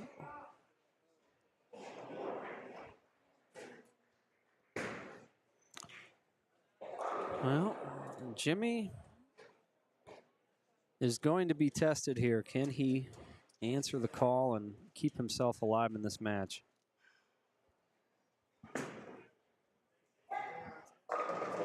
Oh. It's a pretty good shot. And, yeah, 2-8-10 gets 2. It's, but again, and I guess that's one of those deals, depending on what happens in his next 2 shots. Still got 190 left. Yep. You can find a way to Houdini, you know, a 5-bagger in the back half. But I mean, Fabian hasn't struck yet. The odds of that happening, not great, but correct. It's not implausible. Right. So one thing to bring up as well, folks, as we're talking about, that's a pretty good pitch. Yep. Yeah, I like that move, moving in, switching to the, you know, like you mentioned, the different urethane ball, a little bit more flair. Yep. It's pink spider for those of you watching. I'm sure you can probably see it. That was a great move. I mean, because since then he's 3-bagger spare strike. Absolutely. You know, Jamie passed off the coming January 31st to February 9th. The Las Vegas. It is the 25th anniversary. So it is the. Hey, that was a pretty good shot by Jimmy Cook. So that's right. 25 years of the TAT. And that one will be presented with Storm. No, we do not know what bowling balls it's going to be yet, so don't ask. That's always the first question. Like, oh, what balls are available? Well, we don't know until we get closer to the event. So just giving you the disclaimer before we get there. Yeah, so let's see, where's we have the details? I'm looking at it. Wait for it. Man, are you seeing? Oh, South Point? South Point. We're going to be at South Point. Yep. Yeah. That looks pretty good. Yeah, that's. He liked it. That's what you should be doing, Slim. Shim to win. Yep. And the great Shimba. Yep. Oh, that's a pretty good pitch. And that just It's a mark now, and this one's going to be all but over. Ryan Powers has just about secured his win over Fabian Lopez, so a bit anticlimactic before grand finals here. But anything good going down looking there? Over here on 41 to 42. Looks like okay. So we got it's not definitely not over. Oh, that's it. Arias is your winner. Definitely 57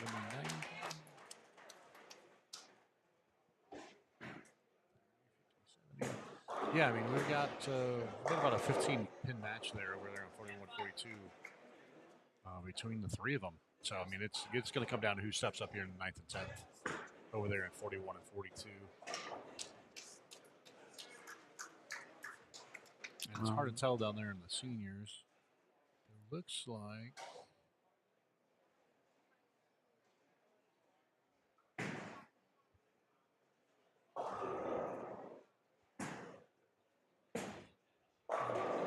a couple of them working on doubles there in the 9th. So, I'll see how it shakes out. But there you go, Anthony Arias. He's moving on for 25. Now the question is, he's bowling in the finals, but did he pay the extra money to get in the progressive pot? That is what the world is wanting to know.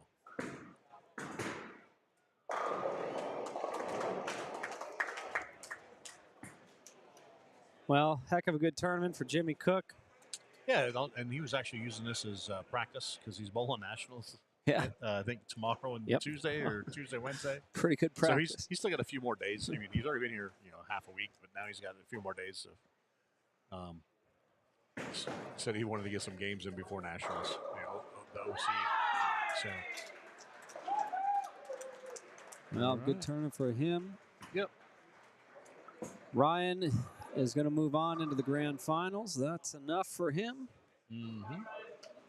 Of Omaha, Nebraska, Ryan Powers. Yeah, so it's Patrick here over on 41 to 42. Let's see what two. There's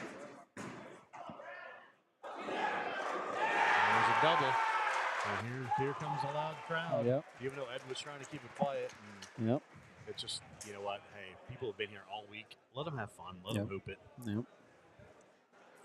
Big double there for. That was huge. Yep, for Patrick Quesada, or Quesadilla, as he's fondly known. Is that what he's known as? Well, when you got a hungry broadcaster, it can. All right.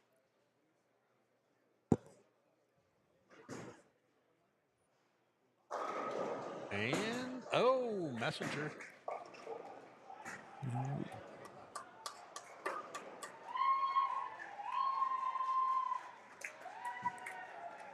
All right, there's some hope. Oh, there's Can't tell exactly who's. We got a little barrier up, but we've got some excitement and some happiness down that way. So, but yeah, folks, once we get things realigned and like to bring the lane Zamboni down. Yep. Put some fresh grease on them. Yep, they're going to grease them up real fine for the grand finals. With the TAT pattern for, change balls, just give it a look. Yeah. Too little, too late. But yeah, I think once we get back to, once I get it all figured up, dialed in, we'll jump in and I will hand the reins. We'll have, if I can find him, Norm Duke back in here, and I'm sure Jamie will want to pop in for a little bit. Yep. So, great job today, Matt. Hey, thank you. Great job to yourself. Got everything cranking with this live stream stuff, and it's been a great week for everyone here. It's been cool to catch up with all the participants. I mean, just so many people from so many different corners of the globe. Yeah, it's been a wonderful week so far, and it's going to get even more wonderful here when we get our top 5 and we give away a whole heck of a lot of money. So, crown a new champion. It's going to be great. This will be plenty of cashola.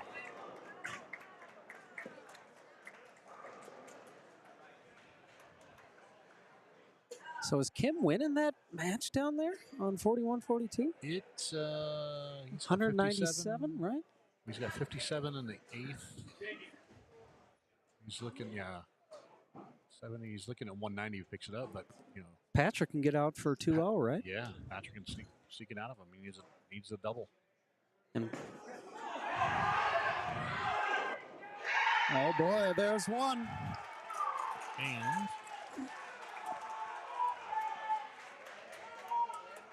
see if we can do a little. I mean, he's got a little camera adjustment going here, maybe. As long as he doesn't fall off the table. Get it there? Yep. Ah, perfect. Look at you go.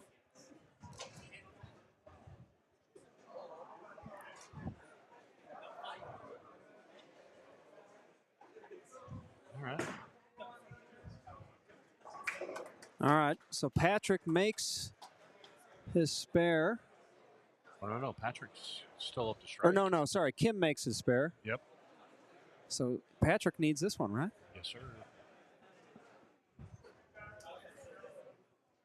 Lane 41. 42. 42. Oh.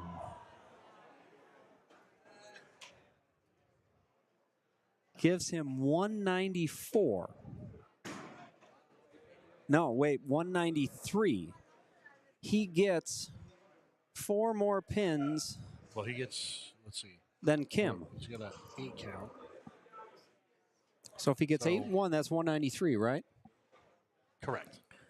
See what he does. See if he's going. I mean, I think he's going to go for it. Oh, you got to take the 1 for sure. And he converted it. That's 194 with 24 pins. That gives him 218 and a 1-pin victory.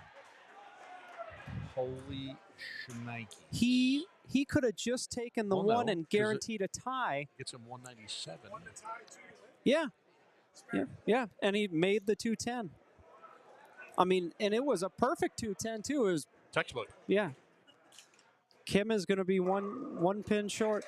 1 pin short. No way. 217 Yeah, it gives him to 197. 218. Yep. Wow.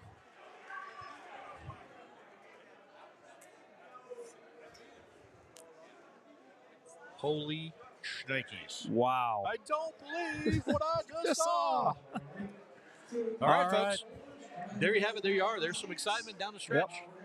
Yep. And like I said, thanks everyone for logging on and watching. And we're gonna take a TV timeout, and these guys are gonna get her all set up for the finals. And we'll be ready to rock here in a bit. All right. So stay tuned.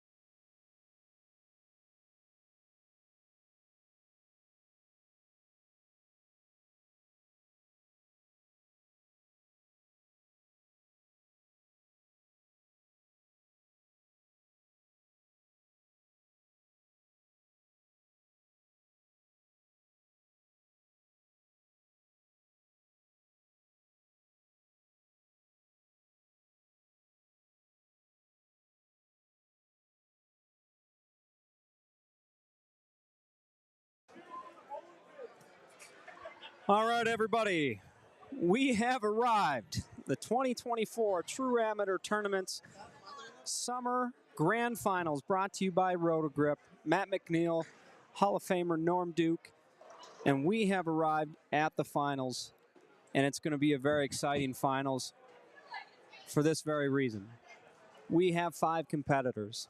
We have 5 competitors who have all paid the extra money and are eligible for the progressive pot, which is over $100,000. On top of first place money, which will be $25,000, the winner will have a chance to throw 3 strikes for an additional $81,136, equaling a $106,000 possible payday. Possible. Norman, Payday. Well, the that's, thing is, that's exciting money. the thing is, this is like, let's make a deal here, because the winner, all of them are entered into progressive, so all of them are in this situation. Somebody's going to throw a shot for $20,284 on top of their $25,000 that they just won. Now then, they're going to get the opportunity to either forego the $20,284 and throw the second strike. And if they opt to do so, they'll get $40,568. But if they fail, they only get $2,500 of that first $20,000 they just won. So let's make a deal. Yep. I'm going to forfeit for 20. I'm going to get $2,500, but I got a shot at 40. Now we do it again if they get the second strike, and they can forego all of that 40,000, get 5,000 should they miss the third try. But if they get it, it's an extra $81,136. What would you do? Well, it depends on how good I'm feeling about it. I'll tell you what. You know, a wise man once who bowled a lot of action, he once told me, if you've got the money, I got the time. That's Nelson Burton Jr. And I'll tell you what, when I'm looking, I don't think I'd ever have a chance to throw a shot for that much money in my life. And I think I'd take that chance. Yeah, you know what? If you are confident, which both of us, if we're going to get a shot at that, we're taking it. Otherwise, you're going to go home and go, but what if? No. So what I would do is I would say, all right, I just made 27.5. Yep. That's what I'd say. I just made 27.5. Yep. And until I get to that second strike and get it, then I would make 30,000. I'm going to add up the minimum amount. I'm not even going to think about what they say I won, because I hadn't. I'm rolling it over. You doggone right. Yeah, absolutely. So we got a very, very excited finals. We got 5 great finalists. And we have some racket in here right now. Oh this is my gonna gosh! Get really, I really tell you loud. what, it is standing room only behind the booth on both sides of the bowling center. We're here at the Orleans, Las Vegas, Nevada, lanes 35, 36, showcase featured pair here. Let's run through our top 5, shall we, Norm? Yes, let's do so. And they're all, of course, even at this point. There's not a step ladder, and there's not a first, second, third, fourth, fifth at this time. They're all equal. First up, Ryan Powers. Now, this is an accomplished bowler. You probably heard that name before. He bowls a lot of amateur tournaments in the Midwest. Very accomplished bowler, very talented bowler. He lives in Omaha, Nebraska, originally from Portage, Michigan. And he's bowled 2 Las Vegas Opens, and this is the 3rd TAT that he's bowled. So he's been around a little bit. He wanted to give a shout out to Scott Brunner Pro Shop, the Bowling Store, Turbo 2-in-1 Grips, and Brunswick Bowling Products. Or I believe I said that right. Brunswick Bowling Products. Brunswick. Well, I'm tied up here, but we also have Anthony Arias. He's from Brooklyn, New York. Says his hobbies are bowling. I like That's a good hobby. He got one. He got one. And he wants to shout out to the people that he came to Vegas with. Of course, they're bowling the Nationals in the next couple of days, so all of them are still here. Guarantee they're right behind us right now. So shout out to the people who can't hear us, but they're back there. And his bowling achievements, he says, let's see. I'm gonna try to. Norm, you're tied up with your glasses, I aren't know, you? I am tied up. He says he's won a couple of local tournaments in Long Island. He's got 4,300 games, though, so that's a pretty doggone good accomplishment. And I'm going to untie myself, excuse me. All right, I'm going to talk about our next contestant, Patrick Casada, also known by the Hungry Broadcasters Association as Patrick Quesadilla. He's from Daly City, California. Enjoys working out, golf, and gaming.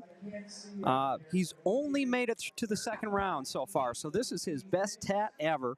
He wanted to give a shout out to the Casada family. The I don't mean to butcher this. The Haraka family. He said lost his best friend last year, who got me into the sport of bowling, Bobby Hiroka. So this one's for Bobby. He's bowling on behalf of. He's bowling for Bobby today. Bless his heart. So he wanted to give a shout out to Bay Area Pro Shop best ball driller, Ray Ledesma. Sorry, Ray. And Joe Bishop and Ray. They lined him up all weekend. So he says thank you. Yeah. Next up, we have Crescencio Fregoso. You want to talk about a tough name. If I don't have my glasses on, there's no way I could have said that right there. But he's from Brownsville, Texas, kind of where I grew up down there in Texas. So he likes hunting and mountain biking, and this is his 8th year coming to the TAT. I think it is his first time to make the cut. So he says, hey, to everybody that's watching, I shout you out. So, hey, if you're watching, shout out to you.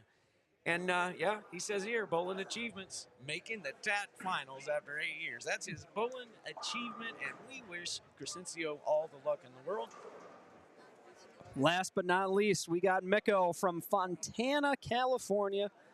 Loves to bowl, watch TV, and study. Obviously a student. Qualified on the second try for this year's TAT, so that was good.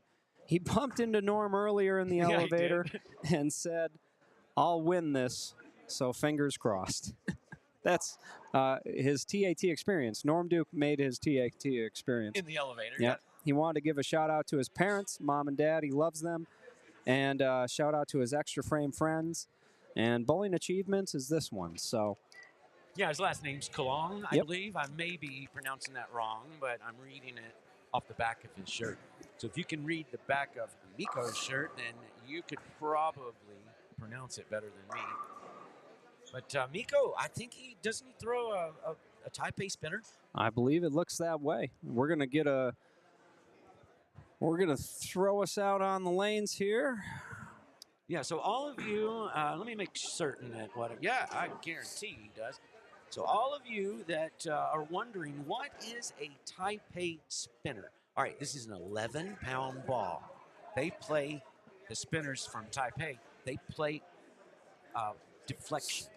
So they don't want a bowling ball heavier than, let's say, 11.5, 11.6, 11.7. They're playing deflection. So if that bowling ball can hit the tin when it's right side of the pocket, Jamie, that's good. I'll have you get out. I'll get out, and you can.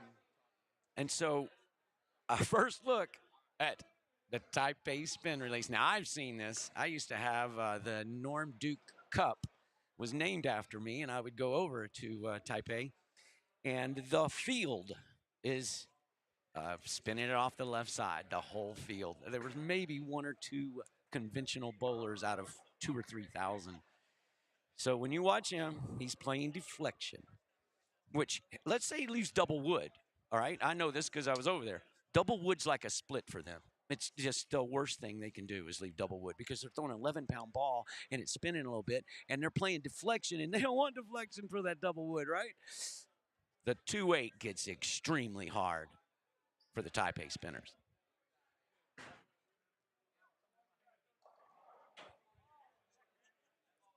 This is a handicapped event. So Anthony Arias doesn't get any handicap. He's bowling scratch. Ryan Powers, bowling scratch. Crescencio Fregoso, he's getting 7 pins. Our Taipei spinner, Miko, he is getting 14 pins. And lastly, Patrick Quesada gets 10 pins. So they get 10, 14, 7, 0, and 0. We'll try to keep you updated on that as well. There's a lot going in here. There's a whole lot of noise. Bear with us for the fact that we have racket everywhere, and it's beautiful.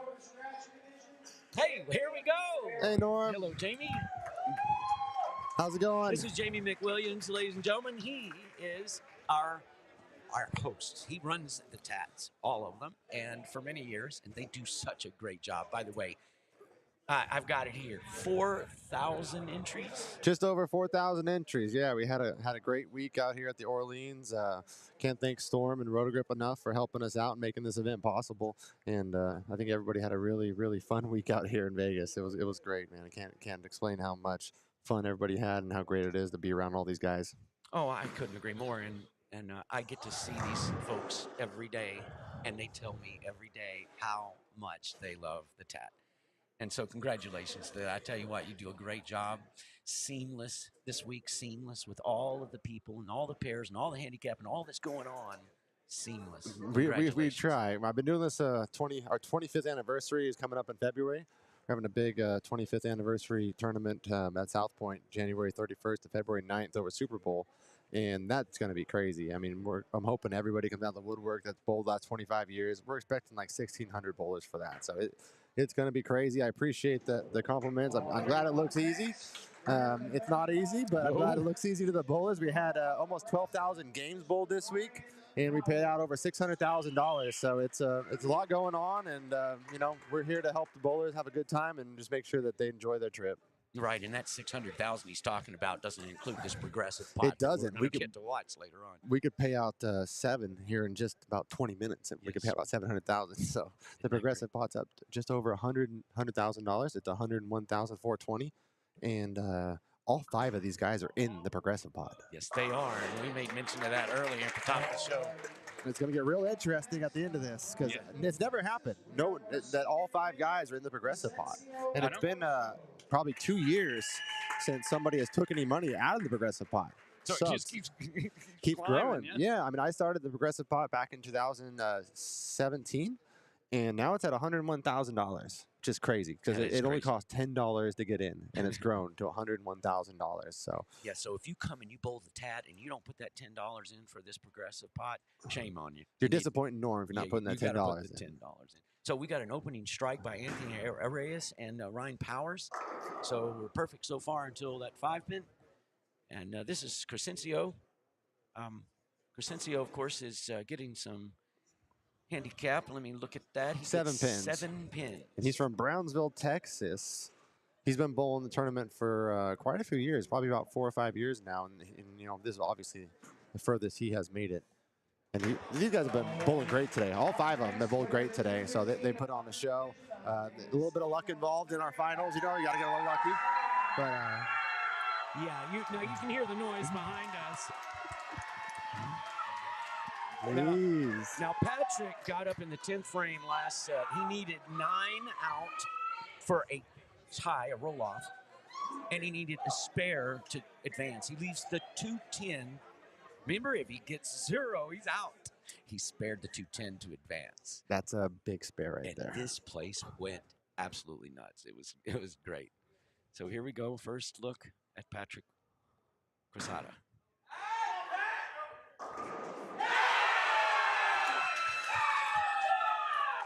And that could be a really big spare, Norm, because if he hits some of the progressive pot, that could be like a $40,000 spare. Oh, my goodness. It could be a really big spare. No matter what, it's a difference of about $4,000.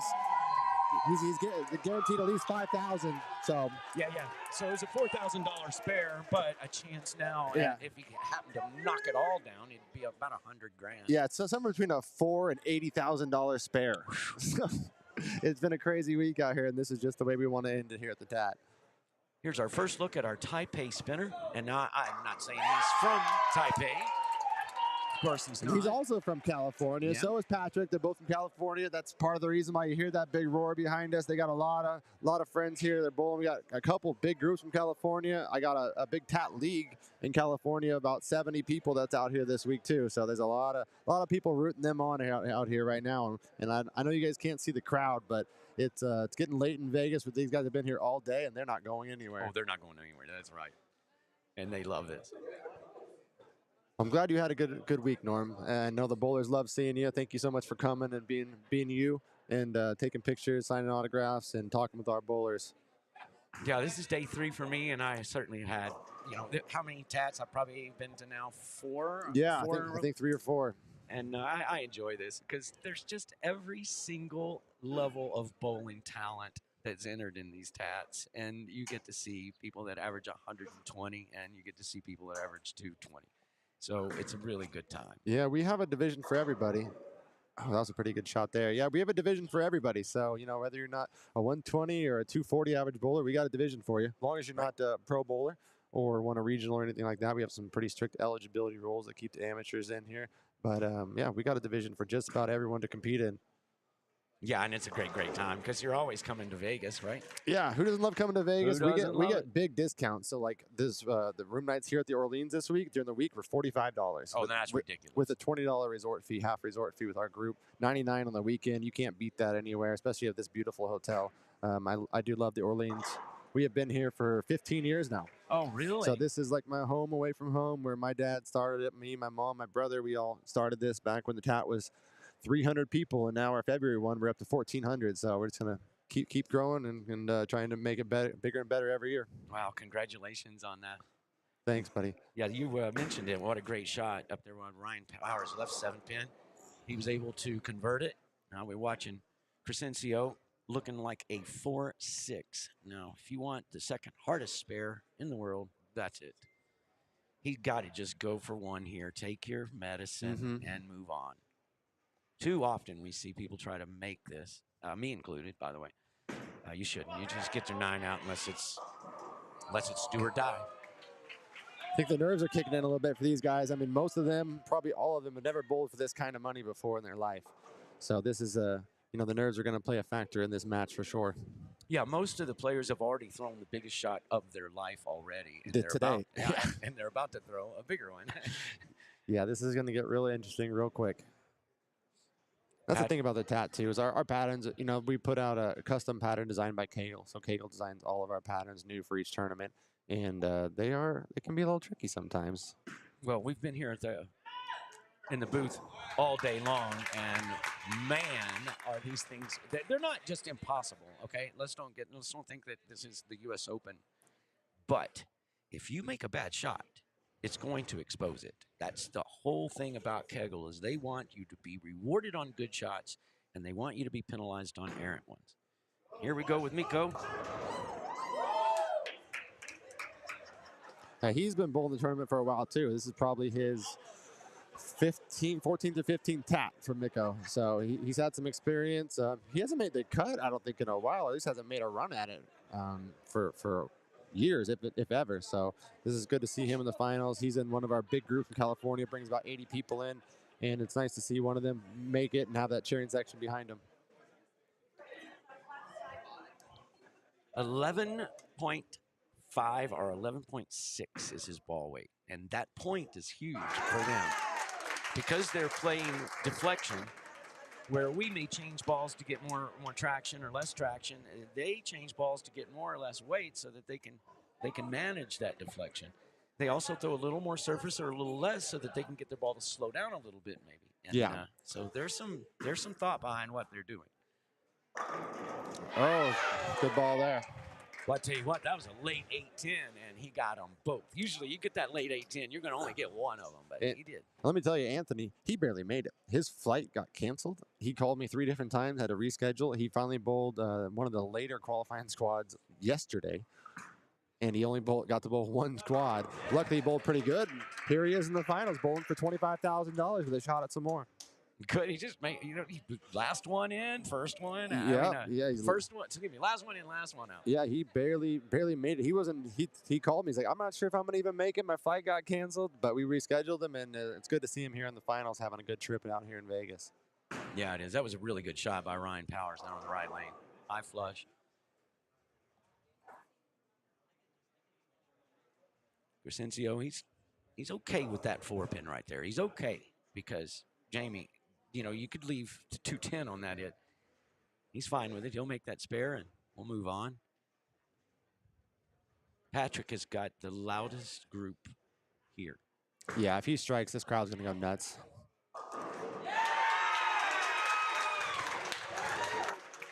Yeah, and spares are big in this match, Norm. You know that. I mean, this match is going to come down to a couple pins deciding thousands and thousands of dollars, maybe even $20,000 or $40,000 if they get in the progressive. So these spares are going to be key. If these guys can pick them up, they're going to be making some money tonight. That's right. And when you're getting 14 pins a game, the odds are you're not, Walter Ray Williams at throwing spares. So you want to think about being nervous. If you've got to make the 6-10 to advance, Yeah, that's a big And shot. Norm, will you go over the scores for us? We got some people in the chat asking to keep up on the scores for us. Okay, keeping up on the scores. I got Ryan Powers clean, 40 in the second. Strikes per strike, that is. We got Patrick Quesada with strike open strike. And then, of course, here, Miko, he's clean.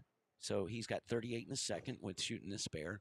And then lastly, got not lastly, but Anthony Arias. He's got 38 in the second. He's clean with a strike up, holding the hammer.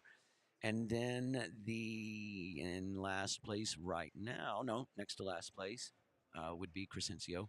He's got 27 in the second. That's one hole with a spare up in the third. Now, keep in mind, all of the players get handicap, all but two. And so the handicap is going to play a big part in it. Oh. Tough one there. Yeah, the handicap's already in the system too, so it is up on the scoreboard already. But that's the number to the right. Yes, now, yes, sir. When Matt gets back here, we'll try to get that score up on the right, and we'll let you then do the math, because for us it's really hard with that handicap. And real quick, Norm, I just want to talk about February, our big tournament coming up, our 25th anniversary. We got some big plans. Me and Storm going to do some special things for that event for our 25th anniversary to celebrate right here in Vegas, and I can't wait. I can't wait. It's going to be a lot of fun. Well, I'm going to be here with you, and I tell you what, we'll get to watch another true amateur tournament. I'm just interested to see what this progressive pot's going to end up at tonight, because it's going to carry over to February. So if they don't strike on the first ball, there's going to be 90-something thousand, 95,000 left over for February. So it's going to be interesting to see how much these guys take out of it and what I got left over to pay out in February. But either way, February is going to be 25,000 first place. And we're expecting to, I'm hoping to pay out February. I'm hoping to get to that $1 million number. I'm hoping. Boy, crossing my fingers. Congratulations on that. $1 million payout in about 8-9 days in Vegas. And we might even run a big team tournament just to kick off the week. We've never run a team tournament before. I've always wanted to. And I'm thinking about doing one on that Friday. 10,000K first place, and run a big team tournament to start off the week. Oh, but I tell you what, you're going to get a lot of teams. I mean, Alex comes here from Mexico with 170 players. I'm thinking I'm reading that right. Yeah, about 160. He's been coming up for years. I mean, a lot of these guys, all of our bowlers that come, they love it. They try to come back, and not all of them can make it, but about 80% of people come back because they love the tournament so much and have such a good time out here in Vegas. And you guys take such good care of them. They get some really good equipment while they're out here. We gave out the Attention Star this week in the Magic Gym, 2 of Rotogrip's best balls that are on the market. And these guys got them with their entry fee for $100. Yes. So you really can't beat that. Yeah, Storm walks in with 900 balls. They're going to walk out with less than 100. Oh, about 40 maybe. Yeah, we gave out a lot of balls this week. Crescencio has one hole already. And now he's looking at that 3, 6, 7, 10. Tough spare here. He sure could use it. He's got a chance. No, just a little bit wide. All right, that's his second hole. Keep in mind, he gets handicap, only 7 pins. And keep in mind, 5th place is still 5,000. Yeah, so 5,000. It's 5,000, 6,000 4th, 7,000 3rd, 10,000 second, and 25 grand for the winner, because they're all in the progressive, so they're going to get 25 grand. Uh-oh. Few missed spares. Let's see if they can recover. It's going to be interesting. Yeah, and like Jamie has told you, there are no pros allowed to bowl. So we're watching amateur bowlers bowling for this amount of money. And if you don't think they're scared, I mean, put yourself here. I'm a pro, and I would be nervous. Okay? you never get nervous. Come on now. No, I'd be shaking a little bit. You doggone right I would. Oh yeah, these guys. Well, they all know they're in the progressive. They know the progressive is $101,000. So they got that in the back of their mind, thinking, "Oh, I got to get this. I got to get this." And yeah, we'll see who ends up on top. Who's the new TAT champion of 2024? Here we go with Miko Kulong. He's just going to throw that thing straight at the 5-pin. And you know what? They will leave a lot of 5-pins. 5-pin's like a flat 10 for them when you're talking about the Taipei spinners. 5-pin, flat 10. That's it. Sometimes they wally it out, but that's their 10-pin. Here we are with Anthony Arias on the left lane, shooting in the 5th. There he is. That's beautiful. Now, Anthony is clean, striking the 5th. And Anthony came all the way from Brooklyn, New York, so I see why he had a little trouble getting here. He came from New York. I mean, we have people from all over the world, though, so I shouldn't say that. He didn't nearly travel the furthest this week. We had bowlers, a big group from Sweden, Norway, Germany, Mexico, Canada, about 12 different countries, and almost every state in the U.S. is represented here this week. So it really is a big international tournament, and it's fun to see everybody just come together for the love of bowling. It is, and they do love bowling. Oh, these guys are crazy about bowling. Crazy. We had some people bowl 40. Oh, get that trip 2-pin forward for Chris. Little luck might make them some money tonight, but yeah, we had people come from all over the world, and it's just great to see everybody come together. And some of these people, they're bowling 40, 50 games this week, trying to make the cut and get up here to get the shot at 25,000 and that big crystal trophy. Yeah, there's players that bowl every day. Oh, nice shot right there by Patrick. They'll let you know. And earlier in the week, we had the senior event, 5,000 first place senior event for a 125 entry fee, 400 loaded cash. And then we had the scratch event on Tuesday. We had the famous Roto Grip Challenge on Wednesday, 5,000 first place. So there's a lot of stuff going on. I think we had some no tap sweepers, some scratch sweepers. We had VIPs, we got qualifying. There's just a lot of different ways to make money out here for these guys, and they bowl everything. They bowl everything. They do, yeah. I met Kathy from Canada a couple of days ago, and she said, "Help me, Norm, with my thumb." And I looked at her. She said, "I only have one thumb." And it's a interchangeable, and she couldn't get the knuckle of her thumb in her regular hole because she had bowled so much, and it's so hot here in comparison to Canada. Her thumb ballooned, and then she had to go to the pro shop and drill a whole new thumb hole and get it bigger before she could continue to bowl. It was awesome. Shout out to Kathy there. I've seen a lot of beat up hands this week. Oh, yeah. A lot of tore up fingers, some blood, some super glue in play. So anything you need to do to try to get through it, It's a long week, but it's a fun week out here. I mean, it's at Vegas, so it's always a lot of fun. Casino was popping on 4th of July and this weekend, and a lot of people here having a good time. That's what I like to see. Yeah, Anthony was on that really good shot in the 5th, and he just sailed the head pin. Great shot, Ryan. Great shot. Ryan Powers there on the left lane. He was on a strike as well. It's a big ring intent. He's a good bowler in our 35 and under division from Omaha, Nebraska. He's been bowling a few tats out here, and it's good to see him have some success after his struggles the last year or two. Yeah, good spare there. We still don't have the scores up for you yet. We will get those up. Yeah, I'll let Matt jump back in the booth so he can do the scores, and I'm going to get back to doing my job and what I do out here at the TAT, trying to keep everything running and keep these guys happy. Thank you, Norm, for having me. Thank you for coming. Appreciate you taking such good care of everybody, and come see us in February, January 31st to February 9th over at South Point in the Plaza. It's going to be crazy. Yeah, mark your calendar and get there. I'll see you there. Thanks, Norm. Have a good day and enjoy the rest of this match. I'm going to go get that big giant check ready in the office. Yeah. This is Jamie McWilliams, ladies and gentlemen. He is the host of the TAT. We love him. They got such a great team here. I tell you what, you can't just have 1,500 players come in here, all of them bowling 3, 4, 5 times and not have any troubles. And they don't. They just, it's It's so smooth. Now we're back with Matt McNeil.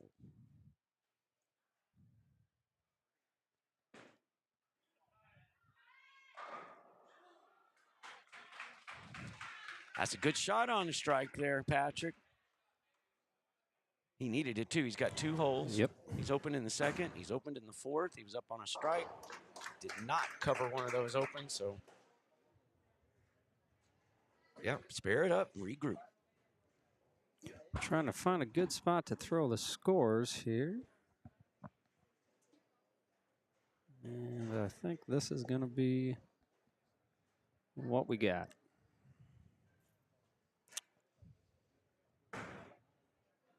Uh-oh. Oh. Patrick hasn't been able to put a mark together on that left lane. 0 for 3. 0 for 3. And he's running out of frames because we got a couple guys that are clean. No doubles yet. We got Arias and Ryan Powers are clean. Arias does not get handicapped. Neither does Ryan. So them being clean, this thing is, they're just locked up right now. Oh, yeah. I mean, Mikko has 14 pins.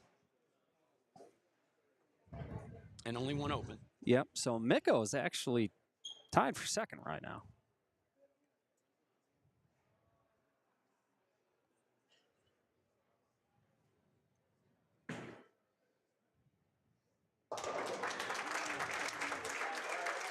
And as Jamie mentioned, there's first, second, third, fourth, and fifth. So even if someone gets to a situation where they're locked out of winning the TAT, Yep. it still matters because they're bowling for third, fourth, and fifth. Yep. Or even second. Or even second, yeah. Good shot there by Arias. He hasn't had a problem. He's struck in the third, the fifth, and now the seventh on the left lane. He's got to find a way to hit the right lane, and Ryan Powers has to find a way to hit the left lane. It's juicy, isn't it? It's juicy. Oh no. Oh, Ryan. Yeah, I think he liked the shot too. I think it was surprising that it went high. Well, 36. Remember, we've been watching all day, Norm. It's been coming off 36 pretty good. Yep. And it's been laying like a Persian rug on 35. Yeah, 35 has been the difficult lane of the two. You got a rack on 35 that is tough to get the 10 pin out. You got carry down on the left lane that seems to be a little bit more prominent than the right lane, retarding the ball from hooking into the pins. Yeah, there we go. Well, that'll get the 10 out. Yep.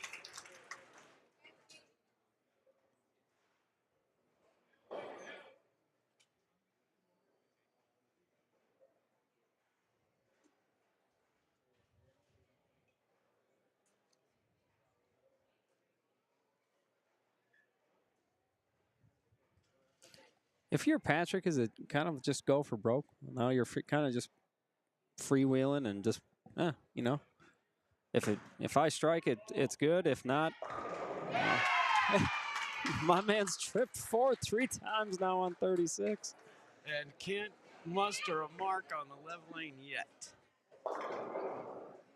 Oh, here we go. Here we go. Oh, wow, that could have been a strike. I know, and the way he throws it, this 4-7 is chop-up-ball. Yeah, well, he already missed one. He missed one from the right part of the lane. I mean, he missed it right. Didn't quite get enough to catch the 7 pin, but now these 2 pins are spread out a little bit, and his ball wants to tuck to the right there at the end. That makes this spare a lot harder. I'm surprised he doesn't use a little more angle. Yes, me too. Oh boy. Oh no, he did it again. He did the exact same exact thing. I think the more angle is the key there. Yeah, he's just not using enough angle. Yeah. I think whenever I'm traveling around teaching bowling, one of the things that I often find with amateur players is improper use of angle in spares. Yes. It's not their technique, so to speak, as you know, they don't flatten it out and they, you know, anything like that. It's angles. Just angles. If you're shooting a 10 pin from around the third arrow, try 2 more arrows left, and you'll get that ball so far away from the gutter that it's so hard to throw it in. Well, so get your angles in. Well, Ryan tried to go a little left, and just kind of jam it up there, but I don't think he got it off his hand all that good. Yeah, he's hating lane 35 right now. It's in his head. Yeah. And I think the shot on 36 was carryover from lane 35. You know, he was trying to find a way to strike on 35, and he said, this one on 36, I'm going to make sure it hooks. Yeah, that's a good point, because his ball overhooked in the dry, and he thought it was a good shot. Yep. But he needs to make this spare. Keeps him in it.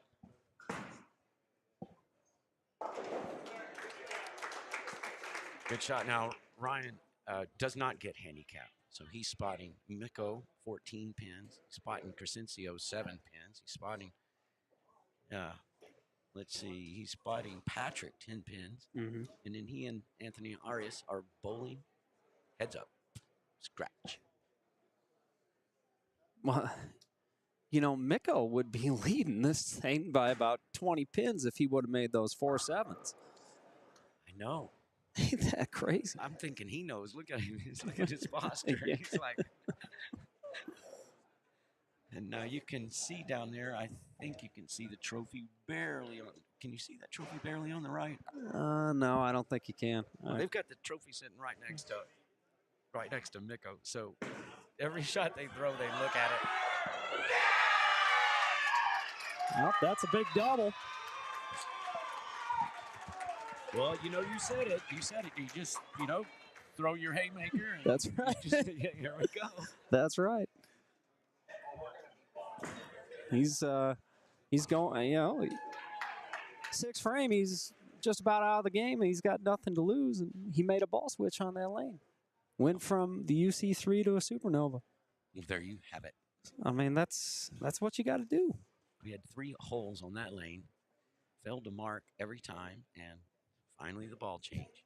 It works. Now, I like Crescencio, what he does. He's got the no-thumb delivery on the first shot, and he puts his whole hand in the second shot. Yep.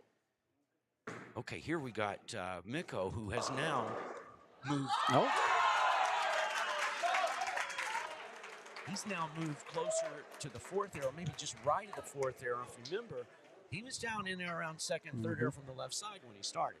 Now, that's on purpose, and that is changing his angle and trying to get his deflection correct. Mm-hmm.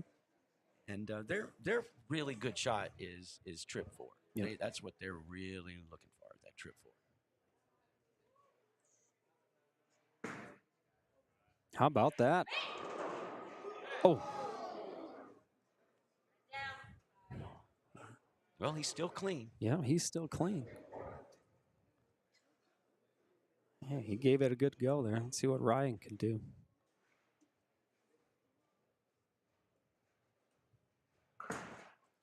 Left. All right, he's okay with the 4 pin right there. I would be if I missed that far to the left and it just holds. It's better than big 4. Oh, absolutely. 195 max score for Ryan Powers. Which, I'll tell you what, 195's got a chance to win this thing, Norm. Yes, it does, and that's without handicap. Yeah. So if you're wondering whether you want to come and bowl the TAT in February or January 31st, you just realize that you can make $100,000 not bowl a 200 game. Absolutely. This is a elimination style format where, you got 6 people on a pair, 3 of them advance. So and nothing says that you have to bowl 240. Nothing says that you don't either. So absolutely. That's why we love it. All right, big shot here for Crescencio. If he's going to advance, he needs a double somewhere. Nice that was shot. pretty good. Pretty good there. You say, why does he need a double somewhere? Well, he's got 2 holes, and the most important thing is he's lost all the count. Yeah. So it's really almost 3 opens. And he gets 7 pins. 191 plus 7, 198 possible. That's Uh-oh. left. Oh, went to the well another time, Norm. Yes, he did. He's still in it because Yeah. he gets 10 pins. Yeah. 30, 50, 181, 191 possible now. Oh, that's an awesome shot right there. Look at Mikko. Now he's playing with the crowd. He tells them, "Come on to make some noise." Yeah, he does. Them 4-7s ain't gonna matter if I throw 3 more. Nico says, "Chicks take the long ball, buddy." Right. I love it. That was a huge double for him too, because he gets the most handicap. He gets 14 pins. Oh no. Uh-oh. Patrick's done right there. Yep, that's it. That's it. Now, it. when we say he's done with a chance to win this event. Yes. There's still first, second, third, fourth, and fifth, so this is still important. Does it get up at 2 pin? Choke forward. Finally strikes on the left lane. Now can he do it again? 195 possible. That forces Arias to get 18 pins to tie him, 19 to surpass him by 1. But Mikko still has ball in hand. And don't forget about Crescencio. Uh-oh. No. All right. So this just got even more interesting with the count. 195, 195. Yep. So if Ryan gets the next 2, it's 195. Arias, spare strike, 195. We have a possibility of a tie. We do. But it could all be for naught based off of what Crescencio and Mikko do. Correct.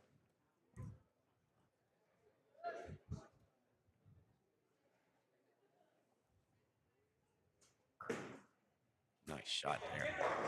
Oh, that was a good one. Yeah.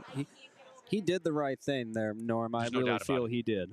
He kept it right in front of him. Yep. And he went with the kind of the high hard one and just he had to give it a chance. And he caught it. Yep. Caught it. It just didn't move enough to get the 10 out. Yep.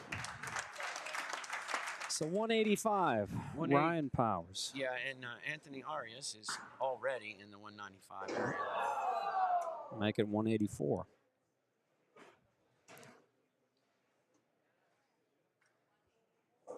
$184. That is no handicap for Ryan. So he is technically out of the championship. He cannot win. Cannot win. Cannot win. Cannot win the progressive. Yep. Which is coming up right after this. Big ball right here. Big ball. He wants all the count. Get all the count. He's left. Oh, 7. 192. Leader in the clubhouse so far. However, Crescencio gets 7 pins. If he gets the first 2 strikes, he will be the new leader in the clubhouse. Mikko, double up, can post 201, and Mikko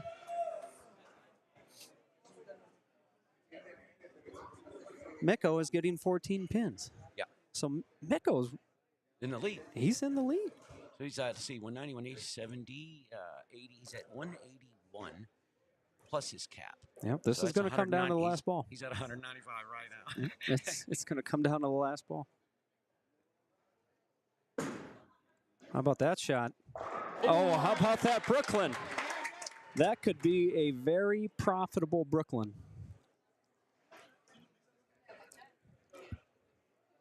One more puts him in front of Anthony Arias. Yes, that was already a profitable Brooklyn because it takes him around Powers. Around right? Powers, yeah.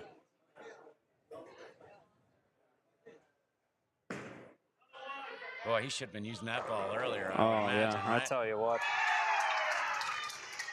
169. Patrick's getting 10 pins. It gets him 179. That's 5th place any way you slice it. Good tournament, though. Heck of a good tournament. Heck of a good tournament. Heck of a boy, good tournament. did he turn this place on with that With spare. that 210. Good gosh. All right, here we go. Crescencio. If it hooks. Oh, okay. What do we got? He's at 180. 180 plus 7 pins, 187. He is now in second place. Yes, he cannot win the event. Nope. But he is in second place. He is in second place. That was a big shot right Big, there. yeah. Yes, it's huge, Yeah. huge.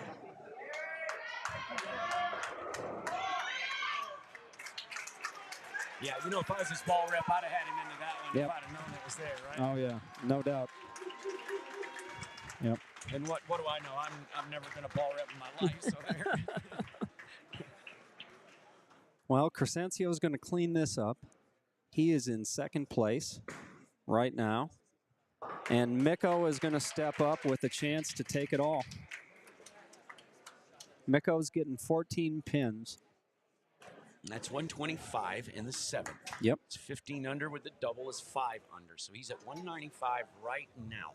He needs 9 spare 9 Yep. to win by a pin. Yep. If he strikes this ball, Over. he's the winner. Yep. If he gets 7, that would put him down to a tie. Yep. Biggest ball this young man has probably ever thrown in his life right here, Norman. No question. It's got a hold. Oh, double no, wood. I told you when opening the show, I said that 2-8 for a spinner in Taipei is like a split Yep. because they're only throwing an 11-pound ball. Now, I'm going to tell you something. He's more scared of this than he is that 4-7. Yep. If he spare strike, that is 179 plus 14. That will be 193. That'll be a 1-pin victory. And this is their split. Yes. Trust me, this is worse for them than a 310 for us.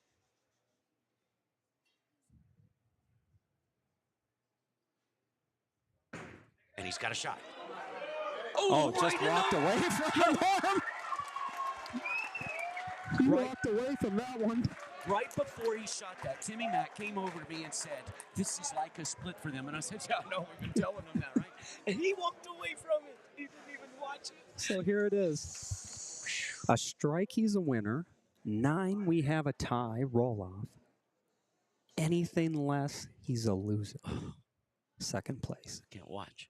Biggest shot he's ever thrown right here.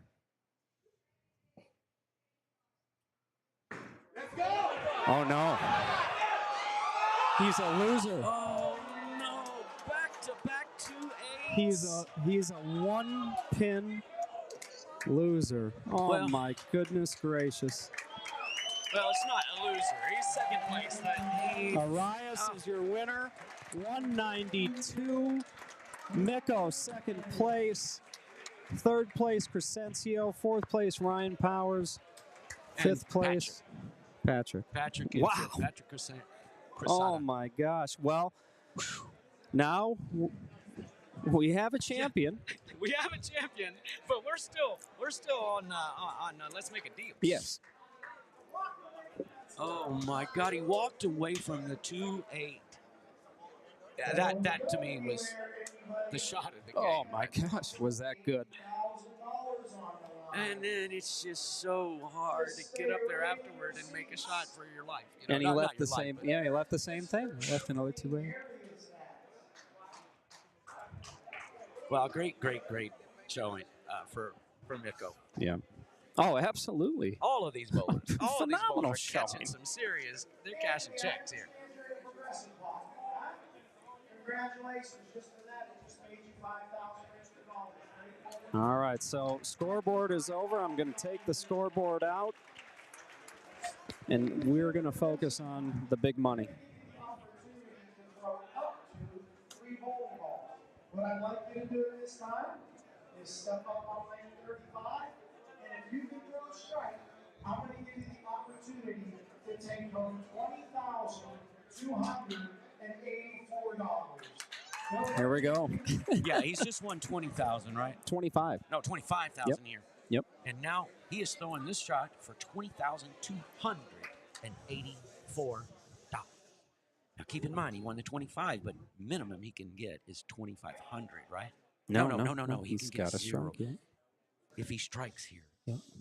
then the minimum would be 2,500. Here it is for $20,000.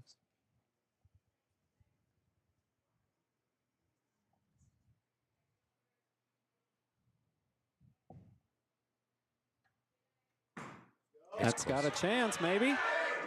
No. Oh, no. Progressive The carries. progressive is just climbing the ladder, isn't it? Oh, my word. Uh-oh. Anthony, a lot of people around here think I'm really tough on him all the time. I like you so much. I'm going to let you step on the lane 36 and go straight. If you do, I'll give you $2,500. All right. How about that? How about that? Yeah. It's not 20 grand, but it's something. It's something. Isn't that something? I tell you, I ain't nice. All right, so he's pocketed 25,000. He gets a strike shot at 2,500. Yep. Doesn't sound like a lot, but it's 10% of the No, whole deal. he's freewheeling. Here we go.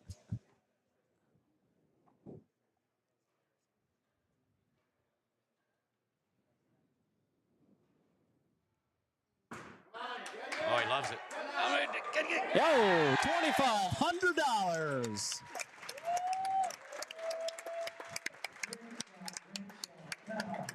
I'm in a really good mood today. So I'm going to let you throw the final of the 3 balls. I'll give you another $2,500 if you just. How about that? How do you not like the tat, right? They may call you down there for another shot, too. A couple thousand, man. They're giving it away. Giving the Boy, I money. tell you what.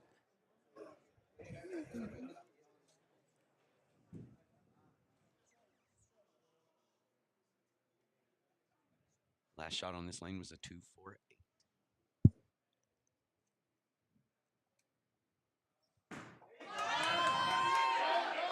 Yo!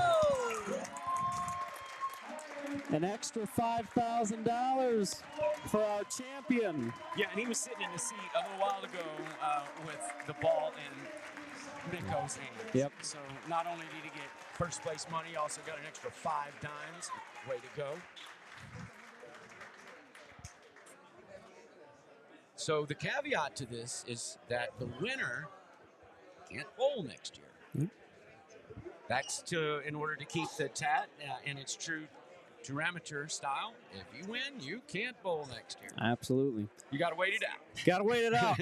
Well, it's been one heck of a day here at the Orleans in Las Vegas. We want to thank you for tuning in, and I want to thank Norm Duke for joining us. I want to thank our TAT crew from Rotogrip, Roto Schlem, Tim Mack, and Lee Up was Lee here Up, all week. Yep.